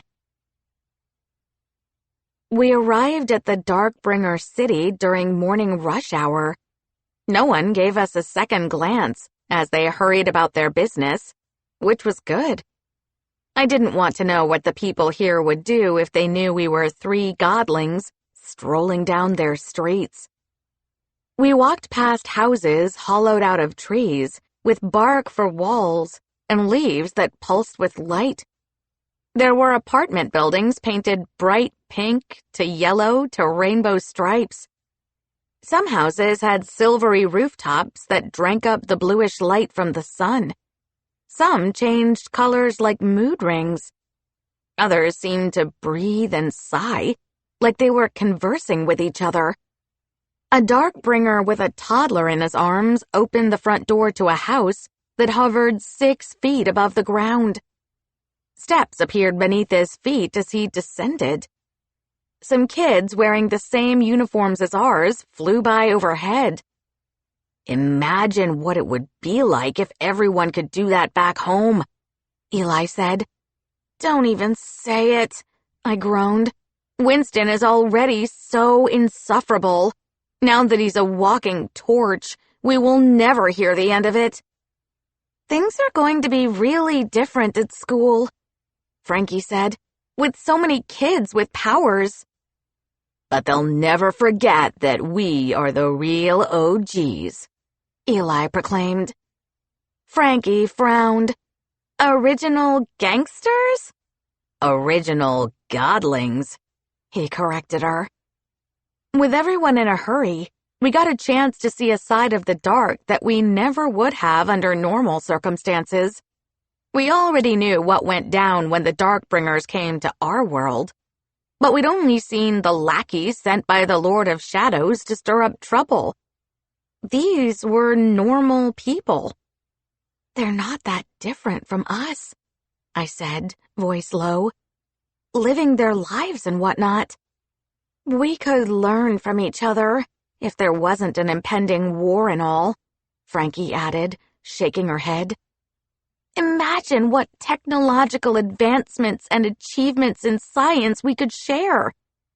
When we got to a busier neighborhood, Darkbringers crowded the streets and the skies. The air buzzed with wing beats and chatter. They sat on terraces eating breakfast. They walked pet impandaloo and bloodhounds, and a creature that looked like a hairless goat. "Not sure we're going to stay unnoticed," Frankie said. There were fewer kids on the streets. I guessed they headed to school by now. As much as I didn't want to stop, we couldn't risk being noticed. We had to find a place to hide, so we didn't stand out. I wouldn't admit this to my friends, but I could have used a little rest myself. We could see a massive park not too far from our location. It looked more like a jungle in the middle of the city, with overgrown weeds and unkempt trees. I figured the Darkbringer's idea of a park was to leave the land in its natural state. We tucked ourselves beside some bushes far from the walking trails. Aside from the roots that groaned in protest when we first curled up on our sleeping bags, it wasn't a bad setup. As soon as I shut my eyes, I was out, and didn't open them again until it was pitch black outside. We raided our snacks, and then Eli went to check the scene on the street. He reported the all clear, and we got started walking again.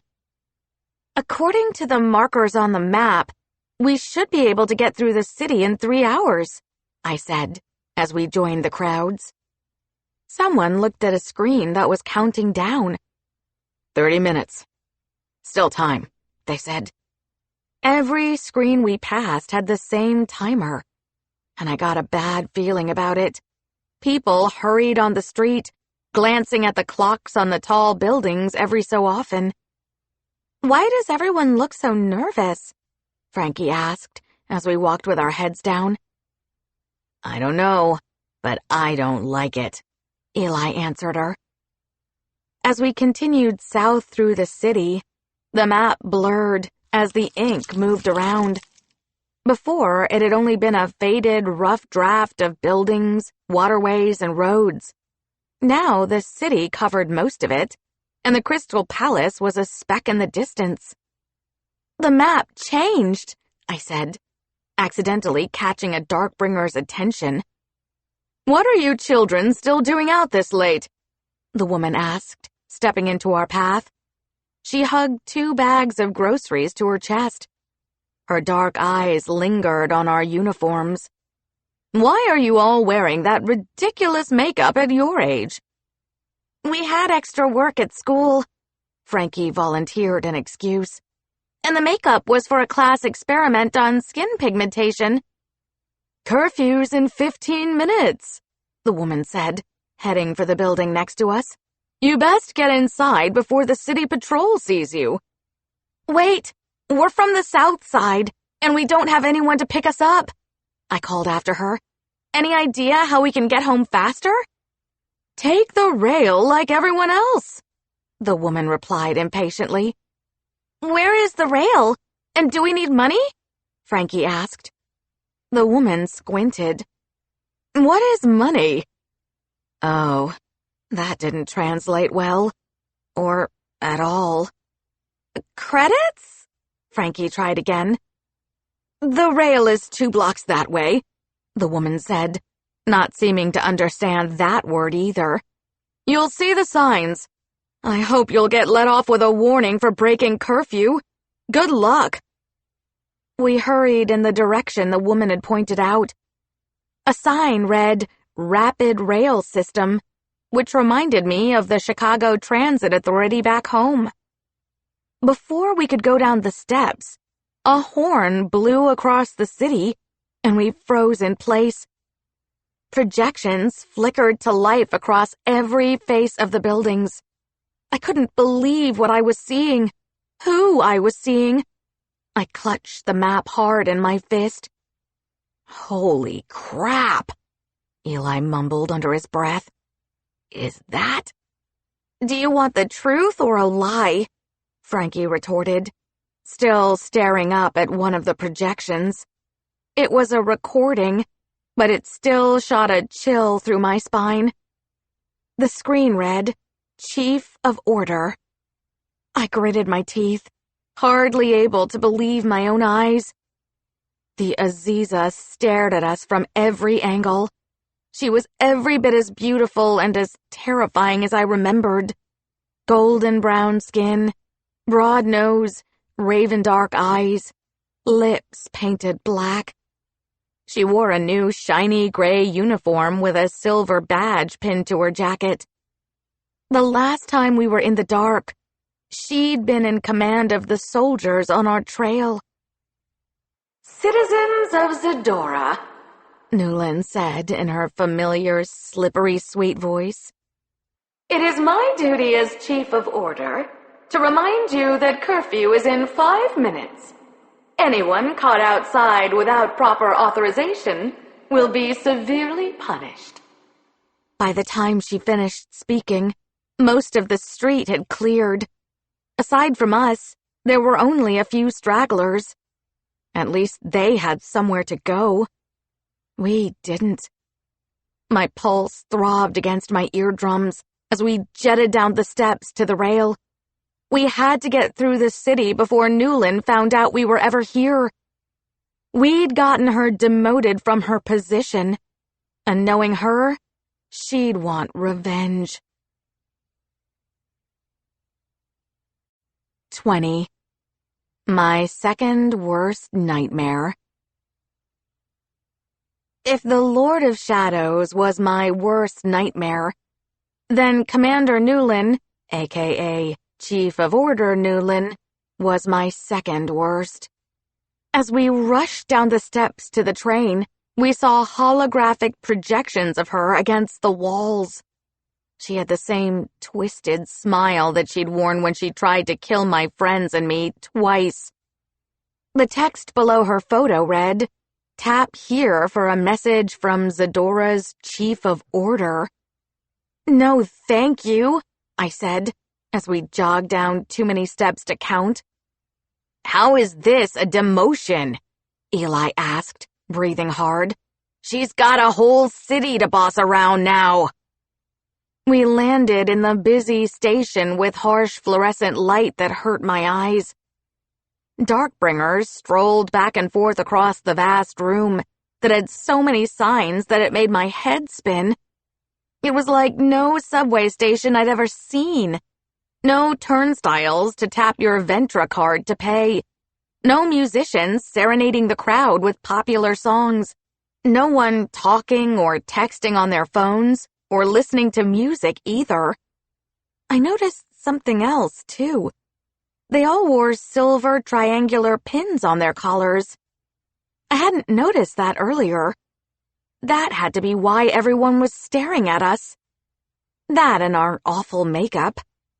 A woman passed by us with a little kid tugging at his pin before she hissed, "Stop that!" The boy poked out his bottom lip, but he did as he was told.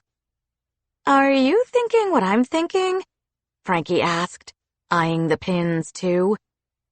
"Hall passes," I said, dread filling my belly. Here was my theory. Some people had special permission to be out after curfew. The triangle pins were a kind of badge, and we wouldn't get far without them. We need those badges. I glanced at where Eli had been moments ago. I felt terrible about stealing clothes and now badges, but what other choice did we have? We couldn't afford to draw attention to ourselves. "On it," came Eli's disembodied voice. How had he transformed into ghost mode in the middle of a crowd without anyone noticing? "Unauthorized use of magic detected," droned a pleasant voice over a speaker.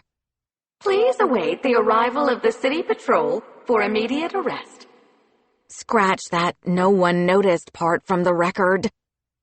"Ugh, forget about that announcement," I said, my heart racing.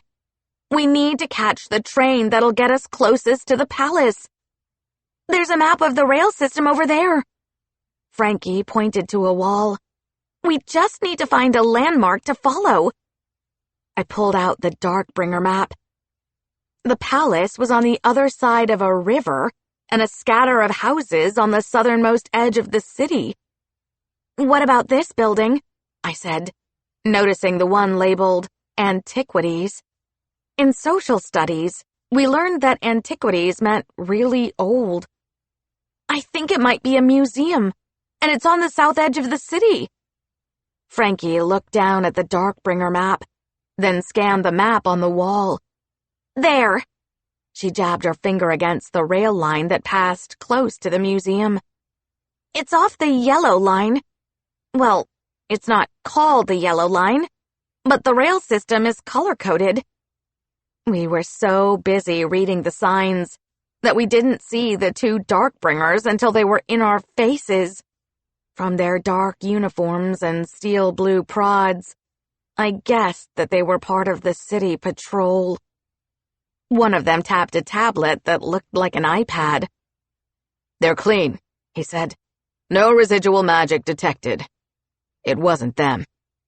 His partner, the taller of the two, stared down his nose at us. He looked like he was going to reach out and swipe some of the blue paint from my face and say, "Gotcha, little Godlings."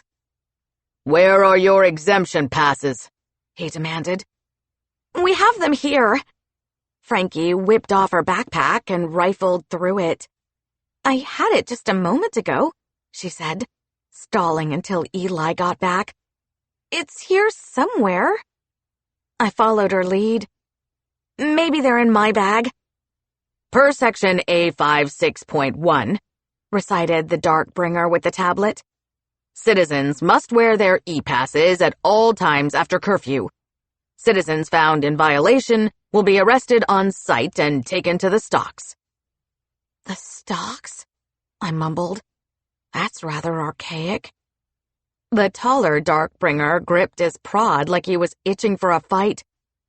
"What did you say?" "She said that's rather mosaic." Frankie pointed at the tiles on the floor. They were a uniform gray that reflected a prism of colors from the lights overhead. We were starting to draw attention now. People stopped to stare and whispered to their companions. They stood around, waiting for what would happen next. "Who would let their children outside without e-passes?" one man said. "What a shame. No one ever comes back from the stocks with their right minds," explained another. "Always missing a body part, too." An older woman shook her head. "That's if they come back at all." "By the law of the Chief of Order, you are under arrest," the patrol officer with the tablet declared. I felt a faint pressure against my side and said, "Wait! I have it!" I snatched the e-pass from my pocket. Eli had come through again. "Here it is," I said, pinning the pass to my collar. Both officers rolled their eyes, as if disappointed that they couldn't haul me off to the stocks. Some of the bystanders sighed in relief. It seemed that they were not fans of the stocks either. "And you?" The taller Darkbringer turned to Frankie, but she was in the middle of pinning an e-pass to her shirt too. He raised his left arm, revealing a glass ring on the back of his hand. The ring flashed once when he reached in Frankie's direction. It did the same when he reached toward me. Two miniature holograph photos of Darkbringers materialized above the ring. They were facing the patrol, and I could only see the backs of their heads. One had a red fro like Ms. Vanderbilt, and the other one had antlers that curved down to the nape of her neck. Now we knew for sure that the badges were IDs, and those Darkbringers looked nothing like us. "Would you believe me if I said I got my horns altered?" I said, slipping my hand into my pocket to feel for the coin. I didn't want to cause a scene, but I wouldn't let these Darkbringers arrest us either. "I changed my hair color?" Frankie said, like she was asking them a question. A crash from behind the patrol caught their attention. Someone screamed, and a lot of things happened at once. Several people pushed and shoved, and sparks flashed farther down the hall. "Unauthorized use of magic detected," the voice droned again. "Please await the arrival of the city patrol for immediate arrest." The patrol pushed past us and rushed toward the disturbance. I let out a shaky breath. That was nerve-wracking. "You're telling me?" Eli whispered, so close to my ear that I almost jumped out of my skin. He was still invisible and was keeping his voice low. "What took you so long?" Frankie slung her backpack across her shoulder again. "You try unpinning a badge that's right under someone's nose without getting caught," Eli challenged. "Let's see how long it takes you." "Never mind that," I said. "You have to stay invisible for now. This station has a way to detect when we use magic." When we finally found the sign pointing to the right train, we had to get a lift to the level above us. By lift, I meant literally taking an air pocket. We lined up along the wall and waited for the air to lift us to the next level. It hit us without warning, and the ride was a little bumpy. I clutched the headband that held my horns in place so that they wouldn't fall off. The platform, at least, was less busy, with no patrol officers. We'd only been there a moment before we heard the gentle hum of the train. Soon, green flames sparked to life over the single rail, and a glass tube pulled into the station. It hovered above the rail and the green flames that seemed to support its weight. The doors didn't slide open. They melted, and a few people exited the train at the station. The whole thing reminded me of a glass beaker set over flames. "Here goes nothing," I said, as we boarded with a small group. We took 3 seats in a corner, hoping that no one would plop down in the middle seat, on top of Eli. Frankie dug around in her backpack and removed a cloth to wipe the smudges from her glasses. The train zipped through the tunnel alongside dark walls that glowed as we passed. I thought that it had something to do with the green fuel that kept the train afloat and stable. We went through several stations with people getting on and off. Unlike the CTA, which always smelled a little funky, this train smelled sort of pleasant. I was starting to relax when a group of soldiers stepped on the train. I made eye contact with the Darkbringer from the camp, Commander Rovey, who flashed me a crooked smile that said, "Gotcha." I pulled the coin from my pocket, ready to turn it back into a staff. But the Darkbringer beside the commander raised his hand, and an invisible net pinned me to the seat. The coin dropped to the floor and rolled out of sight. "Hey!" a passenger yelled. "No magic on public transportation!" "Shut up," one of the soldiers said, waving his finger in the man's face. The man balled his hands into fists, but he didn't protest again. "Unauthorized use of magic detected," announced a calm voice over the loudspeaker again. That voice was starting to get on my nerves. "Please await the arrival of the city patrol for immediate arrest."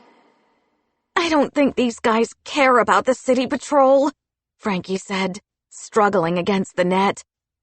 I struggled too, but it was no use. The net had pinned Frankie's hands and the backpack against her chest. My hands were jammed up against my sides. "Little thieves and arsonists," said Commander Rovey. "You thought I would let the resistance come into my camp and steal from me?" "Wait, what?" I protested. "We didn't burn down your camp." "Don't you want to know how I found you?" the commander asked, leaning close to my face. "My magic leaves a distinct mark that I can track for hours. Where is Zurin?" He had a cutting edge to his tone. When he said his magic left a mark, I thought about the poodle who always peed on the Johnston twins' tulips. He was marking his territory. "Well, in that case, I'm glad your camp burned down," I shot back, which I knew wasn't a nice thing to say, but he was asking for it. The doors opened at the next station, and a group of patrol officers stepped on the train. My heart dropped to my stomach. Newlin stood in front of the group. She was in a dark gray uniform like the other patrol officers, except hers was 10 times nicer. She looked across to the commander with a smile deadly enough to crack ice. Crap! We had enemies on both sides, and my staff was currently under a bench. Commander Rovi. She spat his name like it was poison on her tongue. So you're the one causing an uproar after curfew? Must I remind you of the basic rules of civil law? Non-essential magic is only permitted on private property within city limits. Or have you forgotten? I had a lot to learn about the dark world. What was non-essential versus essential magic? COO Newlin, the commander said, with no pretense of politeness. Shouldn't you be at your big, comfortable desk, not out in the field? The life of a bureaucrat fits you. I would be out in the field if you hadn't stolen my job, Newlin said through gritted teeth. Rovi smiled, his nostrils flaring. And now I'll get another promotion for capturing these resistance fighters.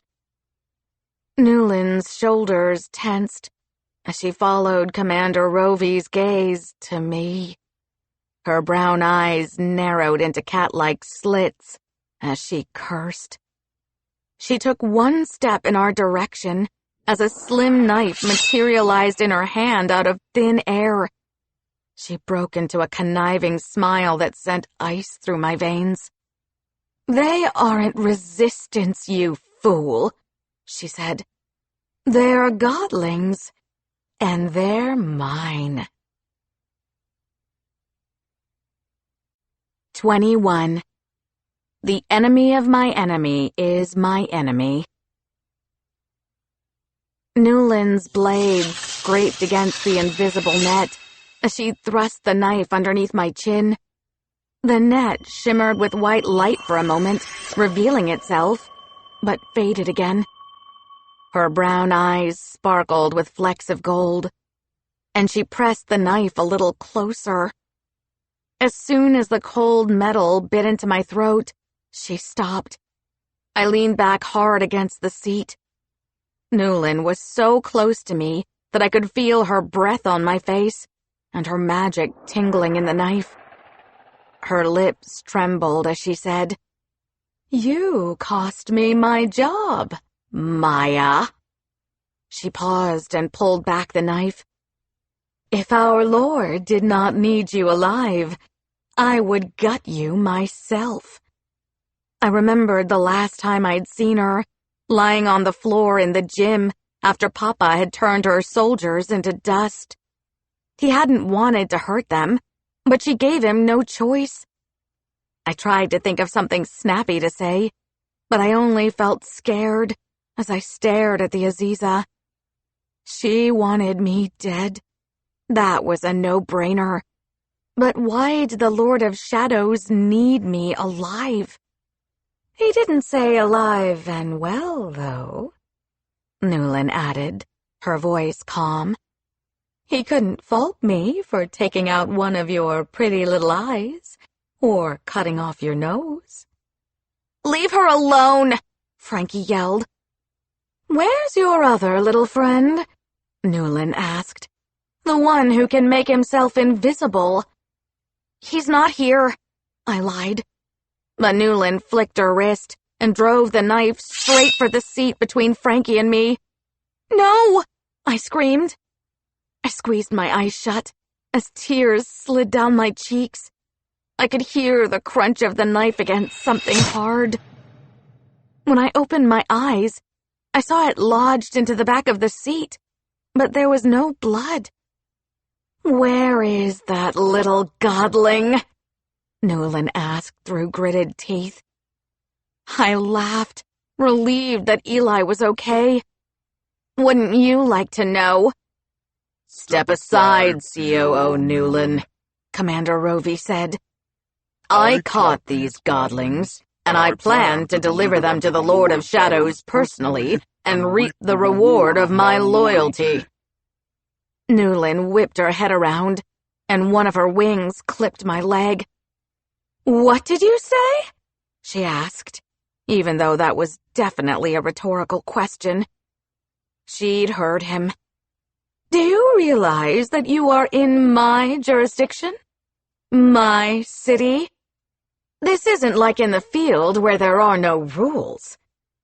The other passengers ducked around Commander Rovi's and COO Newlin's opposing forces. They fled through the doors on either side of the car, opting to go to another part of the train instead. I didn't blame them for choosing to run before the real fighting started. I wished that we could duck right out with them, but Frankie and I couldn't free ourselves. The net bit into our skin, and no amount of struggling helped. And where was Eli? This was about to get ugly fast. We'd seen both Newlin and Rovi in action. They were deadly. "What of it?" Rovi glared at Newlin. He moved his legs wide, with his hands hanging limp. Typical attack position. It looked like a neutral stance on the surface, but Papa had done it many times during staff training. "This city is of little importance." "Even still," Newlin warned, "you do not want to challenge me." "I think we're too late for that," Rovi said. The 4 soldiers at Rovi's back stepped closer. One had flames ignite on his fingertips. He must have been a distant cousin of Winston. Another had spikes that grew all over her body. A second girl's eyes began to glow. The last one, the boy who'd trapped us under the net, cracked his knuckles. Newlin's knife faded, only to be replaced by steel blue prods, one in each hand. A vein of electricity sparked along the length of the prods. The 4 patrol officers behind her followed her lead. On account of her being an awful person, I didn't have the heart to tell her that Rovi could absorb energy. Besides, let them fight. That was the only way we'd have a chance to get out of this. We could escape while they were busy trying to kill each other. Newlin struck first, as the train rocketed down the track. She didn't head straight for Rovi. She pivoted and spun, as the soldier with flames let loose a firestorm at her. Her wings that had been green, blue, and gold a moment ago changed to a bright silver that almost looked like metal. The fire bounced harmlessly off them. One of her patrol guards leaped to the glass ceiling and scuttled across it like a spider. I didn't know how he could do that with the prod still in his hands. Once he was in enemy territory, he dropped from the ceiling, barely missing the spikes that shot out at him. He was quick as he crouched and jabbed his prods into the flame boy and the girl with the spikes. The boy's flames went out like someone had doused him in water, and the girl's spikes retracted back into her body. "The prods neutralize magic," I whispered under my breath. That wasn't like the prod the Darkbringer used against me at Comic-Con this summer. Maybe they could be programmed to do different things. The patrol officer hit them with another jolt that knocked them out. But before he could attack again, Rovi sent an electric charge that cut him down too. He hit the floor. Newlin 2, Rovi 1. "Are we sure Eli's not?" Frankie swallowed hard as she stared at the spot where Newlin's knife had pierced through the seat. "What if—" "If I had died in ghost mode, then I wouldn't have to change much, would I?" came his voice. He sounded like he was across from us but up high. Was he on the bag rack above the seats? "Did you miss me?" "Absolutely not," Frankie blurted out. But I could tell that she was relieved to hear his voice too. Are you planning on helping us?" "Waiting for the right moment," he grumbled. "Now would be a good time," I said, but I could already feel pressure against the net. Commander Rovey had 2 soldiers left to fight against Newland's 3 patrol officers. The girl with the glowing eyes stepped around her fallen comrades. One of the patrol officers swung his prod at her and froze mid-strike. He didn't turn into stone like in the stories about Medusa, but he looked like a department store mannequin. The girl turned her gaze on the other 2 officers, but they closed their eyes. Smart. The boy with the power to make invisible nets stiffened at the Medusa girl's side, his jaw clenched tight. He seemed to be struggling as he turned to her, his hands shaking. He gritted his teeth like he was fighting something inside himself.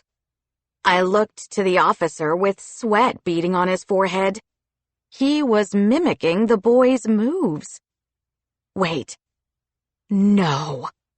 He was making the boy turn on the Medusa girl. The boy lifted his hands and flung out a net that slammed Medusa into the wall. The impact cracked the glass, and the train swayed hard to the left. I could hear people screaming on the next cars. The girl slid to the floor unconscious. Newland 3, Rovey 2. The boy shook his head, seeming to come out of his trance altogether. He screamed as he raised his hands again. He hit the last 2 officers with a net that pinned them to the ground, just as the train finally righted itself. Sweat poured down his face as he dropped to his knees and passed out too. Newland 4, Rovey 4. Eli finally cut through my net and thrust the coin into my hand.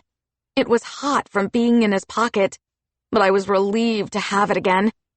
With a deep moan, it transformed into staff form.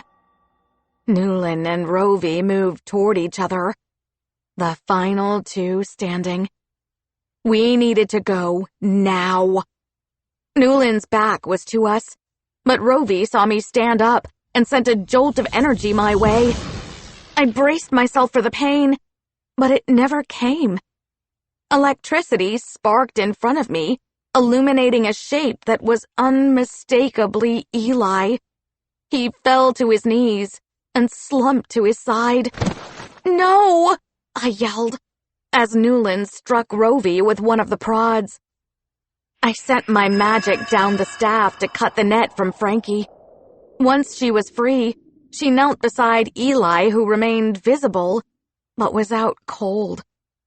"Antiquities is next," a voice announced. "Exit right, and have a nice day." "That's our stop," Frankie said, as we hoisted Eli up between us. As we neared the station, 24 patrol officers waited on the platform with their prods ready. Newland would have backup soon. Rovey locked Newland in a bear hug, and electricity shot through her. Her whole body shook, and the prods dropped from her hands. Rovey laughed as she went limp in his arms. I didn't feel sorry for her. I tried to open a gateway so we could escape, but I must have been too distracted because the sparks fizzled out. I tried a second time, and the same thing. This couldn't be happening right now. Newland headbutted Rovey. He dropped her, and she crashed to the ground. Rovey stumbled back, looking dazed and confused, while Newland gave him a vicious smile. "This is the end of the line for you," she said, as knives appeared in her hands. "Maya, let's go," Frankie said, her voice low. I wouldn't dare turn my back on Newland. She was too dangerous. Instead, I guarded our rear, and Frankie focused on what was ahead of us. Rovey sparked with a new surge of electricity. The fight wasn't over yet, not by a long shot. When we reached the door between the two cars, a A seam split down the middle, and the door melted open. We entered into new chaos. People were in full panic mode. The train came to a stop, and everyone rushed out. As we did, the patrol officers shoved their way into the car with Newland and Rovey. Sparks lit up the platform. Windows shattered. Metal twisted and bent. The wall near the track cracked and rained down sharp bits of stone.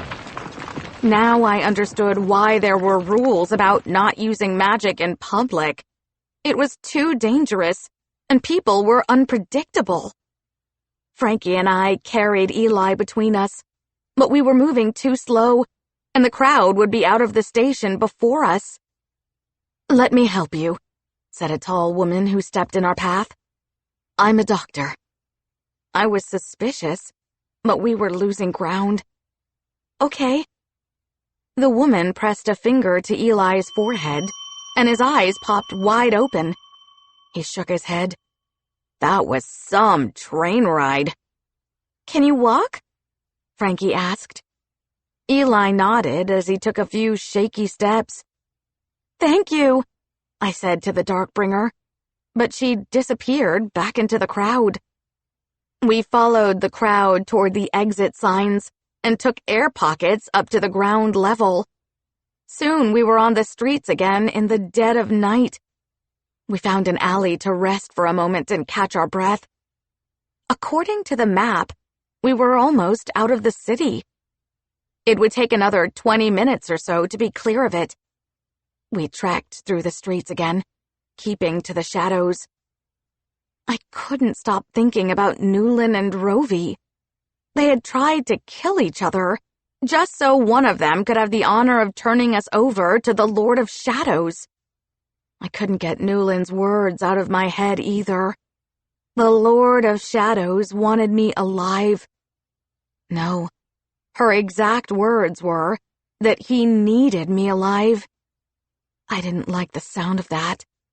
He was up to something. That was bad enough. But if he needed me to make his latest evil plans work, then I was in big trouble. 22. Something's not right. After we passed the city limits, we expected to see a river and a scattering of houses, but we got a rude awakening. We stood face to face with a mountain range. I pulled out the map again, tracing our path, looking for where we made a wrong turn. How could I mess this up? Eli leaned on my staff, while Frankie and I spread the map on the ground. It showed the mountains behind the Antiquities building and its surrounding garden. This isn't right, I frowned. I'm sure there was supposed to be a river. I told you not to trust that thing. But neither of you ever listened to me, said Eli under his breath. I studied the mountains on the new path to the Crystal Palace. We should have known that if there were a map to the Lord of Shadows' hideout, it wouldn't be that easy. The Darkbringer boy at the camp said that the palace was top secret. So maybe the map is booby-trapped. I think you can drop the maybe part, Eli said. I bit my tongue. This was not the time to be funny or cynical. Every moment we wasted in the dark put Papa at greater risk. We had to figure this out, and soon. I glanced over my shoulder. The city loomed at our backs, watching our every move. Newland was there. Rovey, too, if she hadn't put an end to him. Now that Newland knows we're here, when she's done with Rovey, she'll come after us. I stuffed the map in my backpack. We keep going, but we have to be more careful. I don't see another choice. Newland said the Lord of Shadows needs you alive, so we can use that to our advantage, right? Frankie asked, emphasis on the word needs, which only made my skin crawl. She knows that she can't kill you, although She doesn't seem to have any qualms about killing us. I can see it now when she delivers Maya to the Lord of Shadows. Eli bowed his head and groveled. She'll be like, "Oh, Lord, the mightiest of the mighty, king of slithery things, the god of the dark, the—" "We get the point, Eli," I said, forcing down a smile. Frankie fiddled with her crooked glasses. "Why do you have to be so extra?" "The same reason why you have to be so nerdy," Eli retorted. We reached a sign at the base of the mountain that pointed out several trails. I don't know why the Lord of Shadows would need me alive. "You're the only one who can stop the veil from failing with your father sick," Eli suggested. "He probably wants to guarantee that you'll be out of the way." I don't quite buy that. I frowned. He could let Newlin or Rovy kill me. "He'll have a better chance of winning if the veil is completely gone," Frankie said. "But I don't think it's that simple." "Exactly my point," I mumbled to myself. We studied the sign. Each trail had an estimated distance and time to get from one side of the mountain to the other. "The shortest trail is straight up," I said, "but it looks pretty steep. It could be dangerous, especially at night." "Which is the safest route?" Eli asked, poking his head over my shoulder. "The trail along the side of the mountain," Frankie answered, "but that one takes almost 3 times as long." Even though I wanted to get to the palace fast, it didn't make sense to take the most treacherous path. Besides, Newlin knew that we were desperate and might think we would risk it. "I vote for the safest," I said. Frankie and Eli seconded and thirded the vote. Fog curled around the mountain, and we couldn't see more than a few feet in front of us. The trail was barely visible, with a wall of rocks on one side and a wall of darkness on the other. Eli picked up a pebble and threw it over the side. It cracked against something and kept bouncing before it finally stopped. Frankie took a step back. "We're going to want to stay far away from the edges." "This may work to our advantage," I said, and they both looked at me like I had lost my mind. I mean, think about it. It's foggy out and there are tons of trails. Newlin and her patrol can't know which one we took if we cover our tracks.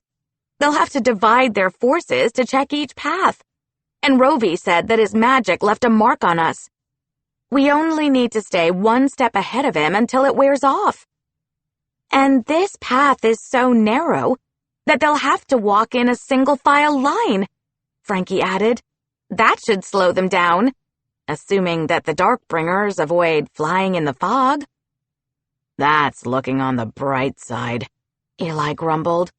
"Miss Safest Route." Speaking of single-file lines, that was the only way we could traverse the trail, too. At first, the route was okay. It was clear of debris and wide enough to make us almost forget the deadly cliffs below. Frankie and I took turns covering our tracks. She used her energy to smooth out the dirt, and I called forth wind with the staff to do the same. We walked for hours, and my feet hurt more with every step. We came to a part of the path that was not so much a trail as it was a slope with loose rocks. "There is no way I'm going over that," Eli protested, "especially at night." "He's right, Maya," Frankie said, rubbing her eyes. "We're tired, and we haven't heard anyone following us. Maybe Newlin will wait until morning." Even if I didn't want to stop, we couldn't climb across the stretch of rocky terrain at night. We couldn't see how far it went, even with the light from the staff, which got eaten up by the fog. "But you're right," I conceded. "We'll start again at daybreak." "Good," Eli said, "because I'm hungry." Frankie slid down to take a seat beside the rock face. "You're always hungry," "Hey," Eli said, "I'm a growing boy."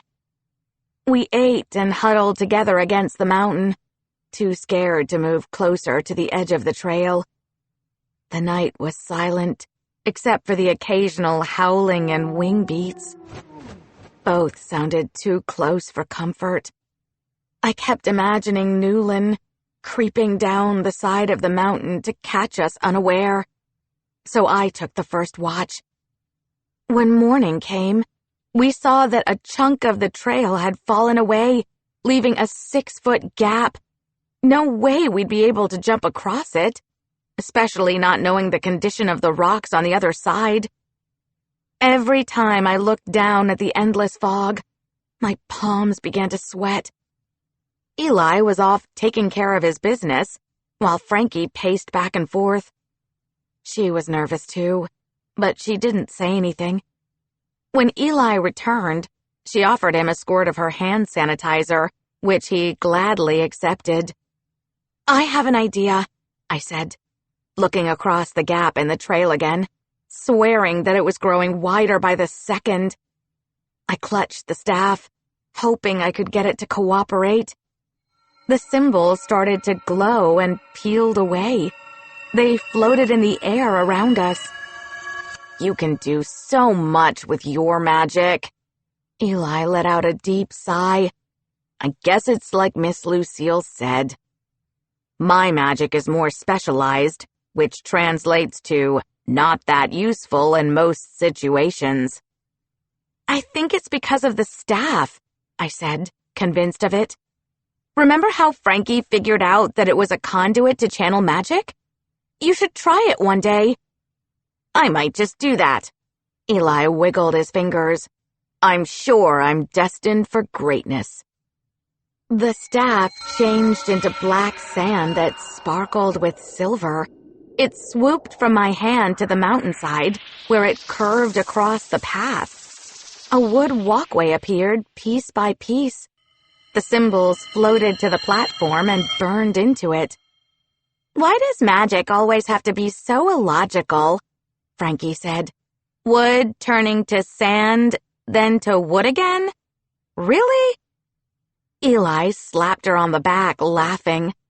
"Yes, we know. Don't Frankify us right now, okay?" I took a step forward. "I'll go first." "Next!" Eli yelled before Frankie could. She groaned but didn't protest. The wind whipped through my locks, threatening to pull my hair out of my ponytail. I shouldered my backpack and tightened the straps. It was now or never. I sucked in a breath and set off across the bridge of God symbols. I took one careful step after another, watching my feet. Out of the corner of my eyes, I could see some of the jagged rocks far below. No one could ever hope to survive a fall here, and that thought made me more nervous. I was halfway across the bridge when it swayed in the wind. Eli had climbed on, and the flimsy wood didn't like the extra weight. The morning dew was settling on the platform, making my sneakers slippery. Eli had made it halfway when Frankie climbed on the bridge, then slipped. It happened in slow motion, like a scene in a horror movie playing out frame by frame. She went down hard and rolled over the side of the ledge. "No," Eli said, running back for her. But that was a mistake. He slipped too and almost fell.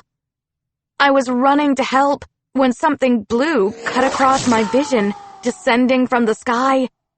I saw a flash of a barbed tail. Then I knew it was a Darkbringer. He moved in and out of the fog so fast that I didn't see him until he was right there. He crouched against the rock face, peering down at Frankie, who'd managed to grab onto the edge of the wood. He wore all black, like Rovey and his soldiers. My belly flip-flopped. "Take my hand if you want to live," the Darkbringer said, his voice as cold as ice.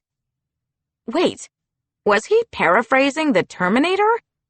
And why was this Darkbringer helping us?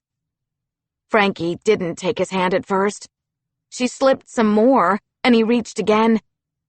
This time, she grabbed his hand, and he yanked her from the bridge and disappeared into the fog. "Frankie!" I yelled, as her screams echoed against the rocks. Eli crawled the rest of the way across the bridge, his face wet with tears. I called the staff back, and it materialized at my side again. Eli pressed his fists hard against his forehead. "The Darkbringer took her," he cried. "Just took her." I stood frozen in place, clutching the staff hard enough to make my hand burn. It happened so fast. "We'll find her," I said, my voice choked. I dropped my head, feeling tired all over. Frankie couldn't be gone. It was my fault that she'd come to the dark, and now this was my fault too. I swiped hard at the tears blurring my eyes, but they kept coming. Another flash caught my attention, and I snapped up the staff, ready to fight. The Darkbringer who'd stolen Frankie landed in the fog in front of me. This time he wasn't alone. Someone else stood shrouded in shadows behind him. I stalked toward the Darkbringer, heat burning through my body. My skin glowed with blue light. I was going to make him pay. 23. Friend or foe? Is there really a difference in the dark? As soon as the Darkbringer stepped out of the fog, I cursed under my breath. I was both relieved and dismayed to see it was Zurin, the boy we freed at the camp. He wore a black soldier's uniform, although he didn't seem to have any weapons. He had skin the color of azure with copper freckles across his nose and cheeks. His beautiful jet-black eyes sparkled in the weak morning light. I blinked, squashing all thoughts about his eyes. Maya Janine Abiola, get your head right. This was such a betrayal. I had kept my end of the bargain. In exchange for information and the map, I'd set him free. How dare he snatch up Frankie like a thief in the night? He was asking for what he had coming to him. A butt-whooping. "Where is she?" Eli demanded through gritted teeth. "You better start talking now," I said, the staff aglow in my hand. Is that any way to treat the person who saved Frankie's life? The Darkbringer asked, his eyes wide as if we'd offended him. I could have let her fall to her death. Then she wouldn't be Frankifying anyone. It was never a good thing when your enemy knew more about you than you knew about him. He had to have been following us this entire time. I took one step toward him. "Listen, Zurin. We're not here to play games. Where's Frankie?" "Ah, so you know my name. How interesting." The other person, who I'd mistaken for a Darkbringer, coughed and made the grossest hacking sound. I thought they'd spit up a lung or something. "Guys, I swallowed a fly," Frankie said, wobbling out of the fog. I let out a shaky breath, and Eli laughed as she stumbled over to him. "Isn't there supposed to be protein in flies?" "Worms have protein." Frankie bent over and threw up. "Not cool," Eli said, but he was holding back a snicker. He pulled out his phone to snap a photo, but like the last time we were in the dark, his battery had gone dead. "Ugh! Reason number one why this place sucks. I can't even take embarrassing pictures of my friends." I glanced around to make sure no other Darkbringers lingered above or below us. I couldn't stop thinking about Rovi on the train with Newland, the enemy of my enemy. "Why are you here?" I asked, turning my attention back to the Darkbringer. "Obviously, I'm here to help." Zurin gave me a blank stare, as if to say I should have figured that out by now. You saved my life at the camp. No thanks. Eli butted in after clearing his throat. You're our sworn mortal enemy, remember? I'm not your enemy, Eli. Zurin snapped. You should see that by now. Frankie wiped her mouth with the back of her hand. He did save my life.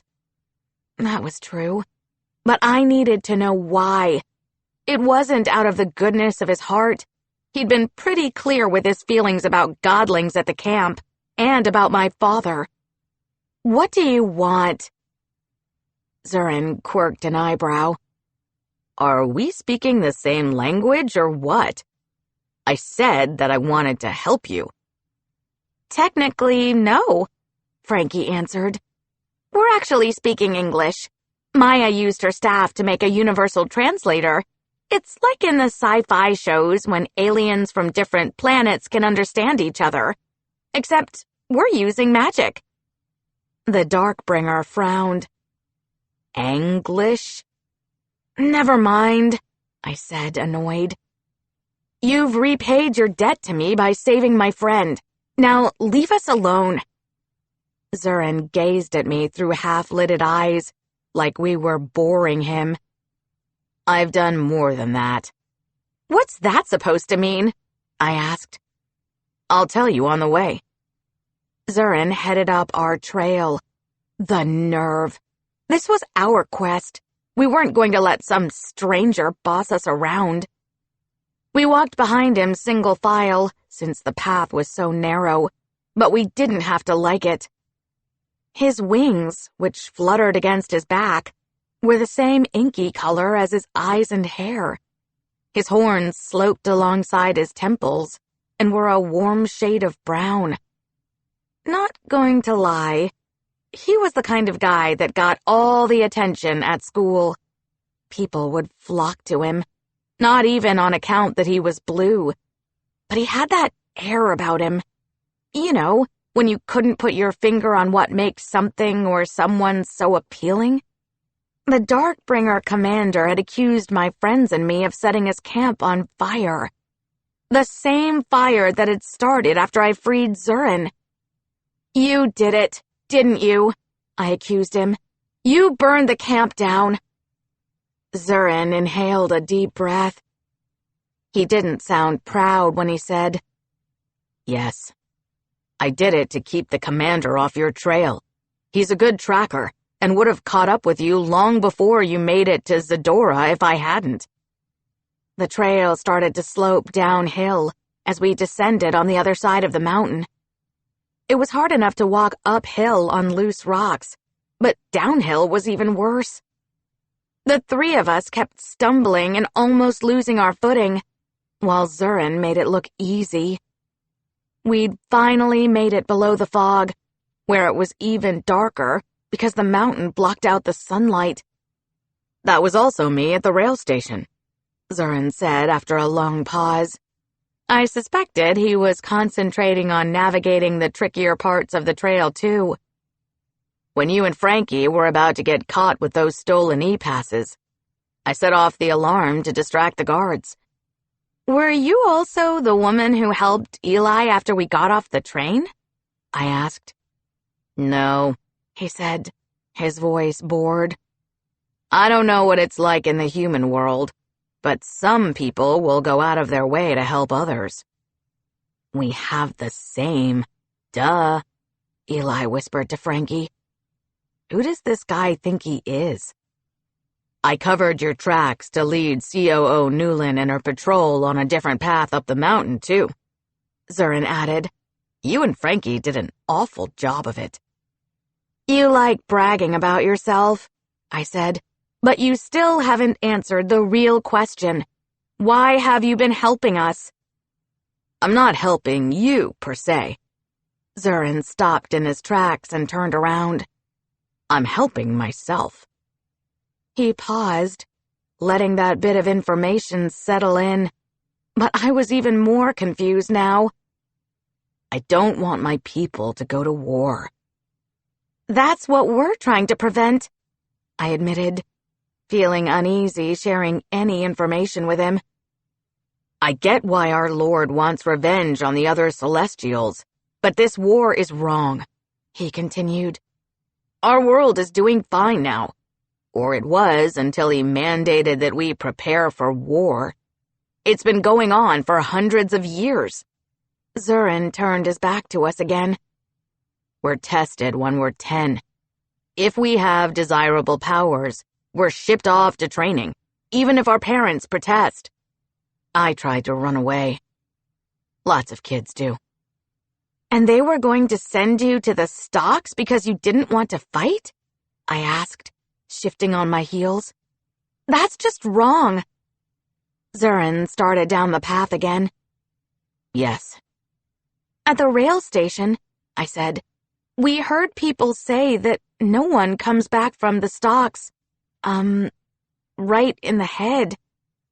Zurin's shoulders stiffened. You work 16-hour days. It's the absolute worst. Sounds like corporate America, Eli joked. Zombies in suits, except on Fridays when it's zombies in jeans. Do they put you in a metal collar to neutralize your powers, so you have to do the work without magic? Zurin sped up, and his steps became less careful. Rocks slid underneath his feet and tumbled over the side of the mountain. And make you spend your life in forced labor? Eli had most definitely missed the mark with his comment. Sorry, he apologized. That's just wrong. Zurin inhaled a sharp breath and changed the subject. I'm not the only one who wants to stop a war with your world. People have tried to reason with the Lord of Shadows, but he won't listen. So the only chance I have is to help you, daughter of Elegua. I wasn't about to start trusting him on his word alone. As for the war part, it made sense that some of the Darkbringers didn't want to fight. If you want to help, then tell me how the Lord of Shadows is causing tears in the veil, I demanded. Zurin slowed down, like he was weighing a big decision. I overheard Rovi saying that the Lord of Shadows had a weapon in the Crystal Palace. I think that it may be the source of the tears. He let out a deep sigh. That map you got isn't quite what it seems.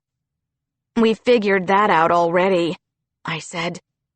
The palace is hidden, Zurin said. The map will show you endless paths to get there, all treacherous. That seems very, I said. Diabolic? Frankie offered. So you know how to get to the palace? I asked. Not exactly, Zurin said. I don't know the route the map will take you on, but my unit trained through many traps you may run into on the way. I wasn't sure we should trust him. If the Lord of Shadows wanted me alive, needed me alive, this could be a trick. I'll help you get to the palace so you can prevent the veil from falling, Zurin offered. We need to talk it over, I said, crossing my arms. Alone. Zurin threw up his hands and stepped over the side of the cliff. After a few seconds, I could hear the sound of his wing beats growing distant in the fog. It was the same sound from last night. I couldn't believe that he'd been following us since the Darkbringer camp, and we didn't have a clue. Eli set his jaw, his expression icy. I don't trust him. I'm not sure that his story adds up, Frankie said. I don't think he's telling us the whole truth. I bit my lip.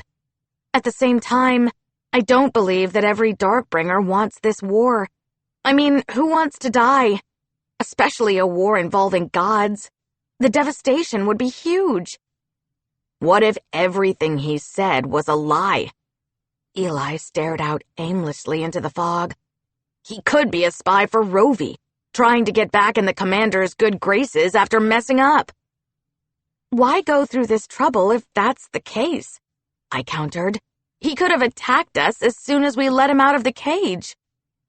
Frankie clutched the straps of her backpack. "That's true." "Should we take a vote?" I suggested. "Against," both Frankie and Eli said quickly. "What happened to keep your friends close and your enemies closer?" I asked, hoping they'd reconsider. I wanted to believe the Darkbringer. Plus, if the map was leading us into traps, we needed all the help we could get. Usually, Frankie was the reasonable one between the three of us, but she crossed her arms. I sighed in defeat. I guess we'll find out soon enough if he's friend or foe when I tell him we voted to give him the boot. "Friend or foe," Eli said. "Is there really a difference in the dark?" Wing beats filled the air as Zurin cut across the sky and landed in front of us, blocking the path. His wings stretched out wide as his tail swept the ground back and forth in agitation. Zurin put his hands on his hips and tilted his head to the side, like he designated himself our fearless leader. He shook out his wings, spraying us with a fine mist. Had he done that on purpose? "Sorry," he said, his cheeks deepening to purple. A single black feather fell away from his left shoulder. With lightning-fast reflexes, he reached up and caught it. The feather turned into black mist before our eyes.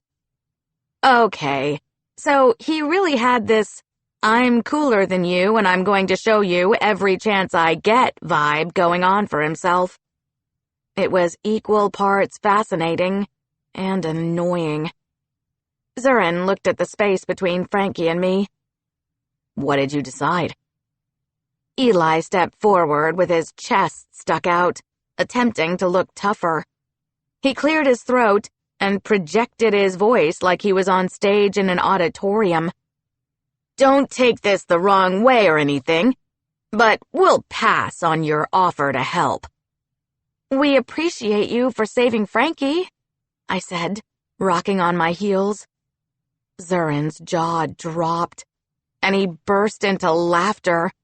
"Oh, this is precious," he spat as he turned to leave. "You're going to be begging for my help. Wait and see."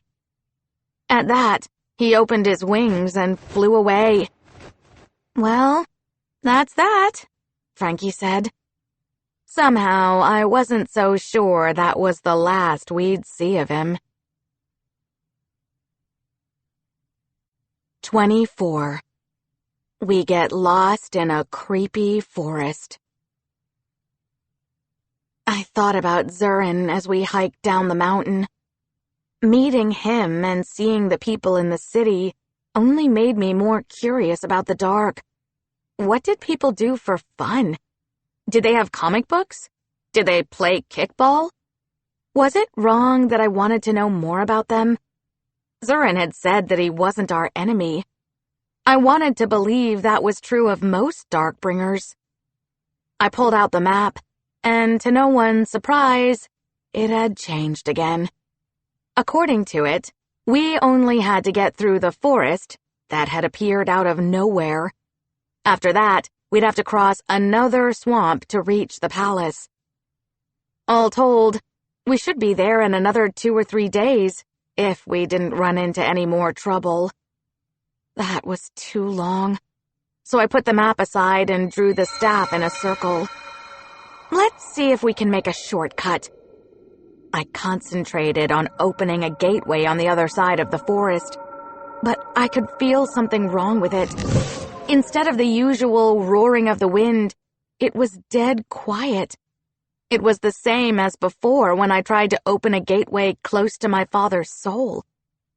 The god symbols on the bridge grew dimmer until it faded and the gateway closed. Frankie hugged her arms to her chest. "More wards?" "Yeah," I said, frustrated.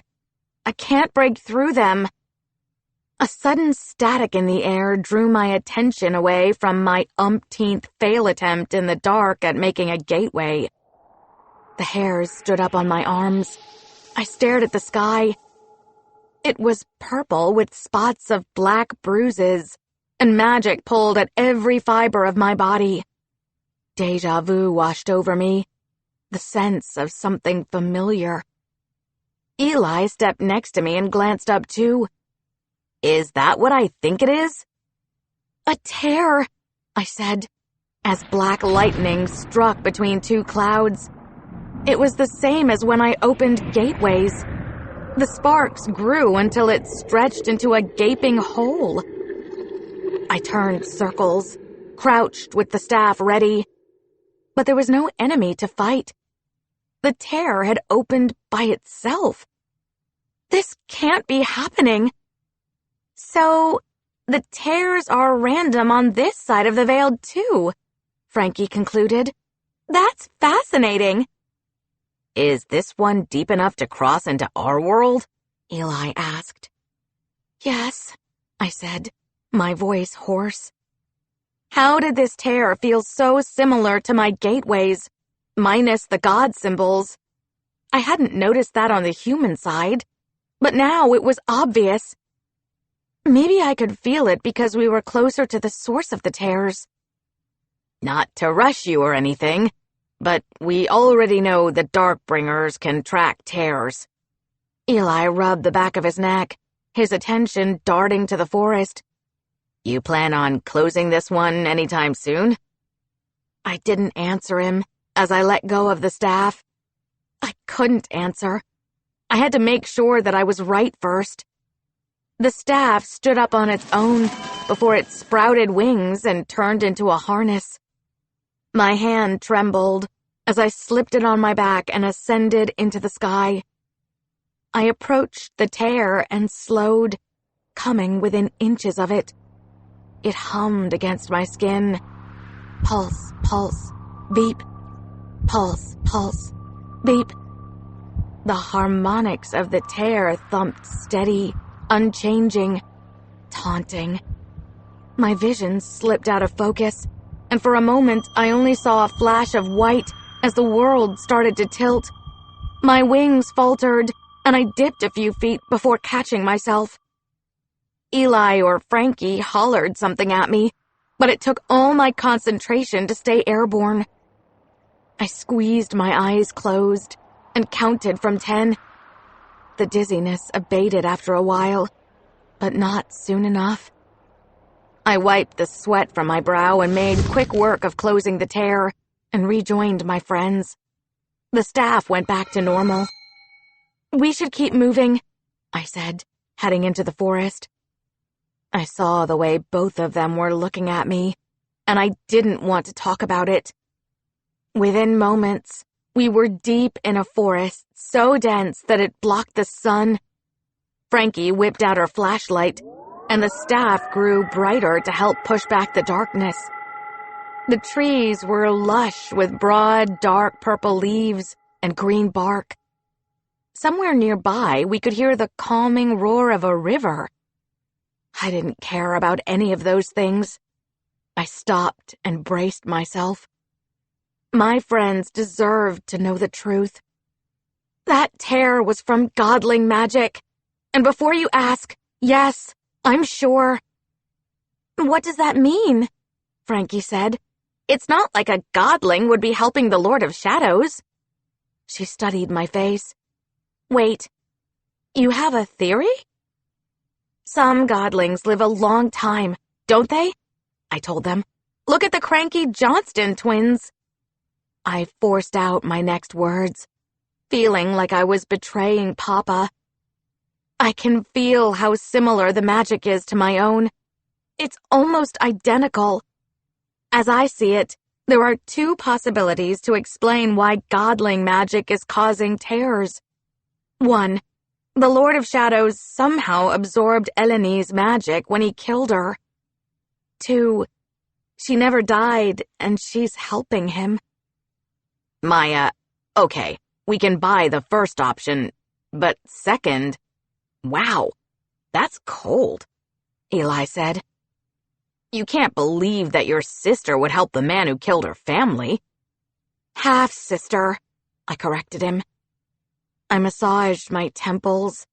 My head was throbbing. I don't want to believe it's true, but we have to consider it. The Lord of Shadows befriended her on the crossroads. We don't know if he got her to switch sides then. Neither of them said anything else as we continued deeper into the forest. We tuned in to the rustling of leaves, twigs cracking, and the low whistle of the wind. This one was the most normal forest we'd been through in the dark, which probably meant we had to stay extra alert. If what Zurin said about the map was true, and it had been so far, then this forest would prove to be another obstacle. I don't know how this is possible, but I smell pecan pie, Frankie said, rubbing her belly. Eli wrinkled his nose. It smells like armpits and dirty gym socks to me. When I inhaled, something in the air reminded me of Mama's lilac perfume. The top 5 best places to see a ghost, Eli said, diffusing some of the tension between the three of us. 1. A haunted house. 2. A haunted cemetery. 3. A haunted hotel. 4. A haunted abandoned amusement park. And 5. A haunted forest. And we have a winner. Can we talk about something else? Frankie asked, as a gust of wind slammed into us. A scream rang out in the forest, and I froze with my ears perked. I'm here, Maya, my father's voice whispered to me. Tears sprang to my eyes. Was Papa here? How was that possible? Help me, baby girl. I shook my head, trying to clear my thoughts. Papa couldn't be here. He was at home in a coma. The Lord of Shadows trapped my soul in the forest, Maya, Papa said. I can't find my way out. Please help me before it's too late. Maya, honey? Where are you? Mama called. It's so cold here. This was absurd. Mama would never come to the dark world. Papa wasn't here either. That said, the forest sounded exactly like my parents, which made me think that it was reading my thoughts. What kind of nightmarish thing would it conjure when it knew your hopes and fears? I shuddered and pushed the voices out of my head, trying desperately to ignore them. I'm coming, Jayla! Eli screamed. Don't move! Eli, don't! I yelled as he tunneled through the thick bushes and disappeared.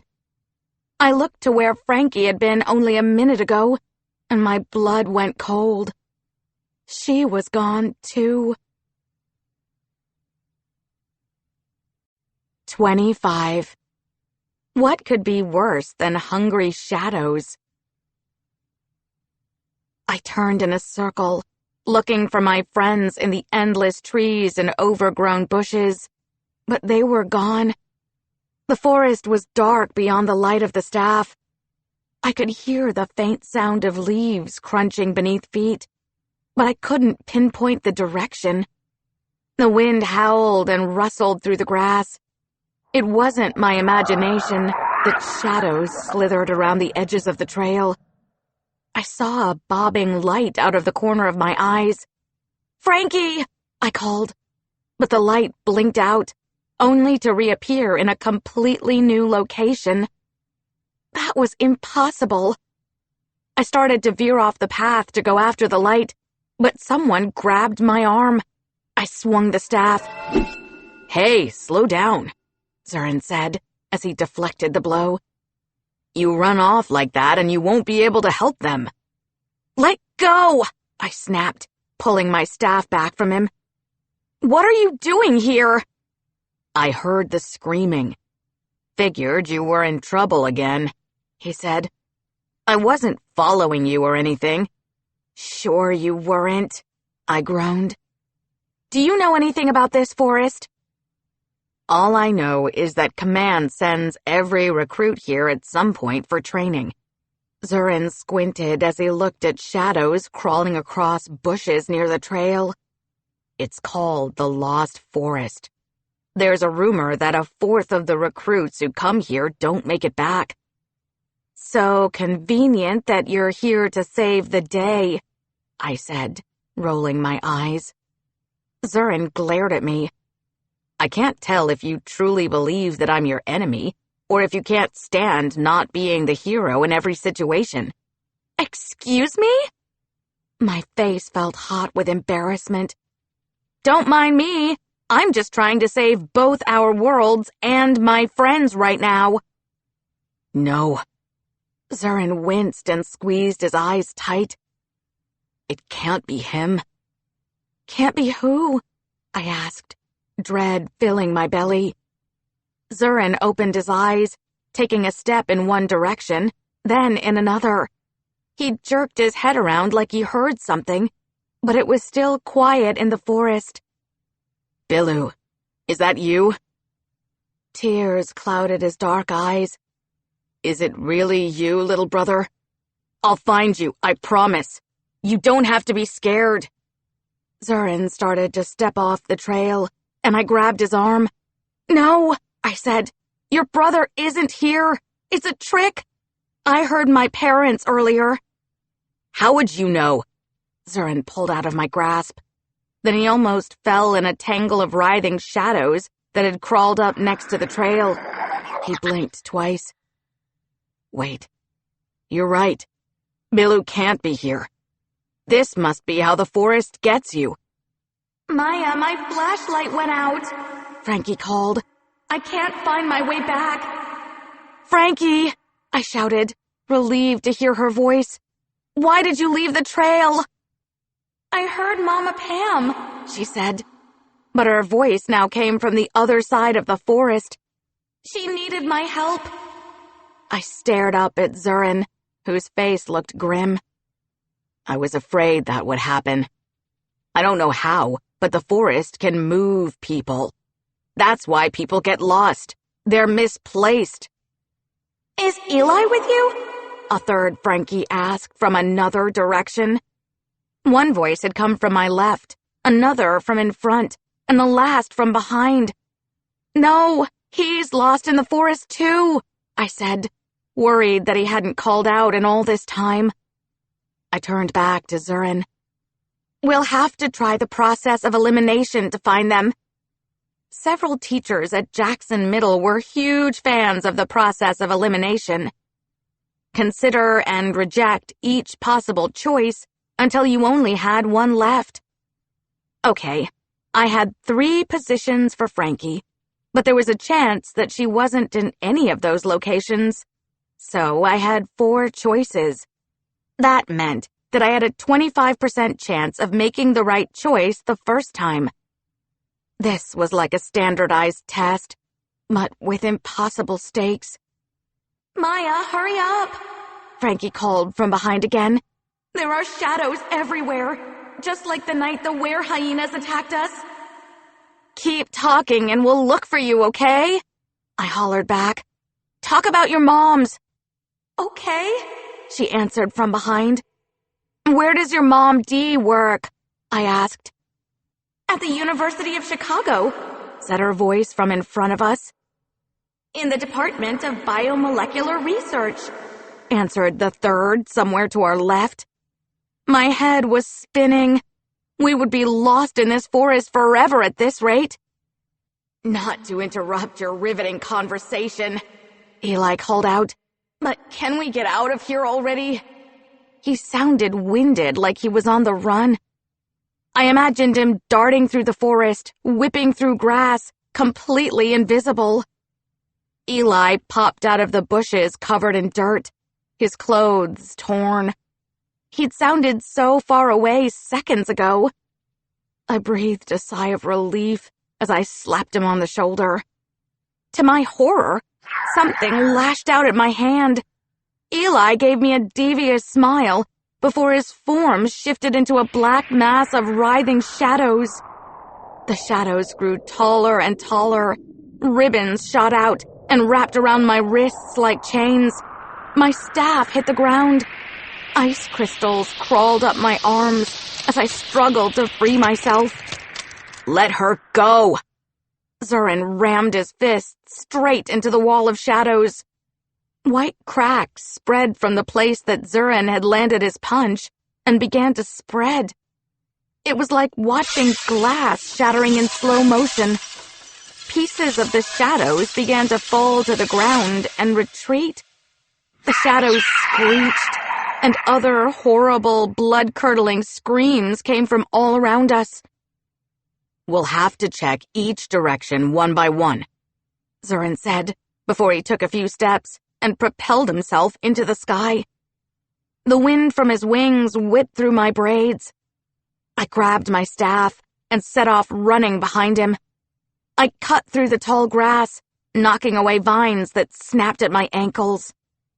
A shadow pounded me across my back, and I hit the ground hard.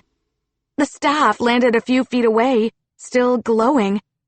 I reached out my hand and it flew toward me, but another shadow snatched it right out of the air. I watched in disbelief as the shadow snapped my staff. "No!" I screamed as the two halves landed in the dirt. The light faded from the god symbols. My body felt like it was on fire as I climbed to my feet. Blue light pulsed across my forearms. "You really shouldn't have messed with my friends or my staff." I gritted my teeth and ran straight toward another wall of shadows, which wasn't my smartest move. When we collided, the impact knocked me on my butt. But something else happened too. A white light began to snake through the shadows, tearing holes in the darkness. The shadows screeched again, but this time they didn't break apart. The light kept growing until it swallowed the shadows whole. "Ugh!" Zurin screamed. I grabbed the two halves of my staff and sprinted toward his voice. Maybe he would be in a new location by the time I got there, but I didn't have time for these games. I had to find Papa's soul before it was too late. I had to save my friends. I would get out of this forest if I had to fight every single shadow by myself. "Can someone explain to me why shadows are trying to eat us?" Eli asked, from somewhere near the same location as Zurin. "We've already established that they aren't exactly friendly," Frankie said. I swallowed my hope, knowing that the forest was a trickster. When I got to the clearing, though, I found Frankie and Eli tangled in shadows. I had no time to celebrate. A shadow had Eli by the foot and was dragging him deeper into the forest. Frankie had lassoed her energy magic around his waist and was pulling him back with all her might. Zurin was fighting 3 shadow monsters on his own, but they had him surrounded. They lashed out at him, and shards of ice crystallized against his skin. He held his own until one of the shadows flung him to the ground. He didn't move, as the 3 descended upon him like he was helpless prey. "I got Eli!" Frankie shouted through gritted teeth. "Help Zurin!" Frankie was holding on to the energy rope with both hands, and then she let it go. I gasped, and for one brief, terrifying moment, I thought Eli was a goner. Frankie launched a mini energy disc. It sliced through the air and cut the shadow right below Eli's sneaker. If she'd been a few inches off, she would have hit him. Eli flopped on his back. "I'm going to pass out now." I was on top of the shadows attacking Zurin before they saw me coming. Both parts of the staff glowed in my hands. I slammed the sticks into the shadows hard. The impact vibrated up my arms into my teeth. My vision was a blur as I twisted and turned to keep out of their grasp. The shadows screamed as veins of white started to form around the places that my sticks struck. After enough hits, they fled deeper into the forest. Thank you, Zurin said. I guess I owe you my life again. I reached out a hand to help him up. He looked at me sideways before taking it. You don't owe me anything. Thanks for coming back to help us. Zurin stood up to his full height and shook off the ice crystals from his arms and wings. Don't mention it. Frankie helped Eli to his feet. They fist bumped, then added in an elbow tap for good measure. Take that, Shadows, Eli cheered. We didn't come here to play with y'all.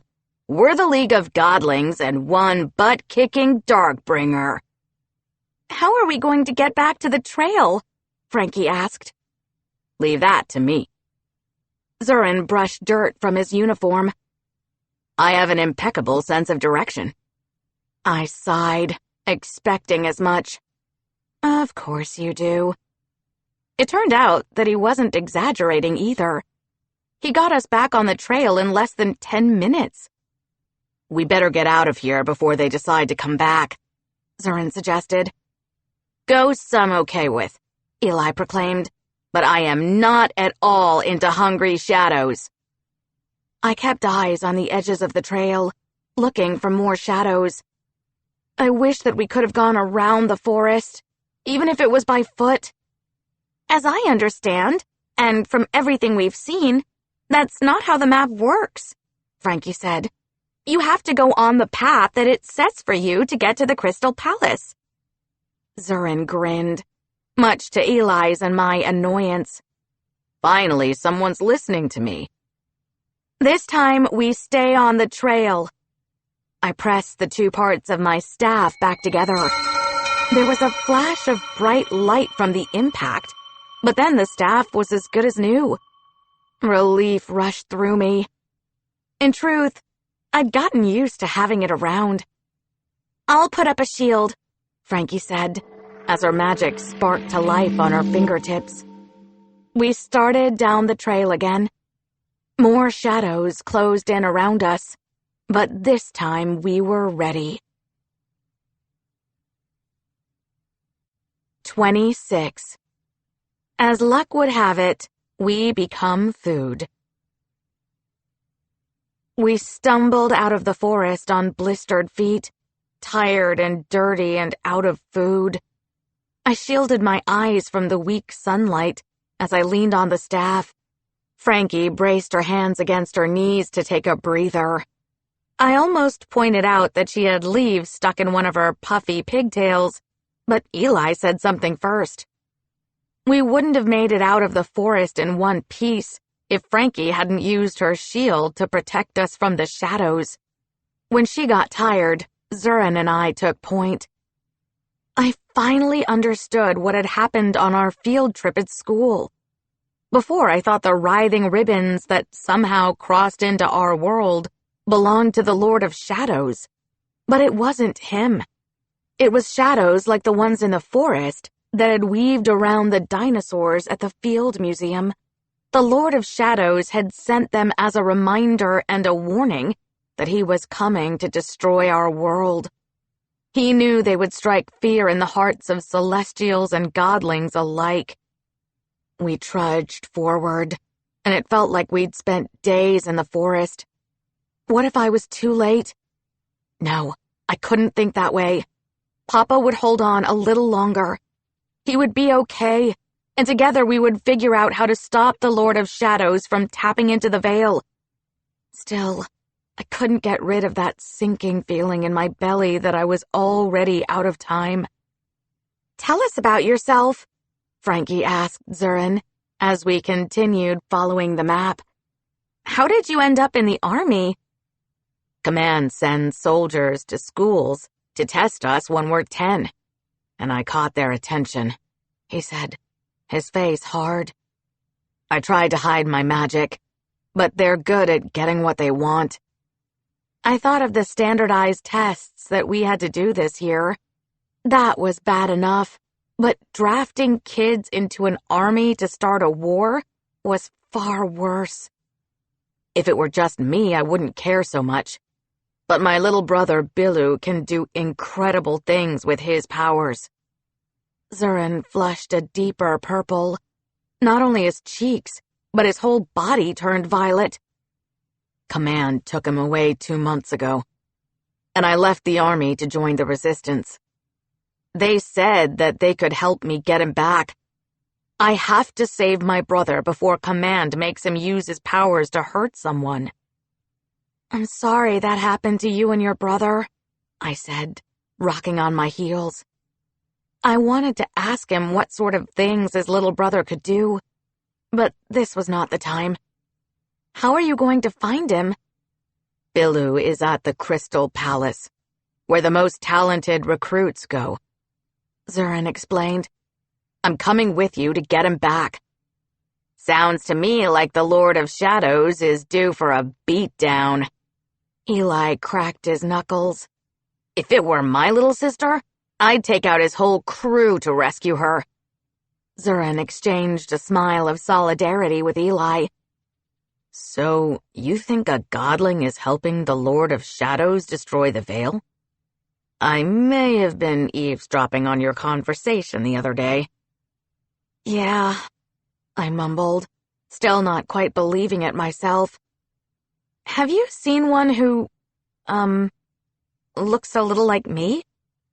I don't remember anyone ever mentioning a Godling here before you three came a few months ago, said Zurin. That should have been a relief to hear, but I still didn't have a good feeling about it. I would find out soon enough if Eleni had been helping the Lord of Shadows. Why haven't more Darkbringers gone through the tears? Oh, they have, Zurin confirmed. The Lord of Shadows only sends the ones who can shift their appearance and act human. Their mission is to infiltrate your world and learn how to exploit your weaknesses. Dread coursed through my chest. This was my fault.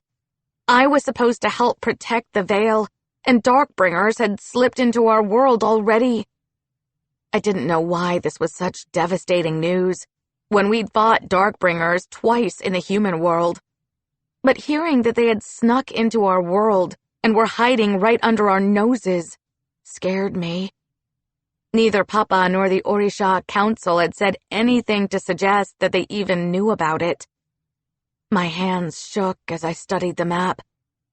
The Crystal Palace looked to be another half-day's journey away, if the course didn't change again. We can get to the palace tomorrow. I bit my chapped lips. Yes, we'd make it there, but we were in no shape to fight if it came down to it, which it would. We had to come up with a plan. I hear a river, Frankie said, perking up. My mouth and throat were so dry. I hate to admit this, I groaned, but we're not going to storm any castles in our current condition. We need water and to find some food. Frankie and Eli looked to Zurin, who threw up his hands. I'm a terrible hunter. But are you an okay fisherman? I asked, quirking an eyebrow. At the very least, you can tell us what we can and can't eat, Frankie said. Oh, am I supposed to be the nature boy because I grew up in the dark? Zurin rolled his eyes. Let me whip out my handy guidebook so I can tell you which mushrooms aren't poisonous. Guess what? They're all poisonous. Some will cause your eyeballs to bleed, and others will make your belly bloat until it bursts. Eli slapped Zurin on the back. Good thing we have our resident Darkbringer to the rescue. When we found the river, we drank and refilled our water bottles. After that, we scrubbed our arms and faces and washed off the last of the blue paint from our skin. Stealth mode was officially over. Why didn't you change yourself to look like us instead of wearing those silly outfits? Zurin asked as he squatted beside the river, trying to weave some leaves into a fishing net. I blinked at him in disbelief. We can't just do that. Can you? Zurin nodded. I was top in my transformation class 3 years in a row. We can see you didn't win any awards for net weaving, though, Eli teased him. I'd work a lot faster if you weren't staring at me the whole time. Zurin shot back. We'll give you some space, I said. Speaking of class, I wondered how the new Godlings at Jackson Middle were doing at school. Ogun would be training kids to control their magic, but were the Cranky twins still there too? They had quite the mess to clean up at the Field Museum, and lots of memories to erase. You know, Eli poked out his lips and nodded. I kind of like him. Zurin, I mean. I'm not saying I trust him yet, but he's cool. He's okay, I guess, I said, and Frankie blushed. We surveyed the area and found a small grove of trees behind some boulders.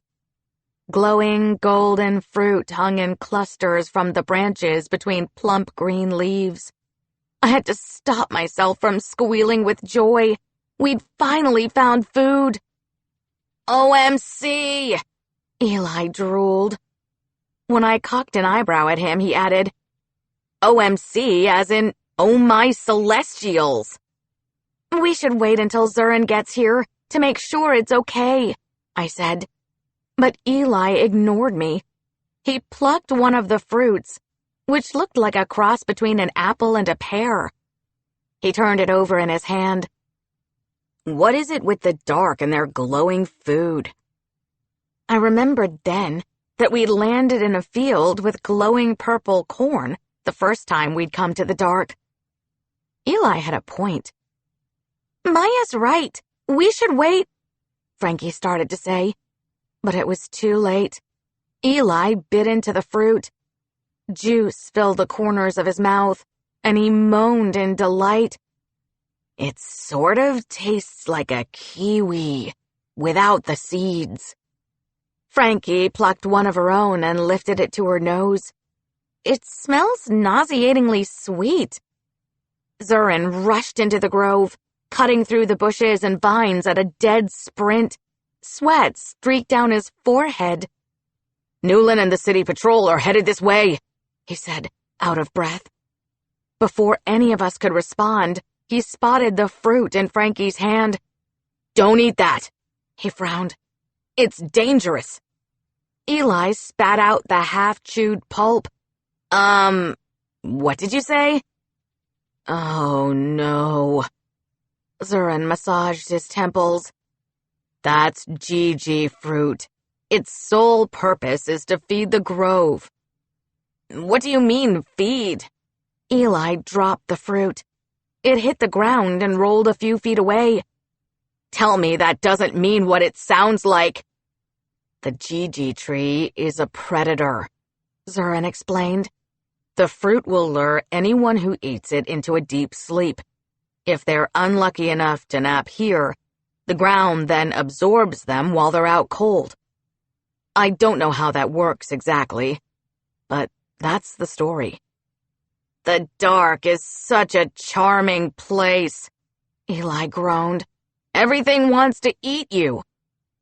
Blame that on Elegua. Zurin glanced over my shoulder, his face in a deep frown. The legends say that when he split the earth, it transformed the dark in ways that were not natural. Simple, harmless trees and animals became more deadly. Everyone was looking at me, and I didn't know what to say. Papa had made a mistake with the veil. He'd paid the price, but so had the people of the dark. Sometimes mistakes happened and they could be fixed, and sometimes we had to live with them and vow to do better. I'm sorry, I said, my voice shaking. He didn't mean to do that. You don't have to apologize for your father, Maya. Zurin sighed, and his expression softened a little. We know the history of the world. He did it to protect the seeds of humanity. Besides, more people died during our wars against the Orishas than anything else. Still, I wish none of this had happened, I insisted, feeling guilty. We need to go, Zurin said. Newlin isn't far behind. Eli, do you think you can—" Before Zurin finished his sentence, Eli had curled up on the ground, fast asleep. Frankie put her hands on her hips. "He has the worst timing." "Can we wake him?" I said. Zurin grimaced, shaking his head. "Not for a few hours, at least." Then he frowned at Frankie. "Can you create a force field for two for a few minutes?" "Yes," she answered. "If you lie on the ground with Eli, the grove will draw you inside the earth." The dirt had already started to move around Eli, like a sleeping giant waking up. "Ah, that's clever." Frankie bounced on her heels. "You want me to hide Eli inside the grove and use the force field to stop the earth from eating us?" "Exactly," Zurin exclaimed. "Think you can do it?" "On it!" Frankie curled up beside Eli. The ground sank faster and swallowed them in seconds. Frankie's energy bubble flared to life before the dirt completely covered them. "I can give you a disguise," Zurin told me. "It'll only last a few minutes, but that should be enough if Newlin doesn't stick around. We have to make ourselves as uninteresting as possible." "Okay, do it," I said, hearing the rustling of feet against the leaves nearby. I squeezed the staff, and it flashed, turning into a ring again, which I slipped on my finger. If Zurin was planning to betray us, he would have done it by now, and with a lot less stepping in to play hero. He'd put his life on the line to save Frankie from falling off the cliff, then again to rescue us in the forest. Zurin touched my cheek, his hand warm against my skin. My face started to vibrate and change shape. My legs grew longer. My locks turned from black to neon green, and my skin morphed from brown to blue. "Whoa, this is pretty awesome," I said. Even my voice had grown deeper. "How did you do that?" Zurin scratched his head, blushing deep purple again. He changed his appearance too. His black horns grew larger and curved away from his face. His eyes turned to an eerie silver, and his teeth became pointy fangs. "I'll teach you one of these days, if we survive." He brushed the sleeve of my shirt, and my outfit shifted into a dirty mirror of his own, a black soldier's uniform. As an ominous fog rolled into the grove, Zurin gave me a look that said what I already knew. They were here. I drew in a breath as patrol officers surrounded us.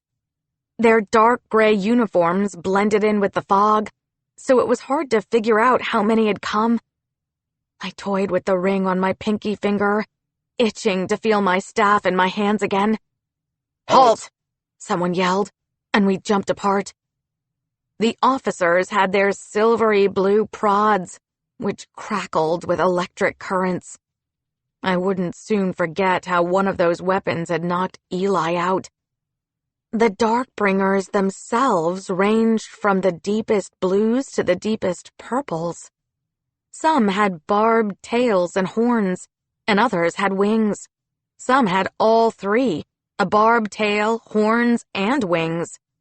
It was weird to think about this right now, but I'd gotten used to how different they looked from humans. Different wasn't the problem. The problem was that they wanted to destroy the human world. The patrol officers all had one thing in common.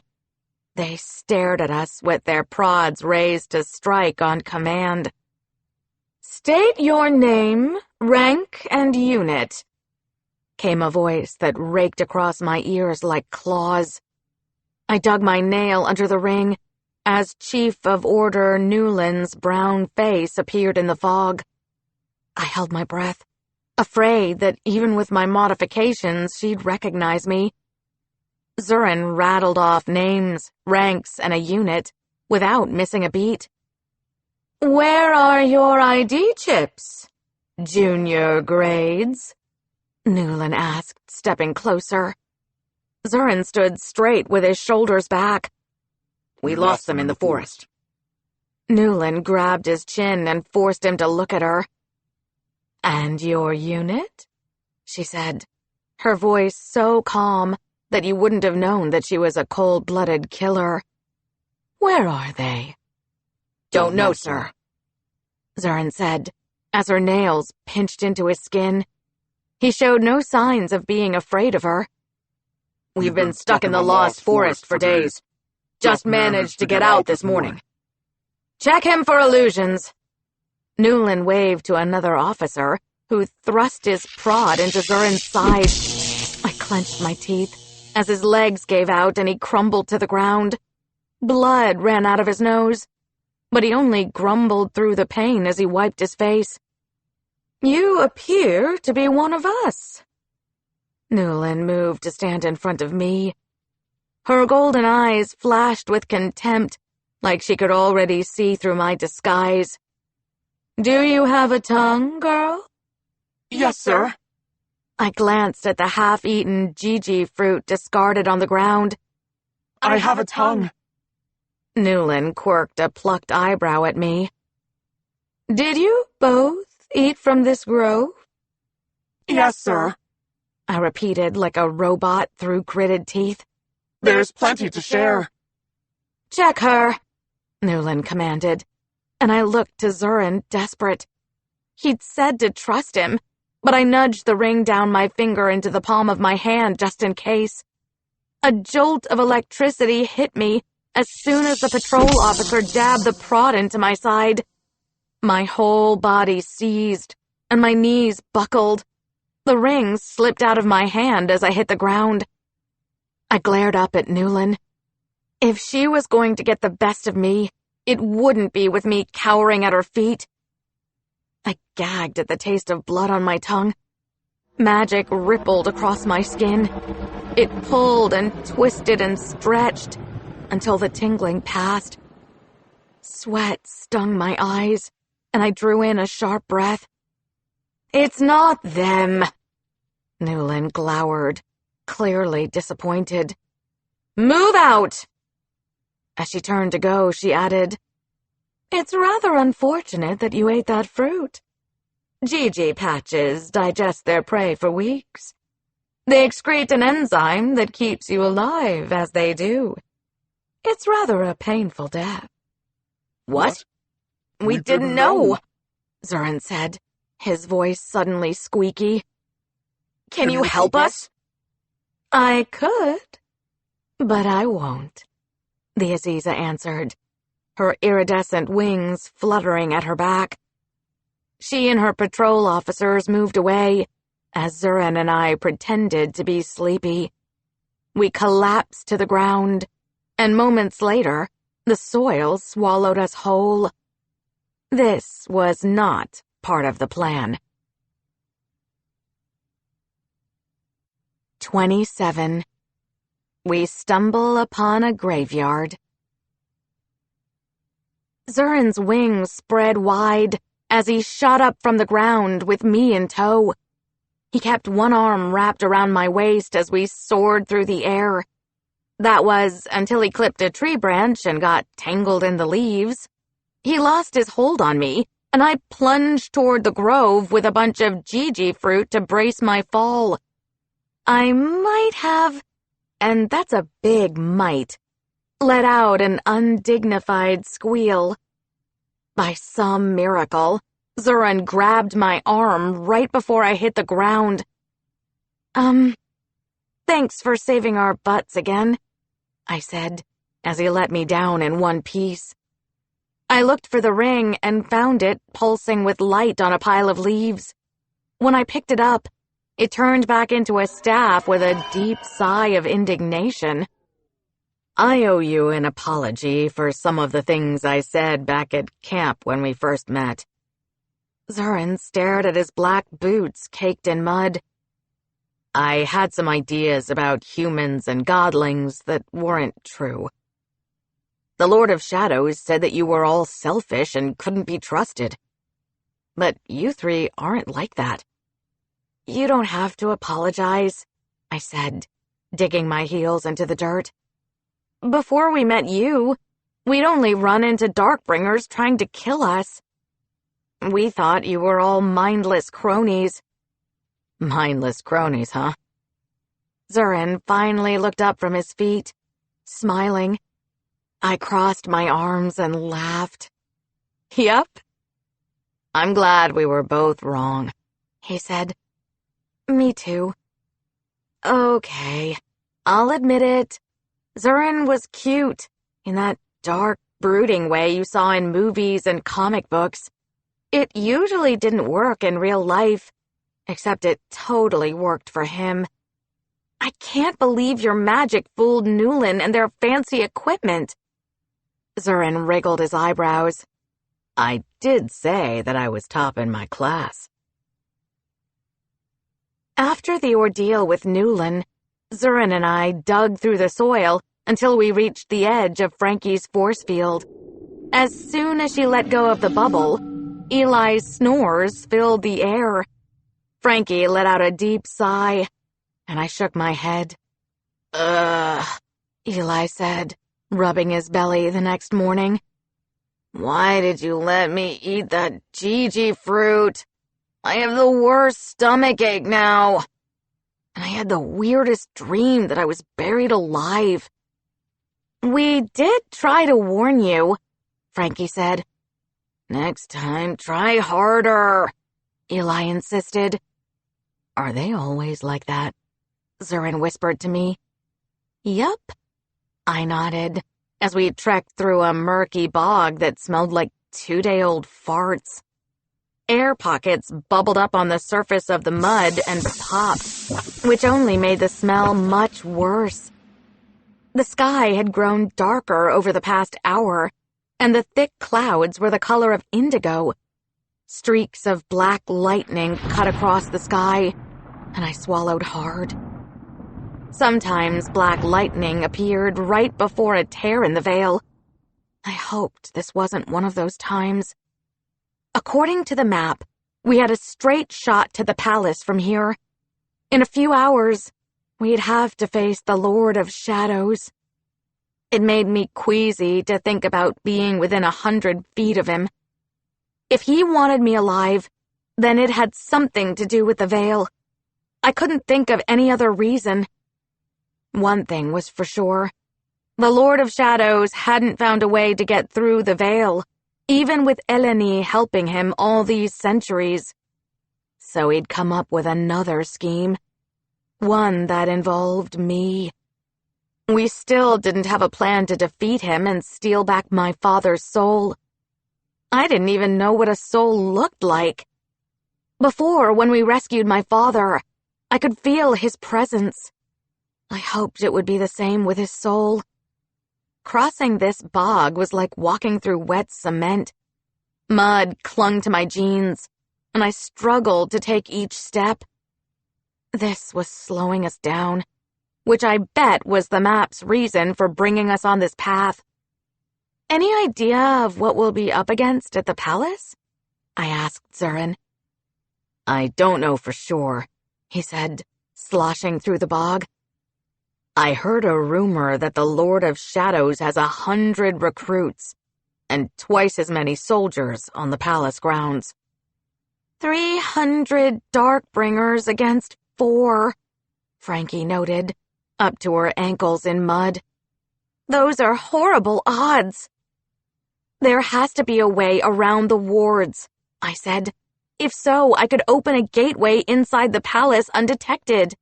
That way we could avoid most of the soldiers altogether. Eli groaned, with an arm wrapped around his belly. He didn't look so good. His face was paler than usual, and he walked with his shoulders hunched. I was starting to worry about him. Let's think about this for a moment. Frankie wrinkled her nose after another air bubble popped right in front of her. Wards keep people out. Sort of like my electromagnetic field. Once you're inside the palace, you might be able to open a gateway without any problems. That's a big might, I said, waving away the funky smell. Plus, we have to get inside the palace first. Does anyone else feel like we're being watched? Eli asked, glancing around. Zurin frowned. I haven't heard or seen anything to suggest that anyone else is out here. Me neither, I said. But an eerie, thick fog had rolled over the bog. We couldn't see more than a few feet around us at any given time.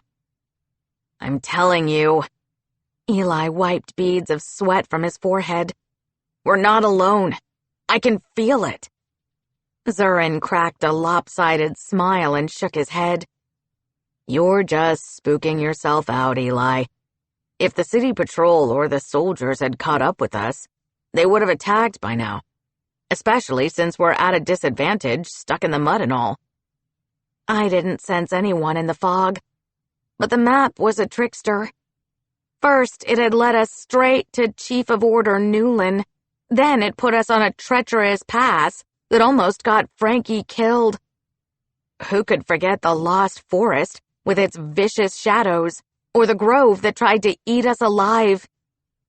But above all those things, I trusted Eli's instincts.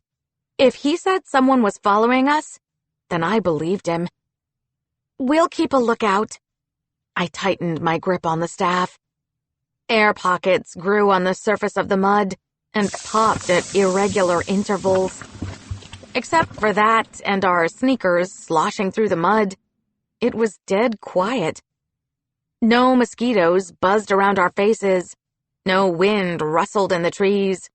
No sound of any animals at all. Several air pockets popped at once, and the mud let out a collective growl. I stepped on something that cracked underneath my foot. What was that? I said, reaching down to pick it up. My hand shook as I stared in shock at the row of teeth covered in mud. Is that a mandible? Frankie asked, pointing a shaky finger at the teeth. I remembered the model of a skeleton in the corner of Mr. Jenkins's science class. I was pretty sure that I was holding the bottom half of somebody's jaw. I dropped the mandible. We need to pick up the pace and get out of here. Too late, whispered a sinister voice on the wind that set ice in my veins. Who said that? Frankie asked, sparks of electricity growing on her fingertips. Bones started to rise to the surface of the mud.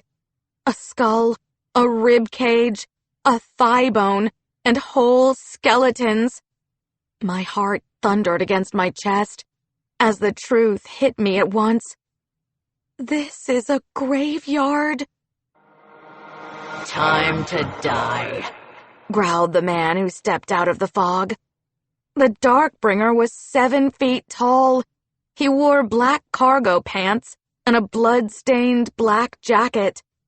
A soldier's uniform. His whole body had a gray tint to it, and he was see-through. This can't be possible. Zurin gasped next to me.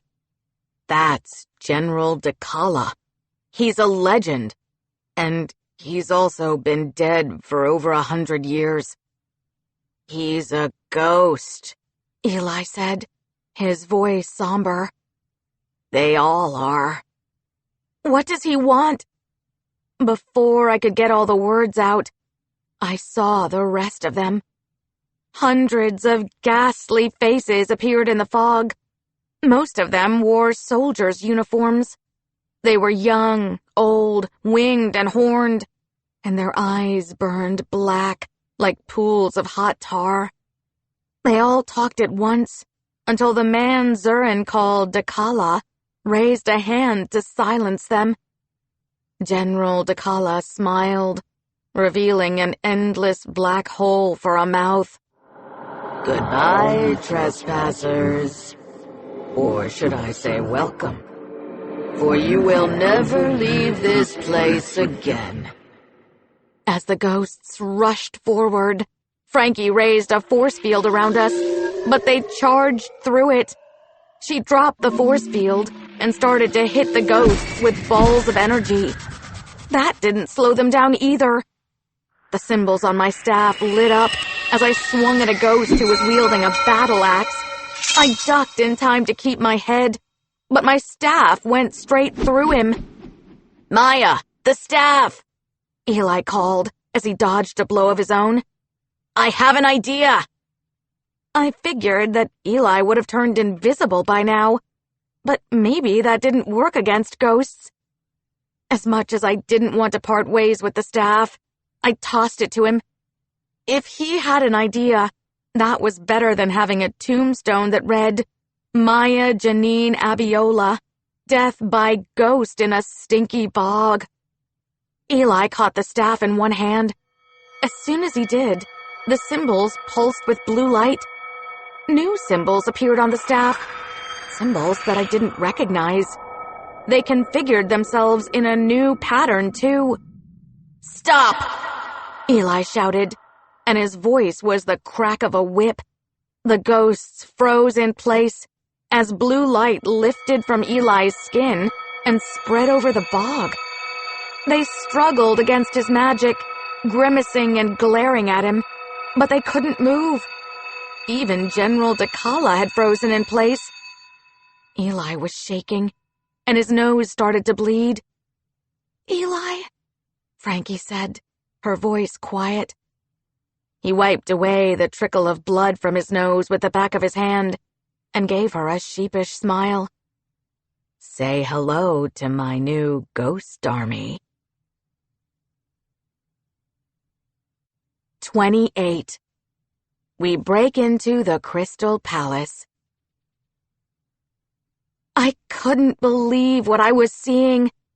These were ghosts, as in spirits, as in the undead.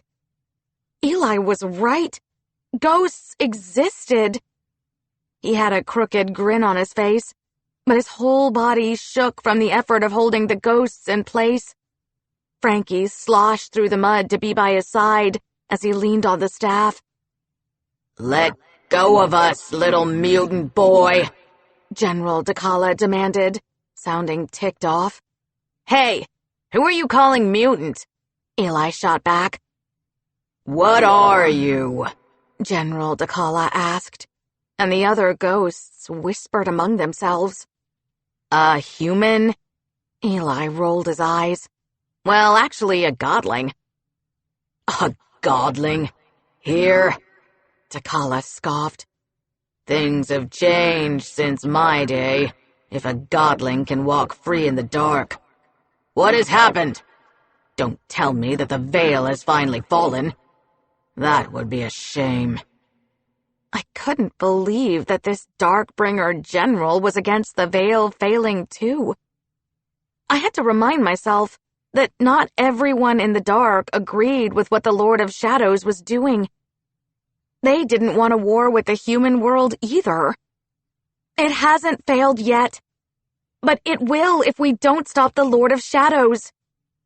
"We need your help getting into the Crystal Palace," Eli blurted out, straight to the point. "We should eat them," someone hollered from the crowd of ghosts. "You don't want to eat me," Eli retorted. "I taste as bad as this bog smells." Several of the ghosts gagged. Zurin looked at General Dakala with wide eyes. "You challenged the Lord of Shadows for control of the dark." "And I got my whole squadron killed for my efforts," the general growled. "The Lord of Shadows tied our spirits to this bog for all eternity as punishment. Now we spend our days waiting for visitors, so we can add their souls to our collective misery." "That's horrible," Frankie said, giving him a stern look. "Both being trapped here and trapping others." General Dakala shrugged. "Everyone knows the bog's haunted, so we haven't had a visitor in 50 years. It was boring around here, until you came." "You fought the Lord of Shadows when no one else would," Zurin exclaimed. "You're a legend." "Was it just me? Or was Zurin a little starstruck? Seems to me that you're standing against him now. General Dakala yawned. Good luck. But we need your help, Eli insisted. It's fate that I found you. You were meant to help us. Meant to help the likes of you? Dakala crossed his arms. I may not agree with the Lord of Shadows, but I'm no friend to Godlings either. Even if General Dakala and his ghost army offered to help, I didn't know if we could trust them. But Frankie was right. 300 against 4 were horrible odds. The Lord of Shadows is preparing for war with the other Celestials again, Zurin said, his eyes desperate. When he's done, there'll be nothing left of our people or the dark. Dakala ignored Zurin, and Eli waved his arm dismissively. Let him and his squadron spend another 100 years in this stinky bog. Eli and Frankie started to slosh through the mud again, while the ghosts stood still, locked in place by his magic. I followed, and Zurin reluctantly fell into step with me. To think I was going to free them from their eternal prison, Eli grumbled under his breath. Wait! General Dakala shouted. Do you have the strength to free us, Godling? I held back a smile. My friend had dropped the one thing the ghosts couldn't resist. Oh, now you want to talk, huh? Eli said, still walking. Nah, we're done with you. We can help you get into the Crystal Palace, Dakala offered. Eli stopped in his tracks, his back to the general. We're listening. I'm no traitor, Dakala spat out. But we'll help you get into the palace.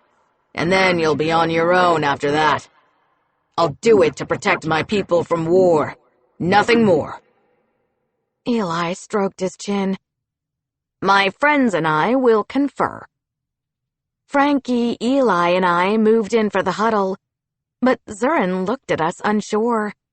I waved him over, and he joined us with our arms dragged over each other's shoulders. What do you think? Frankie asked. We do need help. General Dakala was the one who started the resistance, Zurin explained.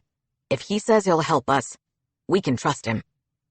They already tried to kill us once, I reminded them. Like, only 5 minutes ago. I'm not holding them anymore, and they haven't attacked. Eli rubbed his forehead.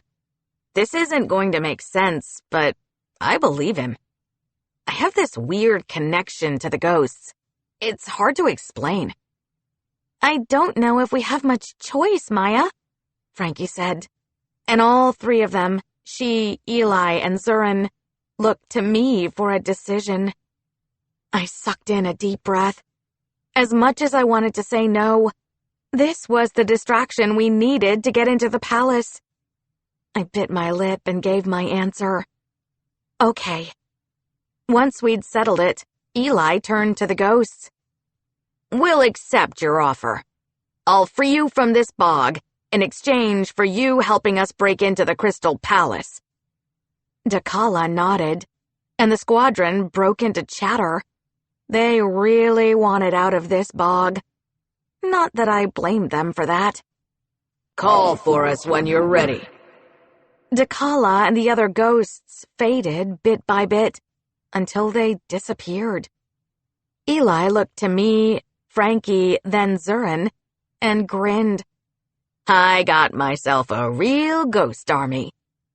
He did a little dance that involved waving his elbows around like chicken wings. And I have an idea to get rid of Newlin, I said. I'll tell you on the way. 3 hours later, we hid in the forest outside of the gate that surrounded the Crystal Palace.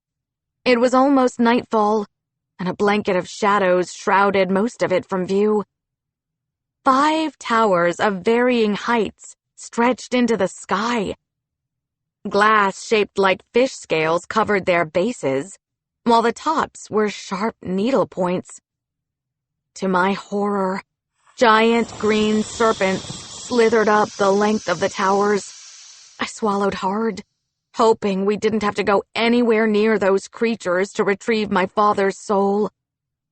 The palace itself was sprawling, with black stone walls almost completely masked in the fog. The ground was immaculate, with a garden bursting with pristine flower beds. Writhing moss wrapped around the tree branches, and vines snaked between the bars of the 10-foot wrought iron gate. Eli lay on his belly in the bushes to my left. Are those giant snakes? To my right, Frankie straightened her glasses. They are definitely giant snakes. As we waited for our plan to unfold, we gnawed on berries that Zurin had found after we left the bog. I was too nervous to eat, but we needed to keep up our energy. Zurin squatted nearby and never took his eyes off the palace.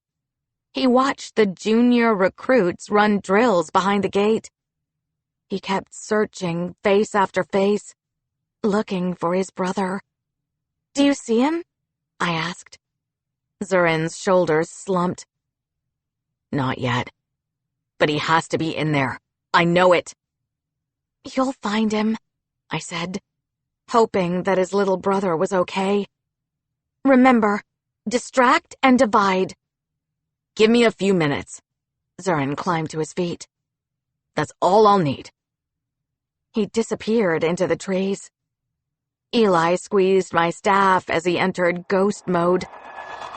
Here we go. Zurin emerged from another part of the forest. I cringed as he called out to the palace.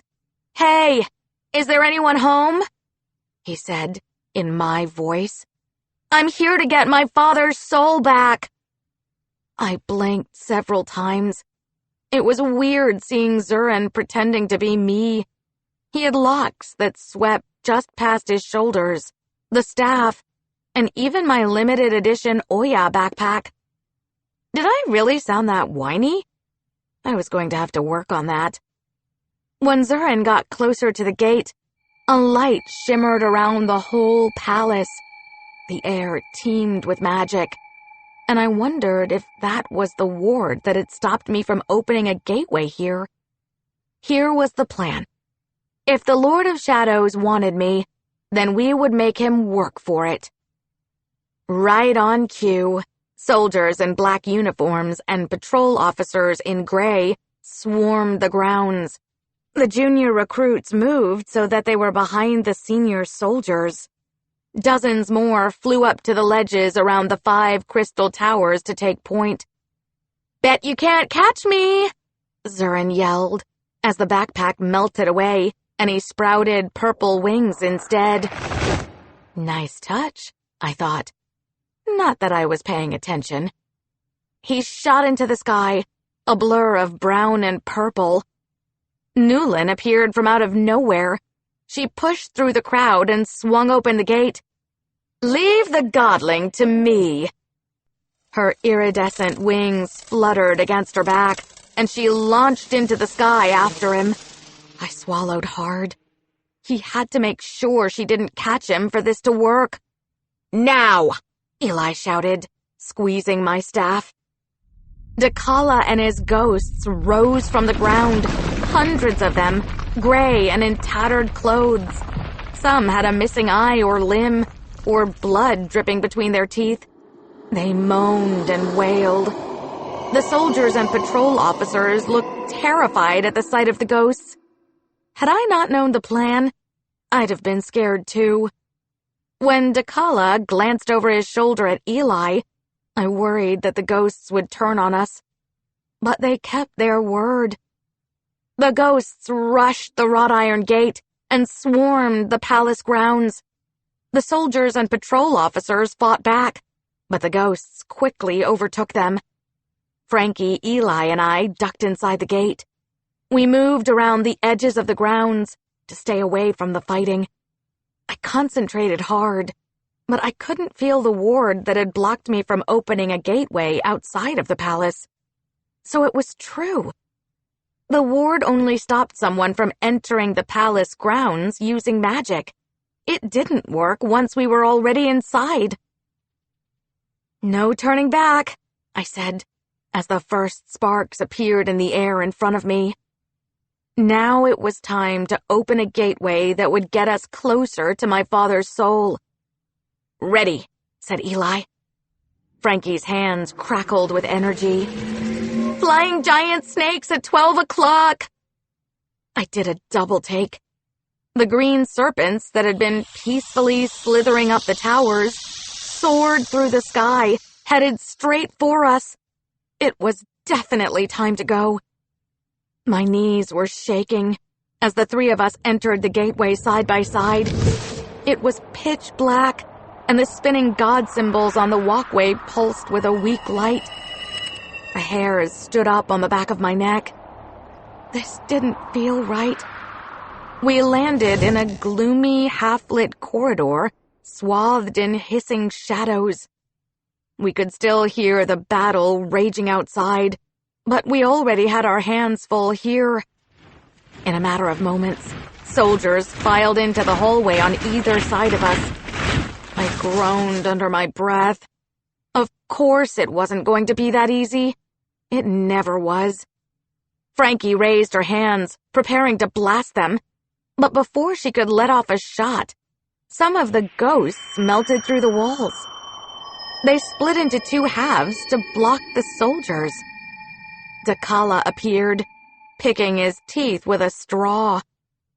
Eli cocked his head to the side.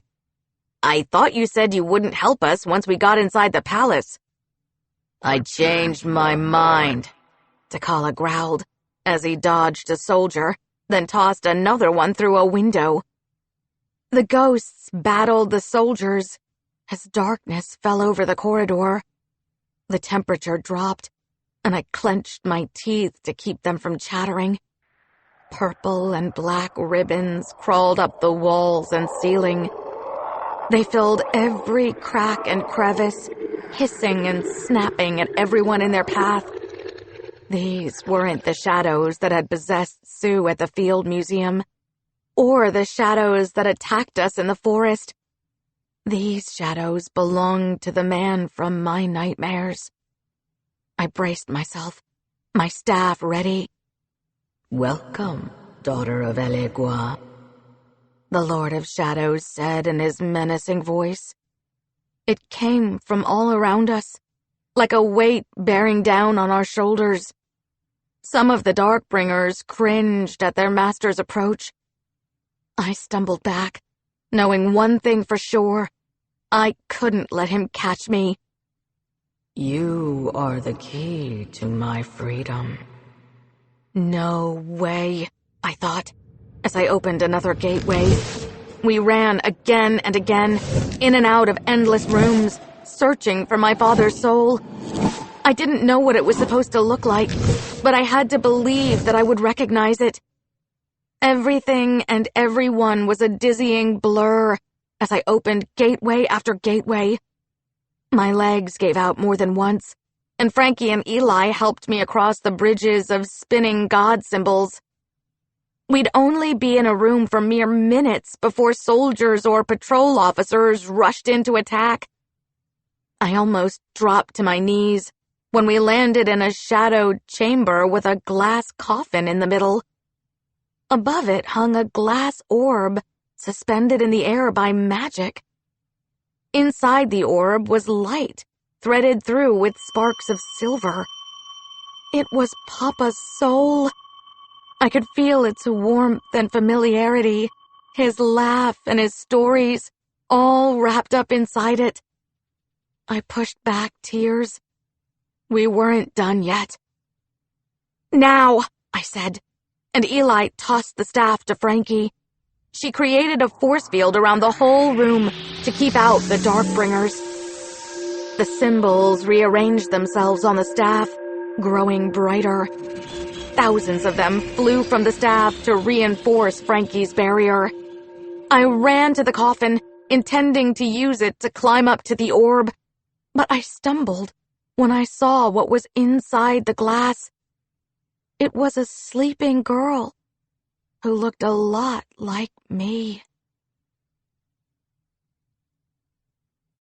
29. Hey, that girl sort of looks like me. Seeing a girl who looked like me in a glass coffin in the Crystal Palace was next level weird. She wasn't dead. That much was clear. The girl was lying on her back with her hands at her sides, like someone straight out of a fairy tale. She wore furry slippers and a green dress that looked like leaves sewn together. Amber curls fanned out around her face. I noticed the points at the tips of her ears, and how her brown skin had a golden hue that shimmered in the light. Eleni reminded me of Newlin, the only other Aziza I'd met. They had the same oval faces and high cheekbones. Sometimes it really sucked to be right, and this was one of those times. I'd thought that Eleni was helping the Lord of Shadows, but I never guessed that she was his prisoner. Had she been like this for 1,000 years? I was relieved that she wasn't on his side, but this was worse. "Whoa," Eli said, his eyes big and round. "She's pretty." Frankie grimaced as she studied the glass coffin. "That looks like a stasis pod. To, preserve her." I shook my head, half in denial and half in disbelief. Papa believed that the Lord of Shadows killed his first family. He was going to be so upset when he found out that Eleni had been trapped in a box for 1,000 years. "We have to take her back." I pressed my palms against the glass. "We'll wake her first, then get Papa's soul." "Maya, hold on. We don't know what might happen," Frankie warned. I tried to pull away from the pod, but magic glued my hands to the glass. I could feel heat and energy fleeing my body. I squeezed my eyes shut, and I saw a sharp tear in the fabric of the world. It was a wave of immense energy, with no mass, no dimension, almost invisible. I was in the chamber with my friends, but I was also at the center of the veil. It was like my mind had been split in two. Layers of silvery light moved around me. It hummed with energy. Buzz, buzz, buzz. I picked up on an interruption in the hum that sounded like a hiccup. Buzz, buzz, buzz. Something was wrong with the veil. "Help me," I heard a voice whisper. "Please." I whirled around toward the voice, but then a sharp pain ripped through my belly. At almost the same time, black lightning cut through the veil, and the silvery light fell silent. "No!" I screamed, realizing what was happening. Flames spread across the veil, burning it away, and it was my fault. The stasis pod was a much more powerful version of my staff. It was using my magic combined with Eleni's to tear the veil.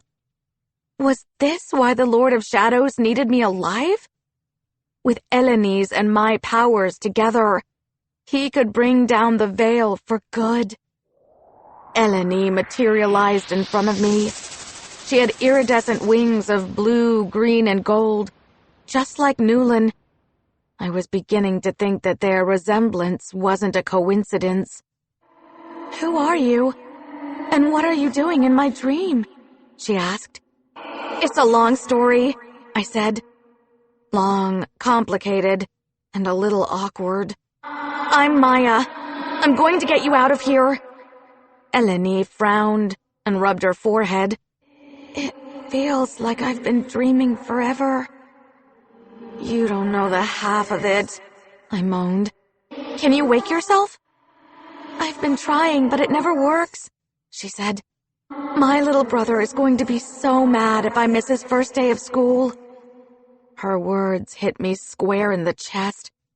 She didn't know about her siblings or her mother. The Lord of Shadows would have taken her first and put her in stasis. I pushed back the tears, threatening to break free. I had to hold it together if I was going to save her and Papa's soul. "Take my hand," I said, trying to sound brave. "I'll see if I can wake you." Eleni smiled as she reached out to me, but everything went black as soon as our hands touched. I blinked once, and Frankie's and Eli's faces came into focus. I was lying on the floor next to the pod, shaking, every muscle in my body on fire. "What happened?" Frankie asked as they knelt beside me. My head was swimming, and nothing felt quite real. I squeezed my eyes shut to fight back the dizziness. Tears trickled down my cheeks as I thought about Eleni, imprisoned her entire life for a mistake. The Lord of Shadows had tricked her. Now he was using her to start another war. Maybe the final battle between the Dark and Orishas. "We're the key." I forced my eyes open. I couldn't hide from the situation. I had to face it. Frankie looked at the pod and me again. And then she frowned. Eli looked back and forth between us. "What? I don't get it." "Maya is the key to bringing down the veil," Frankie said. From somewhere in a dark corner of the room came a slow clap. I jumped to my feet, even though it made me dizzier. Frankie gave me the staff to lean on. Newland melted out of the inky shadows. Zurin was with her in his regular form, no longer a copy of me. When I saw him walking in front of her, my heart dropped. He couldn't have betrayed us. He was our friend. But then I saw the bruises across his cheek and the metal collar around his neck to neutralize his magic. "Congratulations, Maya," Newland said, a faint smile on her lips. "You'll be spending the rest of your short life in this room beside your sister." "You knew!" I spat, remembering when Newland had taunted Papa about losing his family. "You knew she was alive and trapped here!" "Our Lord killed the other two because they did not have Elegua's ability to manipulate the veil." Newland stared at the pod with a look of pity. Then she shook her head like she was brushing off a memory. She was talking about my father's other children. Eleni's little brother Zhenyu, and her older sister Kimala. Look at her, a confused 13-year-old girl who was only trying to help her auntie. "Lutanga was your sister?" I said, finally understanding why Eleni and Newland favored each other. The realization of it, and horrible truth, hit me at once. She picked the wrong side. Newland pushed Zurin so that he was next to us. "I'm sorry," Zurin mouthed, his eyes sad. "I tried to get far away, but she caught me." "It's okay," I said, then glared at the Aziza. "It's not your fault that Newland got her sister killed, along with countless other people." "Enough talk," came another voice peeling from the shadows. His words pulsed in the walls as purple and black ribbons wriggled out of a corner of the chamber. First a few, then dozens, then hundreds. I sucked in a short breath and held it so long that it burned my lungs. The Lord of Shadows glided from the dark, as gracefully and deadly as a spider. He was every bit as frightening as I remembered, except he'd shrunk himself to a normal height.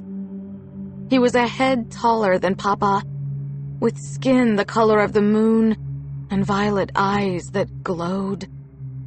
"This is a day of celebration," he said, his voice slippery. "I will finally put the world back to the way it should be. I shook my head, clutching the staff hard. I won't help you. Eleni didn't want to help me either. And look what happened to her. The Lord of Shadows glanced at the pod. He clutched his fist so hard that it shook. I am so close after all these years. I will not let you stand in my way. How could you do this? Zurin's eyes filled with tears. We trusted you to protect our world, but you only want to start a war for petty revenge. Revenge is only petty to those who have no chance of exacting it. The Lord of Shadows hissed at him. You are too young and idealistic to understand. Then he added after a pause. You will be punished for helping the Godlings. Captain Newlin will see to it. Newlin's lips curled into a smug smile at the news of her promotion. She'd finally gotten what she wanted. It would be my pleasure, my lord. I bet it would. Eli poked out his tongue at her. She growled. Then he turned to me and whispered, I'm going to try something, okay? It's going to be weird. Don't do anything brave, I warned. Neither the Lord of Shadows nor Newlin would hesitate to kill my friends. Now that the Lord of Shadows was so close to getting what he wanted, he'd be more dangerous than ever. But I was counting on his overconfidence. Your antics will not work this time. The Lord of Shadows laughed. Captain Newlin, take care of the 2 Godlings and the traitor. You know we have names, right? Frankie said, speaking up. I'm Frankie and he's Eli. That's Zurin. We're people, okay? You don't get to hurt us to satisfy your personal goals. That's pretty shady. Shady or not. The Lord of Shadows snapped at her, clearly missing the point. I am righting a great wrong. With another wrong, I said, which means you're just as bad. The Lord of Shadows recoiled as Dakala appeared at Eli's side. He looked more ticked off than scared to see the ghost among the ranks of the undead. You dare rise from your grave to challenge me again? You don't get it, do you? I said, stepping toward the Lord of Shadows. None of us will ever stop fighting. We're not going to let you destroy either of our worlds. Are you sure? Dakala asked Eli. Yep, Eli answered, and Dakala disappeared. Frankie frowned. I don't get it. I do, I said, remembering all the times that Eli talked about ghost possessions. While the Lord of Shadows and Newlin focused on Eli, Frankie touched the collar around Zurin's neck. Sparks of electric current jumped from her fingers. Zurin cringed, gritting his teeth, but the lock cracked open on the collar. If he moved a muscle, it was going to fall off. I caught Zurin's eyes and looked between him and Newlin, hoping that he got my message. He winked at me. So, I have Dakala's power now. Eli flexed his fingers. Telekinesis. He reached his hand toward the orb that contained my father's soul, and it dropped from the air. No, I said, but luckily the orb didn't break. It landed on the stasis pod, which had cracked a little. Eli might have Dakala's power, but he couldn't control it well yet. Eli ducked his head. Sorry, I was trying to get it for you. Newlin launched to grab the soul, and I yelled, Now! Taking my cue, Zurin flew straight into Newlin. They crashed and rolled on the floor. One of her magical blades materialized out of thin air, and she aimed it for Zurin's heart. But he was quicker. He pulled the collar from his neck, and snapped it around Newland's throat. Her blade instantly disappeared. Captain Newland clawed at the collar right before Zurin headbutted her and knocked her out cold. The Lord of Shadows advanced on Eli, but a third of his writhing ribbons froze in place. "Nice try," Eli said, wagging his finger, "but I don't think so." Frankie tried to add energy to hold back the other ribbons, but her magic was spent from the force field. Eli's nose started to bleed, and his whole body was shaking again. He wouldn't be able to hold Dakala's power long. "Give me a boost," I yelled to Zurin. He knelt and let me use his clasped hands as a step to climb on top of the pod. I snatched up my father's soul, which was warm to the touch. Not wasting any time, I stuffed it in my backpack. "Urgh!" the Lord of Shadows screamed as he bounded forward, ripping out the ribbons in Eli's grasp. His ribbons snapped around my ankle, and I hit the glass on top of the pod. Searing cold snaked up my leg. The lower half of my body fell still, and I couldn't move. I blinked, suddenly feeling tired. No, not tired. I was exhausted. My heartbeat slowed, and my eyes fluttered closed. Why was I suddenly so sleepy? I forced my eyes open again and stared into Eleni's peaceful face. But I also saw a reflection of myself in the glass. My skin had turned ash gray. Oh, crap! The Lord of Shadows was draining the life from me. "I thought you needed me alive," I asked, hoping to buy some time. "You're mistaken," the Lord of Shadows said through gritted teeth. "I already got what I needed when you touched the amplifier the first time. It connected your powers with Eleni's long enough to permanently damage the veil. Even your father can't fix it now." The amplifier? He meant the stasis pod. A hollow feeling spread across my chest as I puzzled out what he was saying. When I touched the pod, it had drawn my power into the veil. In that dreamscape with Eleni, I had a sharp pain in my belly. Then I saw the veil begin to burn along the edges where we stood. Because of me, the Lord of Shadows wasn't tearing the veil anymore. He was going to burn it down. No! I kicked at the ribbons around my ankle. All I could think about was saving my sister and figuring out a way to reverse the damage to the veil. Miss Ida and the Orisha Council had been right about me. I had already made the same mistake as Eleni. I walked right into the Lord of Shadows' trap. My staff sent streams of white light into the stasis pod. It cracked little by little until it gave. I rolled over just in time to not crush Eleni. The impact knocked the ribbons loose from my ankle. Now the Lord of Shadows glided toward me fast, his presence like a raging storm that would crush everything in his path. I threw up my hand, and a gateway sparked to life in front of me. The Lord of Shadows tried to slow down, but he went straight through it and disappeared. I gasped, mostly in shock, as I closed the gateway. "Maya, what did you do?" Eli asked. Dakala stood beside him again. "I sent him to the bog," I said, breathing hard. Dakala clicked his tongue and shook his head. "That won't keep him long." "Help me with Eleni," I pleaded, desperate as I started to open another gateway. This one would get us back to the human world. This was much harder, and every second that passed, I could feel the Lord of Shadows drawing closer.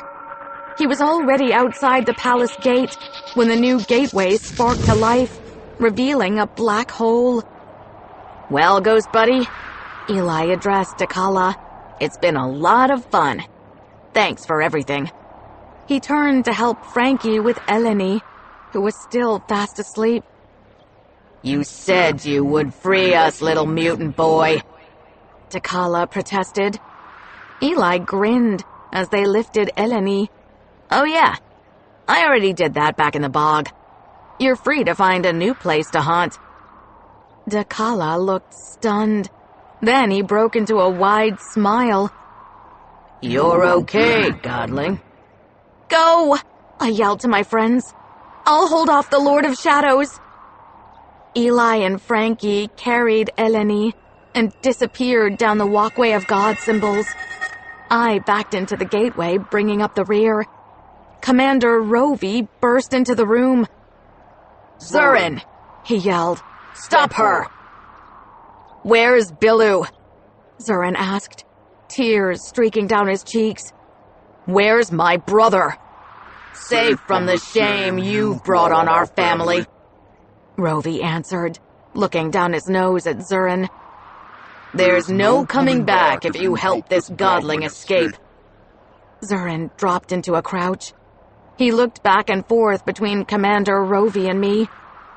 His hands trembled as he balled his hands into fists. I'm sorry, Father. Yikes. This was another awful revelation.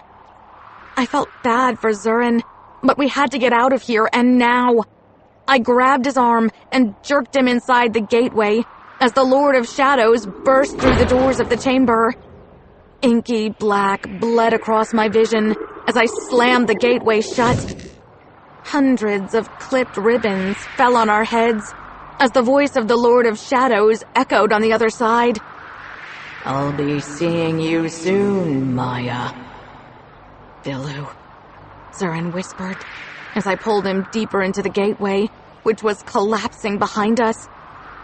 We caught up with Eli and Frankie, who were struggling to carry an unconscious Eleni. Zurin stepped in to help them as the gateway opened in the human world. It was over for now. But the Lord of Shadows had what he wanted. I may have taken Eleni from him, and Papa's soul, but he was never going to give up. Eleni had opened the gateway that started the last war, but I had handed him the key to destroying the veil for good. Soon the Lord of Shadows would be free of his prison to wreak havoc on our world. 30. We make a splash at school. The gateway spat us out in the hallway at Jackson Middle. Kids scattered out of our way, dropping notebooks, papers, and backpacks. They all gawked like we were aliens from outer space. Well, there was a blue boy with horns, with an unconscious girl across his shoulder. A girl who didn't look quite human either. How did we land at Jackson Middle? I remembered concentrating on opening a gateway in front of my house. But then, I'd thought about what it would be like for Eleni to be at school with me. I must have gotten distracted. And that is how you enter a room, Eli said, not missing a beat. Behold the League of Godlings and their Darkbringer companion. Who's the blue bro? A girl whispered to her friends. He's cute. He's got a tail, said another. Whoa. Ms. Abiola. Principal Ollie pushed past a bunch of kids. This was not good.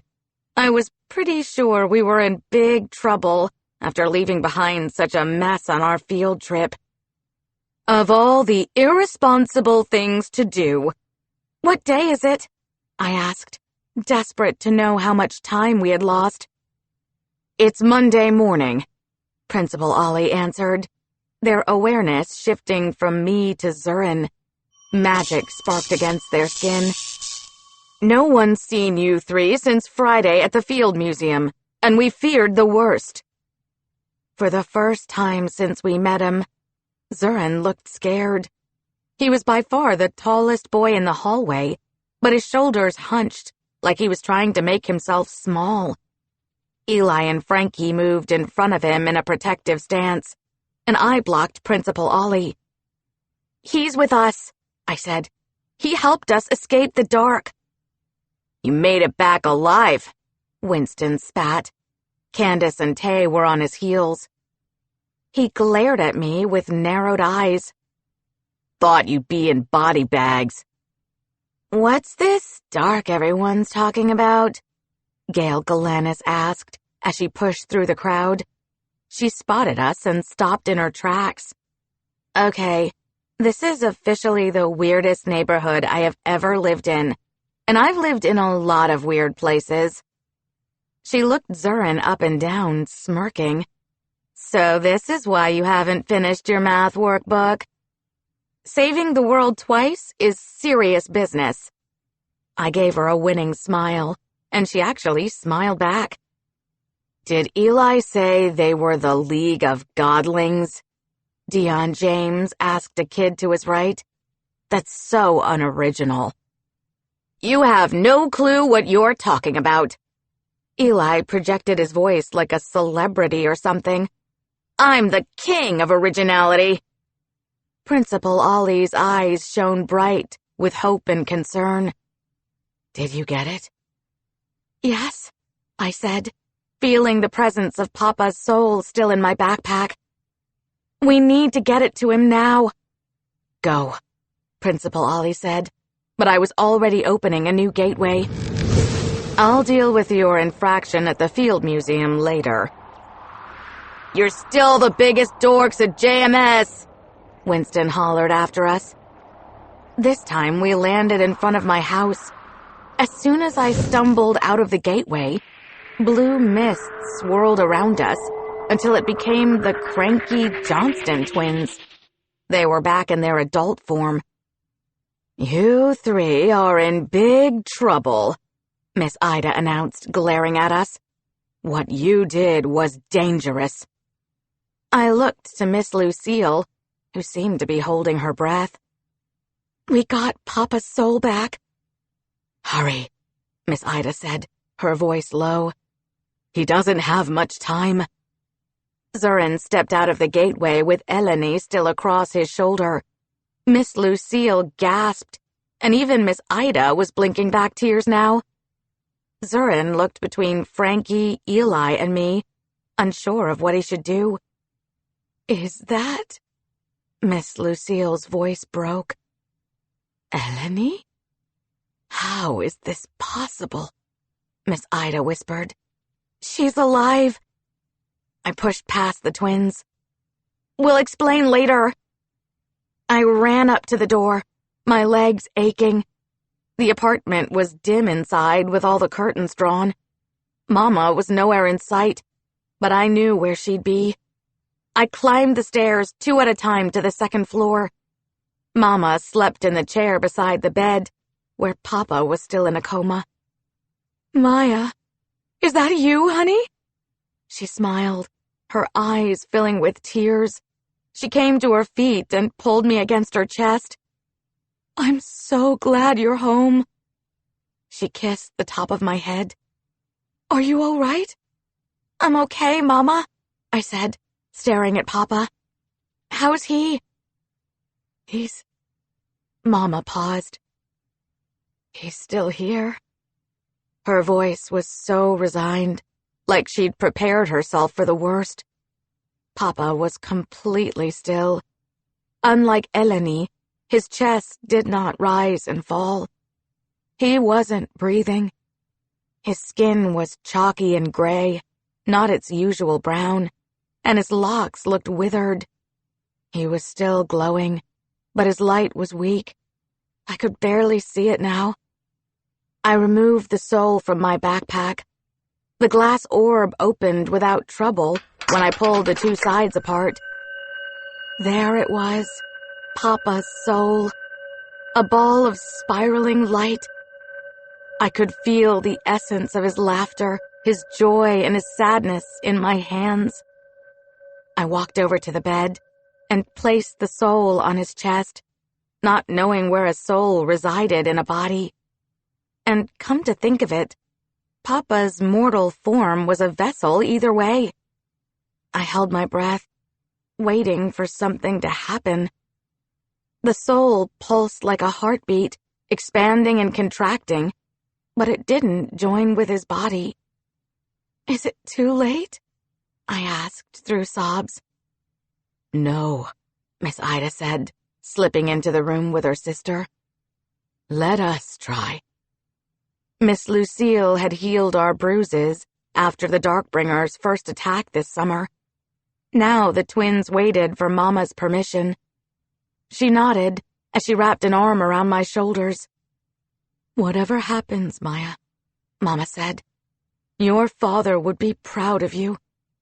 She said would be proud of you, like he was already gone. The cranky twins stood on either side of Papa's bed. They moved in sync as they scooped up his soul. They both became swiveling blue mist as they pushed the soul into Papa's chest.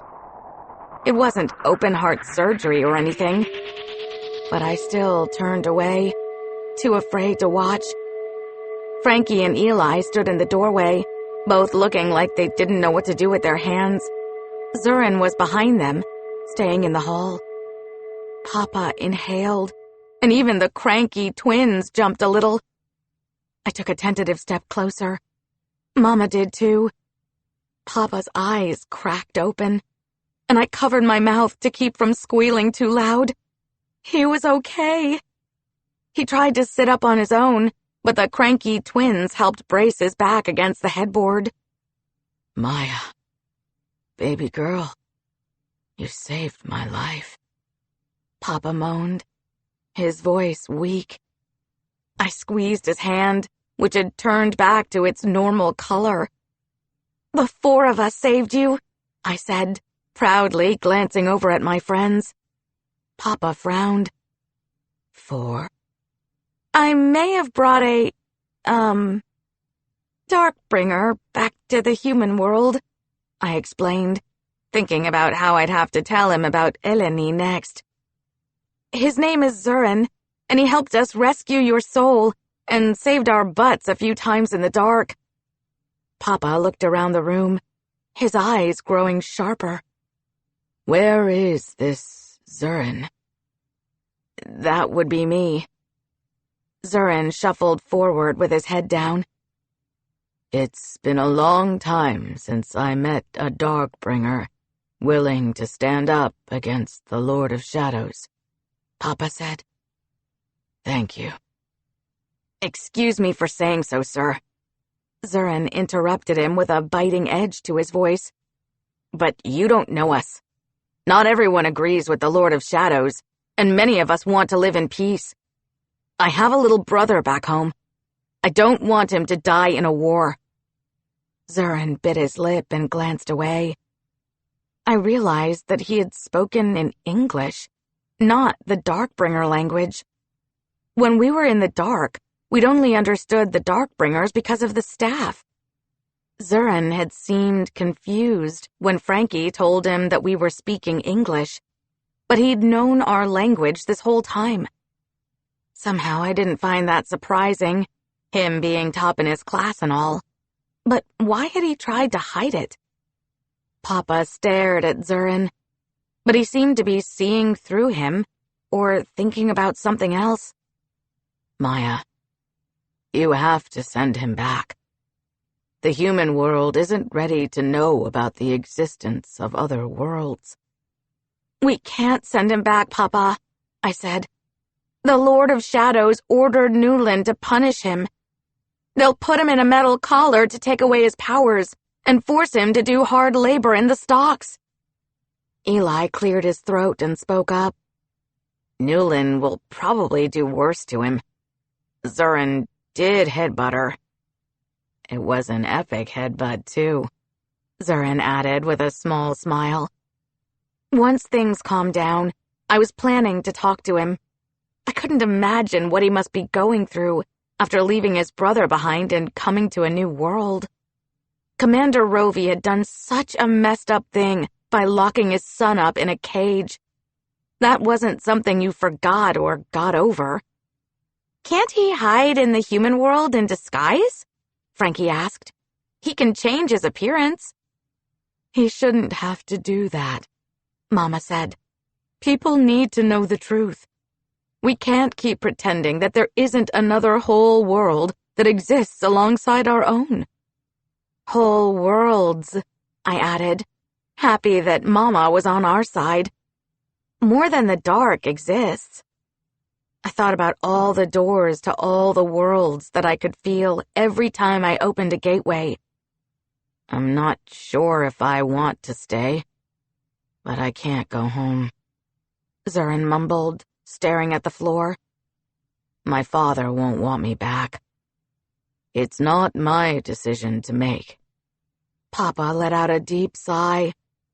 "We'll have to discuss this with the Orisha Council." I resisted the urge to roll my eyes.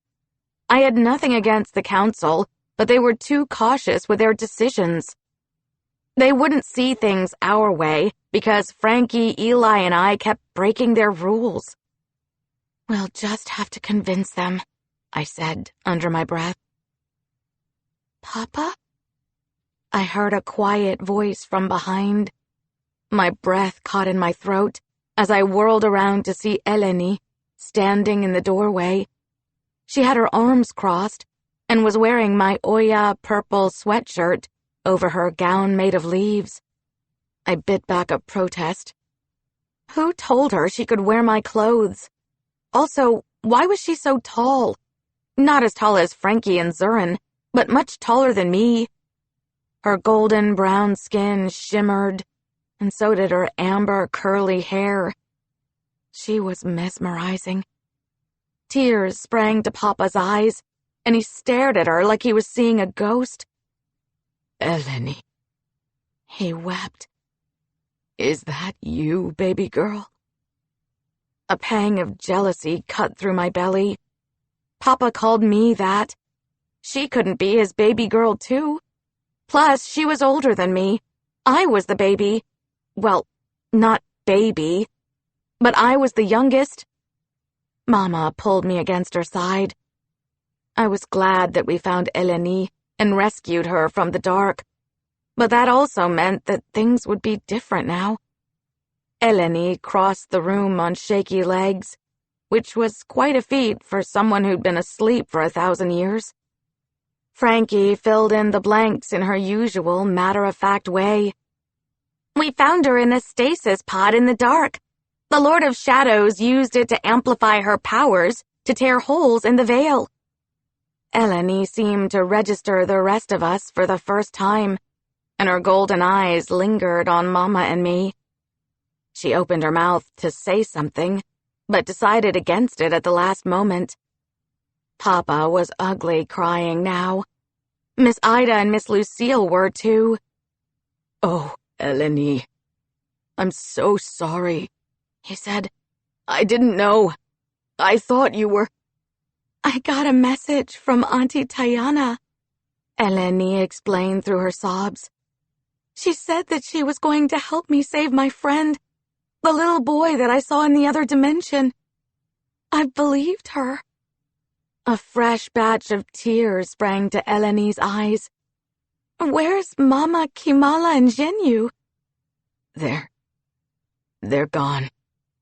Papa opened his arms to her, and Eleni fell into his embrace. She buried her face against his chest. "Let's give them some privacy," Mama said, and we all filed out of the room. She was still holding on to me, even though I had smeared grime all over her clothes. "Miss Ida and Miss Lucille, can you take Eli and Frankie home? I'm sure their families will be happy to see that they're okay." "It would be our pleasure," answered Miss Ida, her voice not cranky for once. Eli shook his head. "Tayana Newlin. Hard to believe somebody that evil has a first name." Leave it to him to crack a joke at a time like this. Although he was right. In Oya Warrior Goddess, the villains hardly ever had first names, including the notorious Dr. Z. Zurin was doing that thing again, where he was making himself small so that no one would look at him. Mama smiled anyway. Zurin, we'll set you up in our guest room until we can figure something out. Maya, you can share your room with Eleni for now. What? I said through a grimace. Can't she take the couch?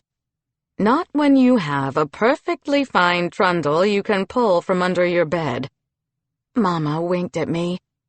It'll be like a sleepover. Fun, I groaned. Things were about to get interesting around here. 31. We get a fresh start. Sort of. I slept in late and woke up to Eleni digging through my closet. She was throwing my clothes over her shoulder onto the floor. I sucked in a deep breath, trying to keep from screaming at the top of my lungs. Who did this girl think she was, going through my stuff without asking? I cleared my throat to get her attention, but she ignored me and kept flinging clothes left and right. Hi, I said. Maya, yes? Eleni spun to face me. Her voice was lyrical, and her words slid into each other like a song. She held up a blue pair of corduroy jeans. Do you think these will be right for me? She cocked one eyebrow. They might be short, but according to the woman on the TV, ankle length is in style for this century. You've been watching TV? I asked, scratching my head. Yes, she said. I was up all night with Papa. He showed me the wonders of the internet. The human world has come so far. It was so mundane before. Eleni turned to the mirror on the wall and pressed the pants against her waist. They didn't have electricity and phones back in my time. That sounded so weird, coming from a girl barely older than me. I thought that Eleni was talking about all these things so she could avoid the hard stuff. She'd woken up from a 1,000-year nap and had found out that most of her family had died. The Lord of Shadows had faked being her friend, and her own auntie had helped trick her into opening the gateway. That was a lot to process. Are you okay? Eleni stopped admiring herself and looked at me through the mirror with tears in her eyes. No, she answered. Your mother says that I'm in shock, but if that's true, why does my heart hurt so much? She swiped at her eyes with the backs of her hands. I can't stop thinking about how Kimala used to braid my hair, and how Zhenyu chased butterflies in our forest. Mama, Her voice choked up. I miss her singing and her smiles, and her pudding. I'm sorry, Eleni, I said. I couldn't tell her that things would be okay or that she'd get better. Sometimes people just needed you to listen to them, not try to solve their problems. I could do that, even if I couldn't do anything else. My father has a new family now, Eleni said, lifting her chin. He has a new life without me. So where do I fit in this world? I know it doesn't fix things, but you're not alone. I bit my lip. You have me, Papa, and my mama. We're your family now. Eleni brushed tears from her cheeks. You never answered my question about the pants. They're going to look good on you, I replied, raising an eyebrow.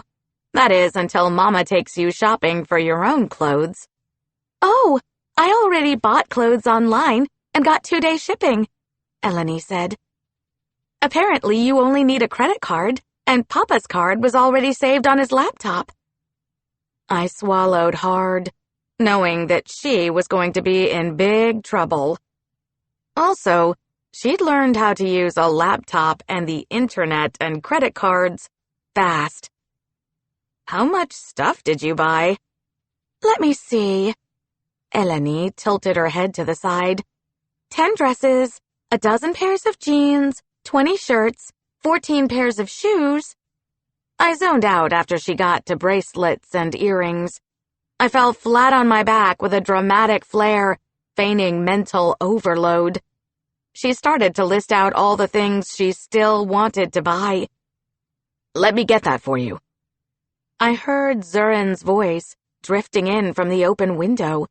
I jumped out of bed and ran to see what he was doing. Was I the only one who decided to sleep in after everything we'd gone through in the dark? Eleni and Zurin were making me look bad.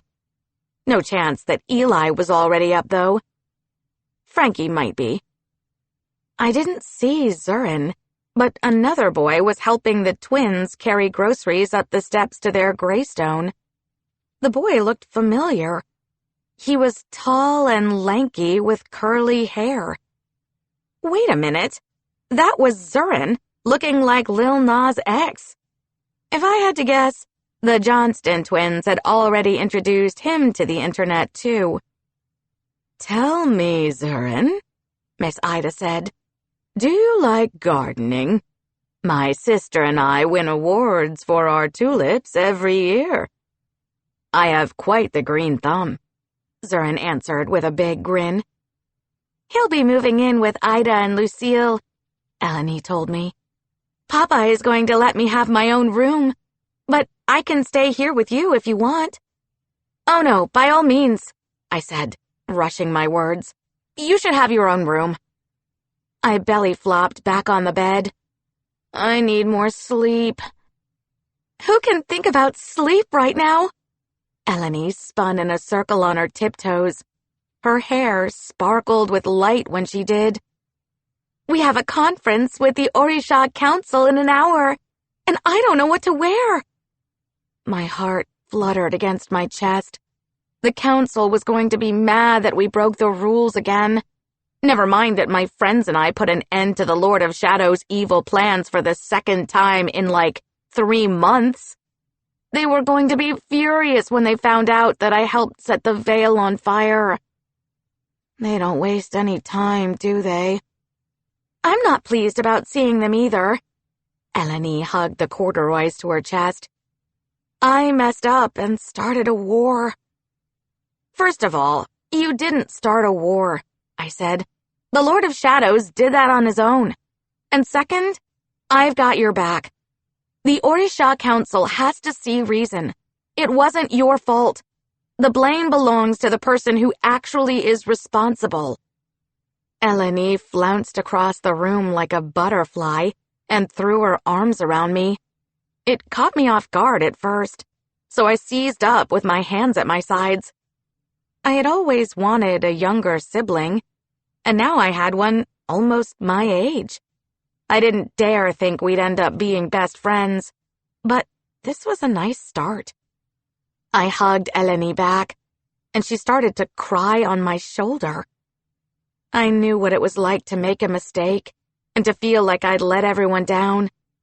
It was time for me to own up to my mistake, too. The one that sealed the fate of the human world. The Orisha Council called an emergency meeting, and this time we didn't have an audience or bleachers. Mama and Papa brought Eleni and me. Frankie's moms, Pam and Dee, were with her, and Eli came with his little sister Jayla. Miss Ida and Miss Lucille had stayed home with Zurin to await the council's decision. We stood across from the Orishas in the gods' realm. Shooting stars passed so close to the open chamber that they shook the floor. My knees shook too, but that was for another reason. Even after seeing this place a few times, I couldn't get over how wonderful it was. But I pushed that thought aside as the council members stared us down. Nana Buruku, Ogun, Eshu, Shango, and Oshun. Well, scratch that. Ogun the war god and Shango the lightning god were looking pretty smug. You children continue to break the rules that we put in place to keep you safe, Nana said, after a deep sigh. Her eyes had dark circles underneath them, and she looked tired. Furthermore, when asked to pledge your alliance to this council, you refused. I opened my mouth to interrupt, but Frankie's mom, Pam, beat me to it. With all due respect, Nana, she said, glancing at her wife, who nodded. Frankie stood between her moms with her chin up. Dee and I aren't exactly happy that Frankie went back to the dark, but we're proud of her. We're not going to deny her the opportunity to live up to her full potential. If she's meant to save the world, who are we to stop her? This council does not deny the children their birthright, Oshun, the goddess of beauty, chimed in. We only want them to stay safe. These children stop the veil from failing again, Mama reminded the council. They put everything on the line to act, while you're still waiting for the other Celestials to arrive. Okay, real talk. I didn't expect our parents to come into the gods' realm and go all the way off. Mama was wrong about the veil part, though. We brought Papa's soul back and rescued Eleni, but the veil was in a much worse state because of me. Some of us didn't sit around, Ogun said, stroking General's head. The dog howled at his feet, looking peeved at Mama's accusation. We helped within the confines of our allegiance to this council. Be that as it may, Nana redirected the conversation. We must hand down punishment for breaking the rules. Oh, come on, Nana, Eli whined, with Jayla clinging to his back. Go easy on us. We did stop the Lord of Shadows for now. Yeah, Jayla butted in. Go easy. Nana sighed and rubbed her forehead. These kids are going to be the death of me. They remind me of the fire you used to have back in the day, Shango said, which earned him a scowling look from Nana. Eshu raised his hand in a truce. Now, let's come to the point of this meeting before we get too far off topic. The council has voted to postpone deciding your punishments for disobeying our rules. Yes, Eli said, turning a circle while Jayla bounced up and down. Nana had that look, the one that told me that we hadn't heard the last of this. Our punishments would come, and they were going to be bad. For now, we must discuss the veil, Shango said. The other Celestials will be in our solar system in a few months, if all goes well. Which it never does, Frankie groaned under her breath. Elegua, with you whole again, can you keep the veil up longer, now that the Lord of Shadows can't use Eleni's magic? Asked Oshun. Papa was already frowning, his forehead creased in deep thought. That should be the case. But I sense that there is something else greatly wrong with the veil. It feels like brittle paper that could crumble at any moment. How could that be possible if Eleni's here with us? Nana asked, leaning on the edge of her throne. The Lord of Shadows shouldn't have a way to tear the veil anymore. The room fell silent as everyone looked at each other in various states of resignation. War was coming between our world and the dark, and we all knew it. I cleared my throat, and it echoed in the chamber as all eyes turned to me. It was now or never. I couldn't live with the secret of what had happened in the dark. As much as I felt terrible that I let the Lord of Shadows trick me, I wasn't going to lie about it. I know why the veil is worse, I blurted out.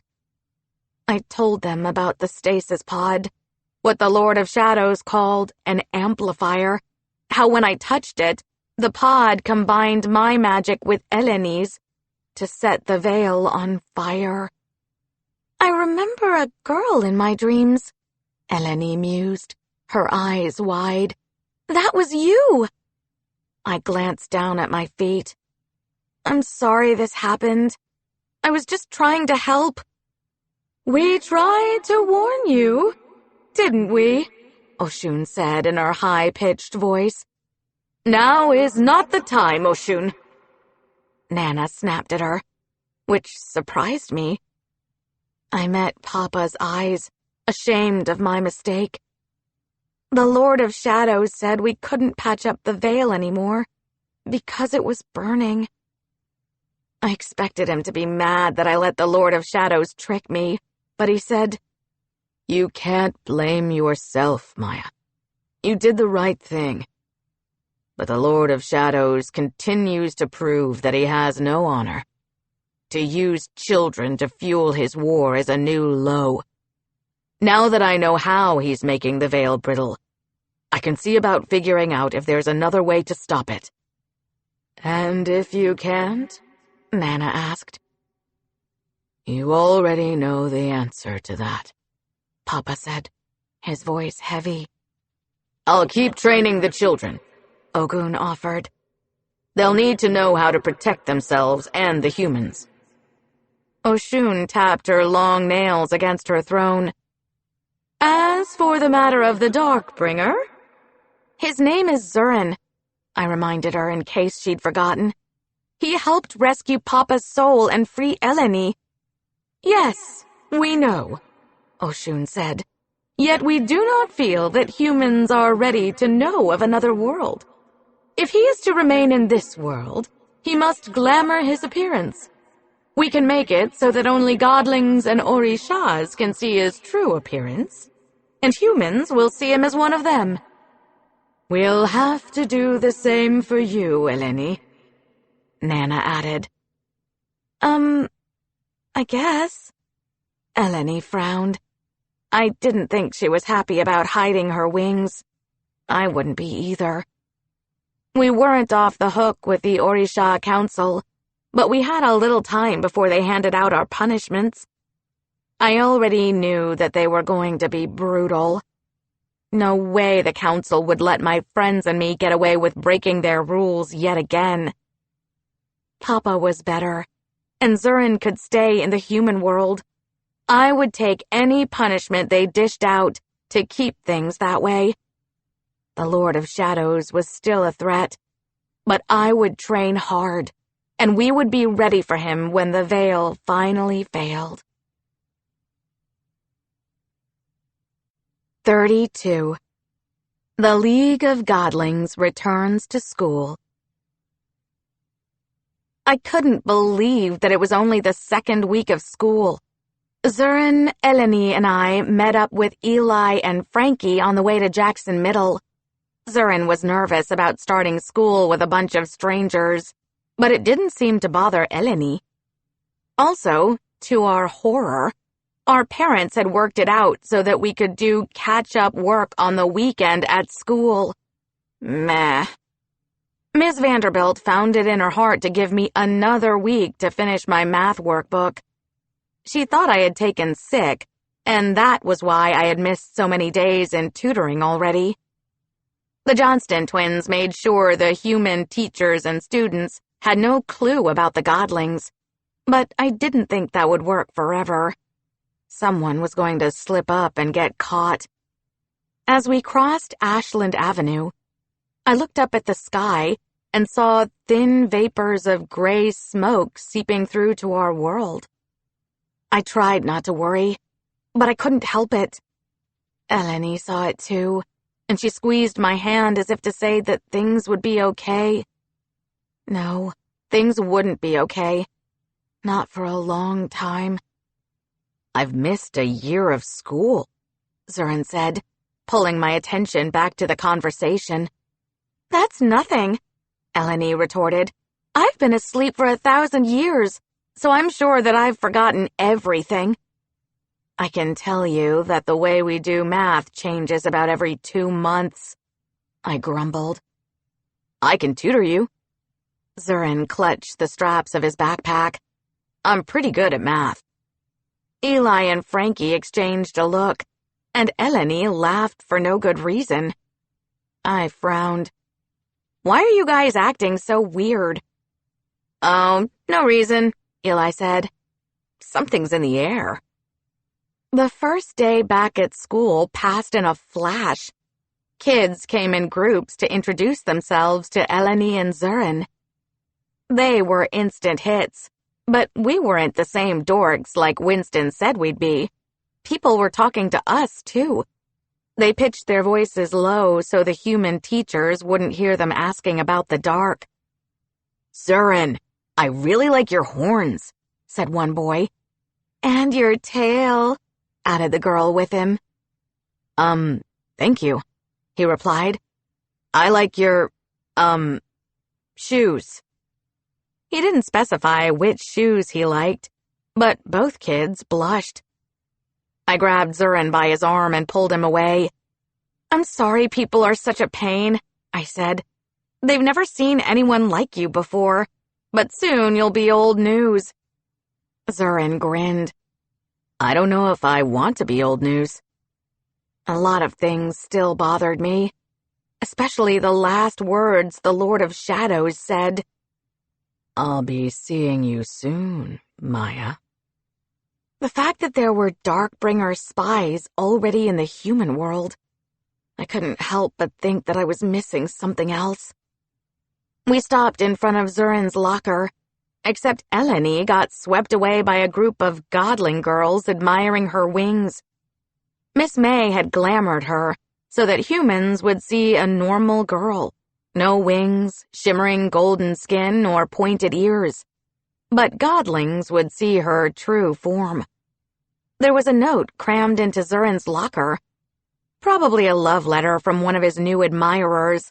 Half the school wanted to be friends with him and Eleni. I shuddered at the thought. Zurin read the message, and his jaw went slack. What does it say? I teased. Who's confessing their love for you? It's nothing, Zurin said, as he balled up the paper and tossed it into his locker. He slammed the door shut. But I could tell by the way he tried to play it off that whatever was in that letter was not good. Winston stepped in our path with his friends at his side. Sparks of fire lit up on his arms. Candace grew to pro-wrestler size. Tay cracked his knuckles, and the floor shook beneath our feet. He'd finally found his godling power. Why did the universe have to be so unfair? I slapped my forehead. Don't think because you have a new freak friend, Winston said. You're not still #1 on my hit list. Newsflash, Winston, I said, waving my arms. We're on the same side. Winston jabbed his finger into my chest. We are not on the same side. Zurin grabbed his hand and twisted. Winston fell to his knees, and Tay sprang into action. Frankie flung out an energy lasso that smacked Tay on his nose. He winced and grabbed his face, looking annoyed. Candace tripped over Eli's invisible foot again, but this time she kept her balance. With the bullies disarmed, Zurin let go of Winston and shoved him back. Principal Ollie bustled into the hallway. My office now! The whole lot of you! But Winston and his cronies started it again, I protested. March, they said, straightening their tie. You know the rules. No, horse playing in front of the other students. Translation, no using magic around humans. But the kids who weren't Godlings didn't seem to notice anything amiss. They walked down the hall, chatting with their friends on the way to class. It wasn't like a few days ago when I opened a gateway at school. Some of the human students saw that, but Miss Ida and Miss Lucille had erased their memories. We passed by Tisha Thomas, who leaned her back against a locker with her books hugged to her chest. She had an empty look in her eyes. So many secrets, and so many lies, she hissed. He will betray you. I followed her gaze to Zurin. He didn't seem to notice her as he strolled down the hallway with the others. She couldn't have meant what I thought, that Zurin would betray me. I remembered when his father, Commander Rovi, told him to stop me from escaping. There was a moment that he had looked like he almost would. I realized something then that I hadn't put together before now. Captain Newland, Commander Rovi, the Darkbringer who could make illusions, the ones who'd snuck into the human world in disguises. The Lord of Shadows' real strength lay with the people who carried out his orders. Without them, he'd be powerless. Zurin glanced back and smiled, and I could have sworn he had a dark gleam in his eyes. I pushed the thought out of my head. Tisha Thomas was wrong, wasn't she?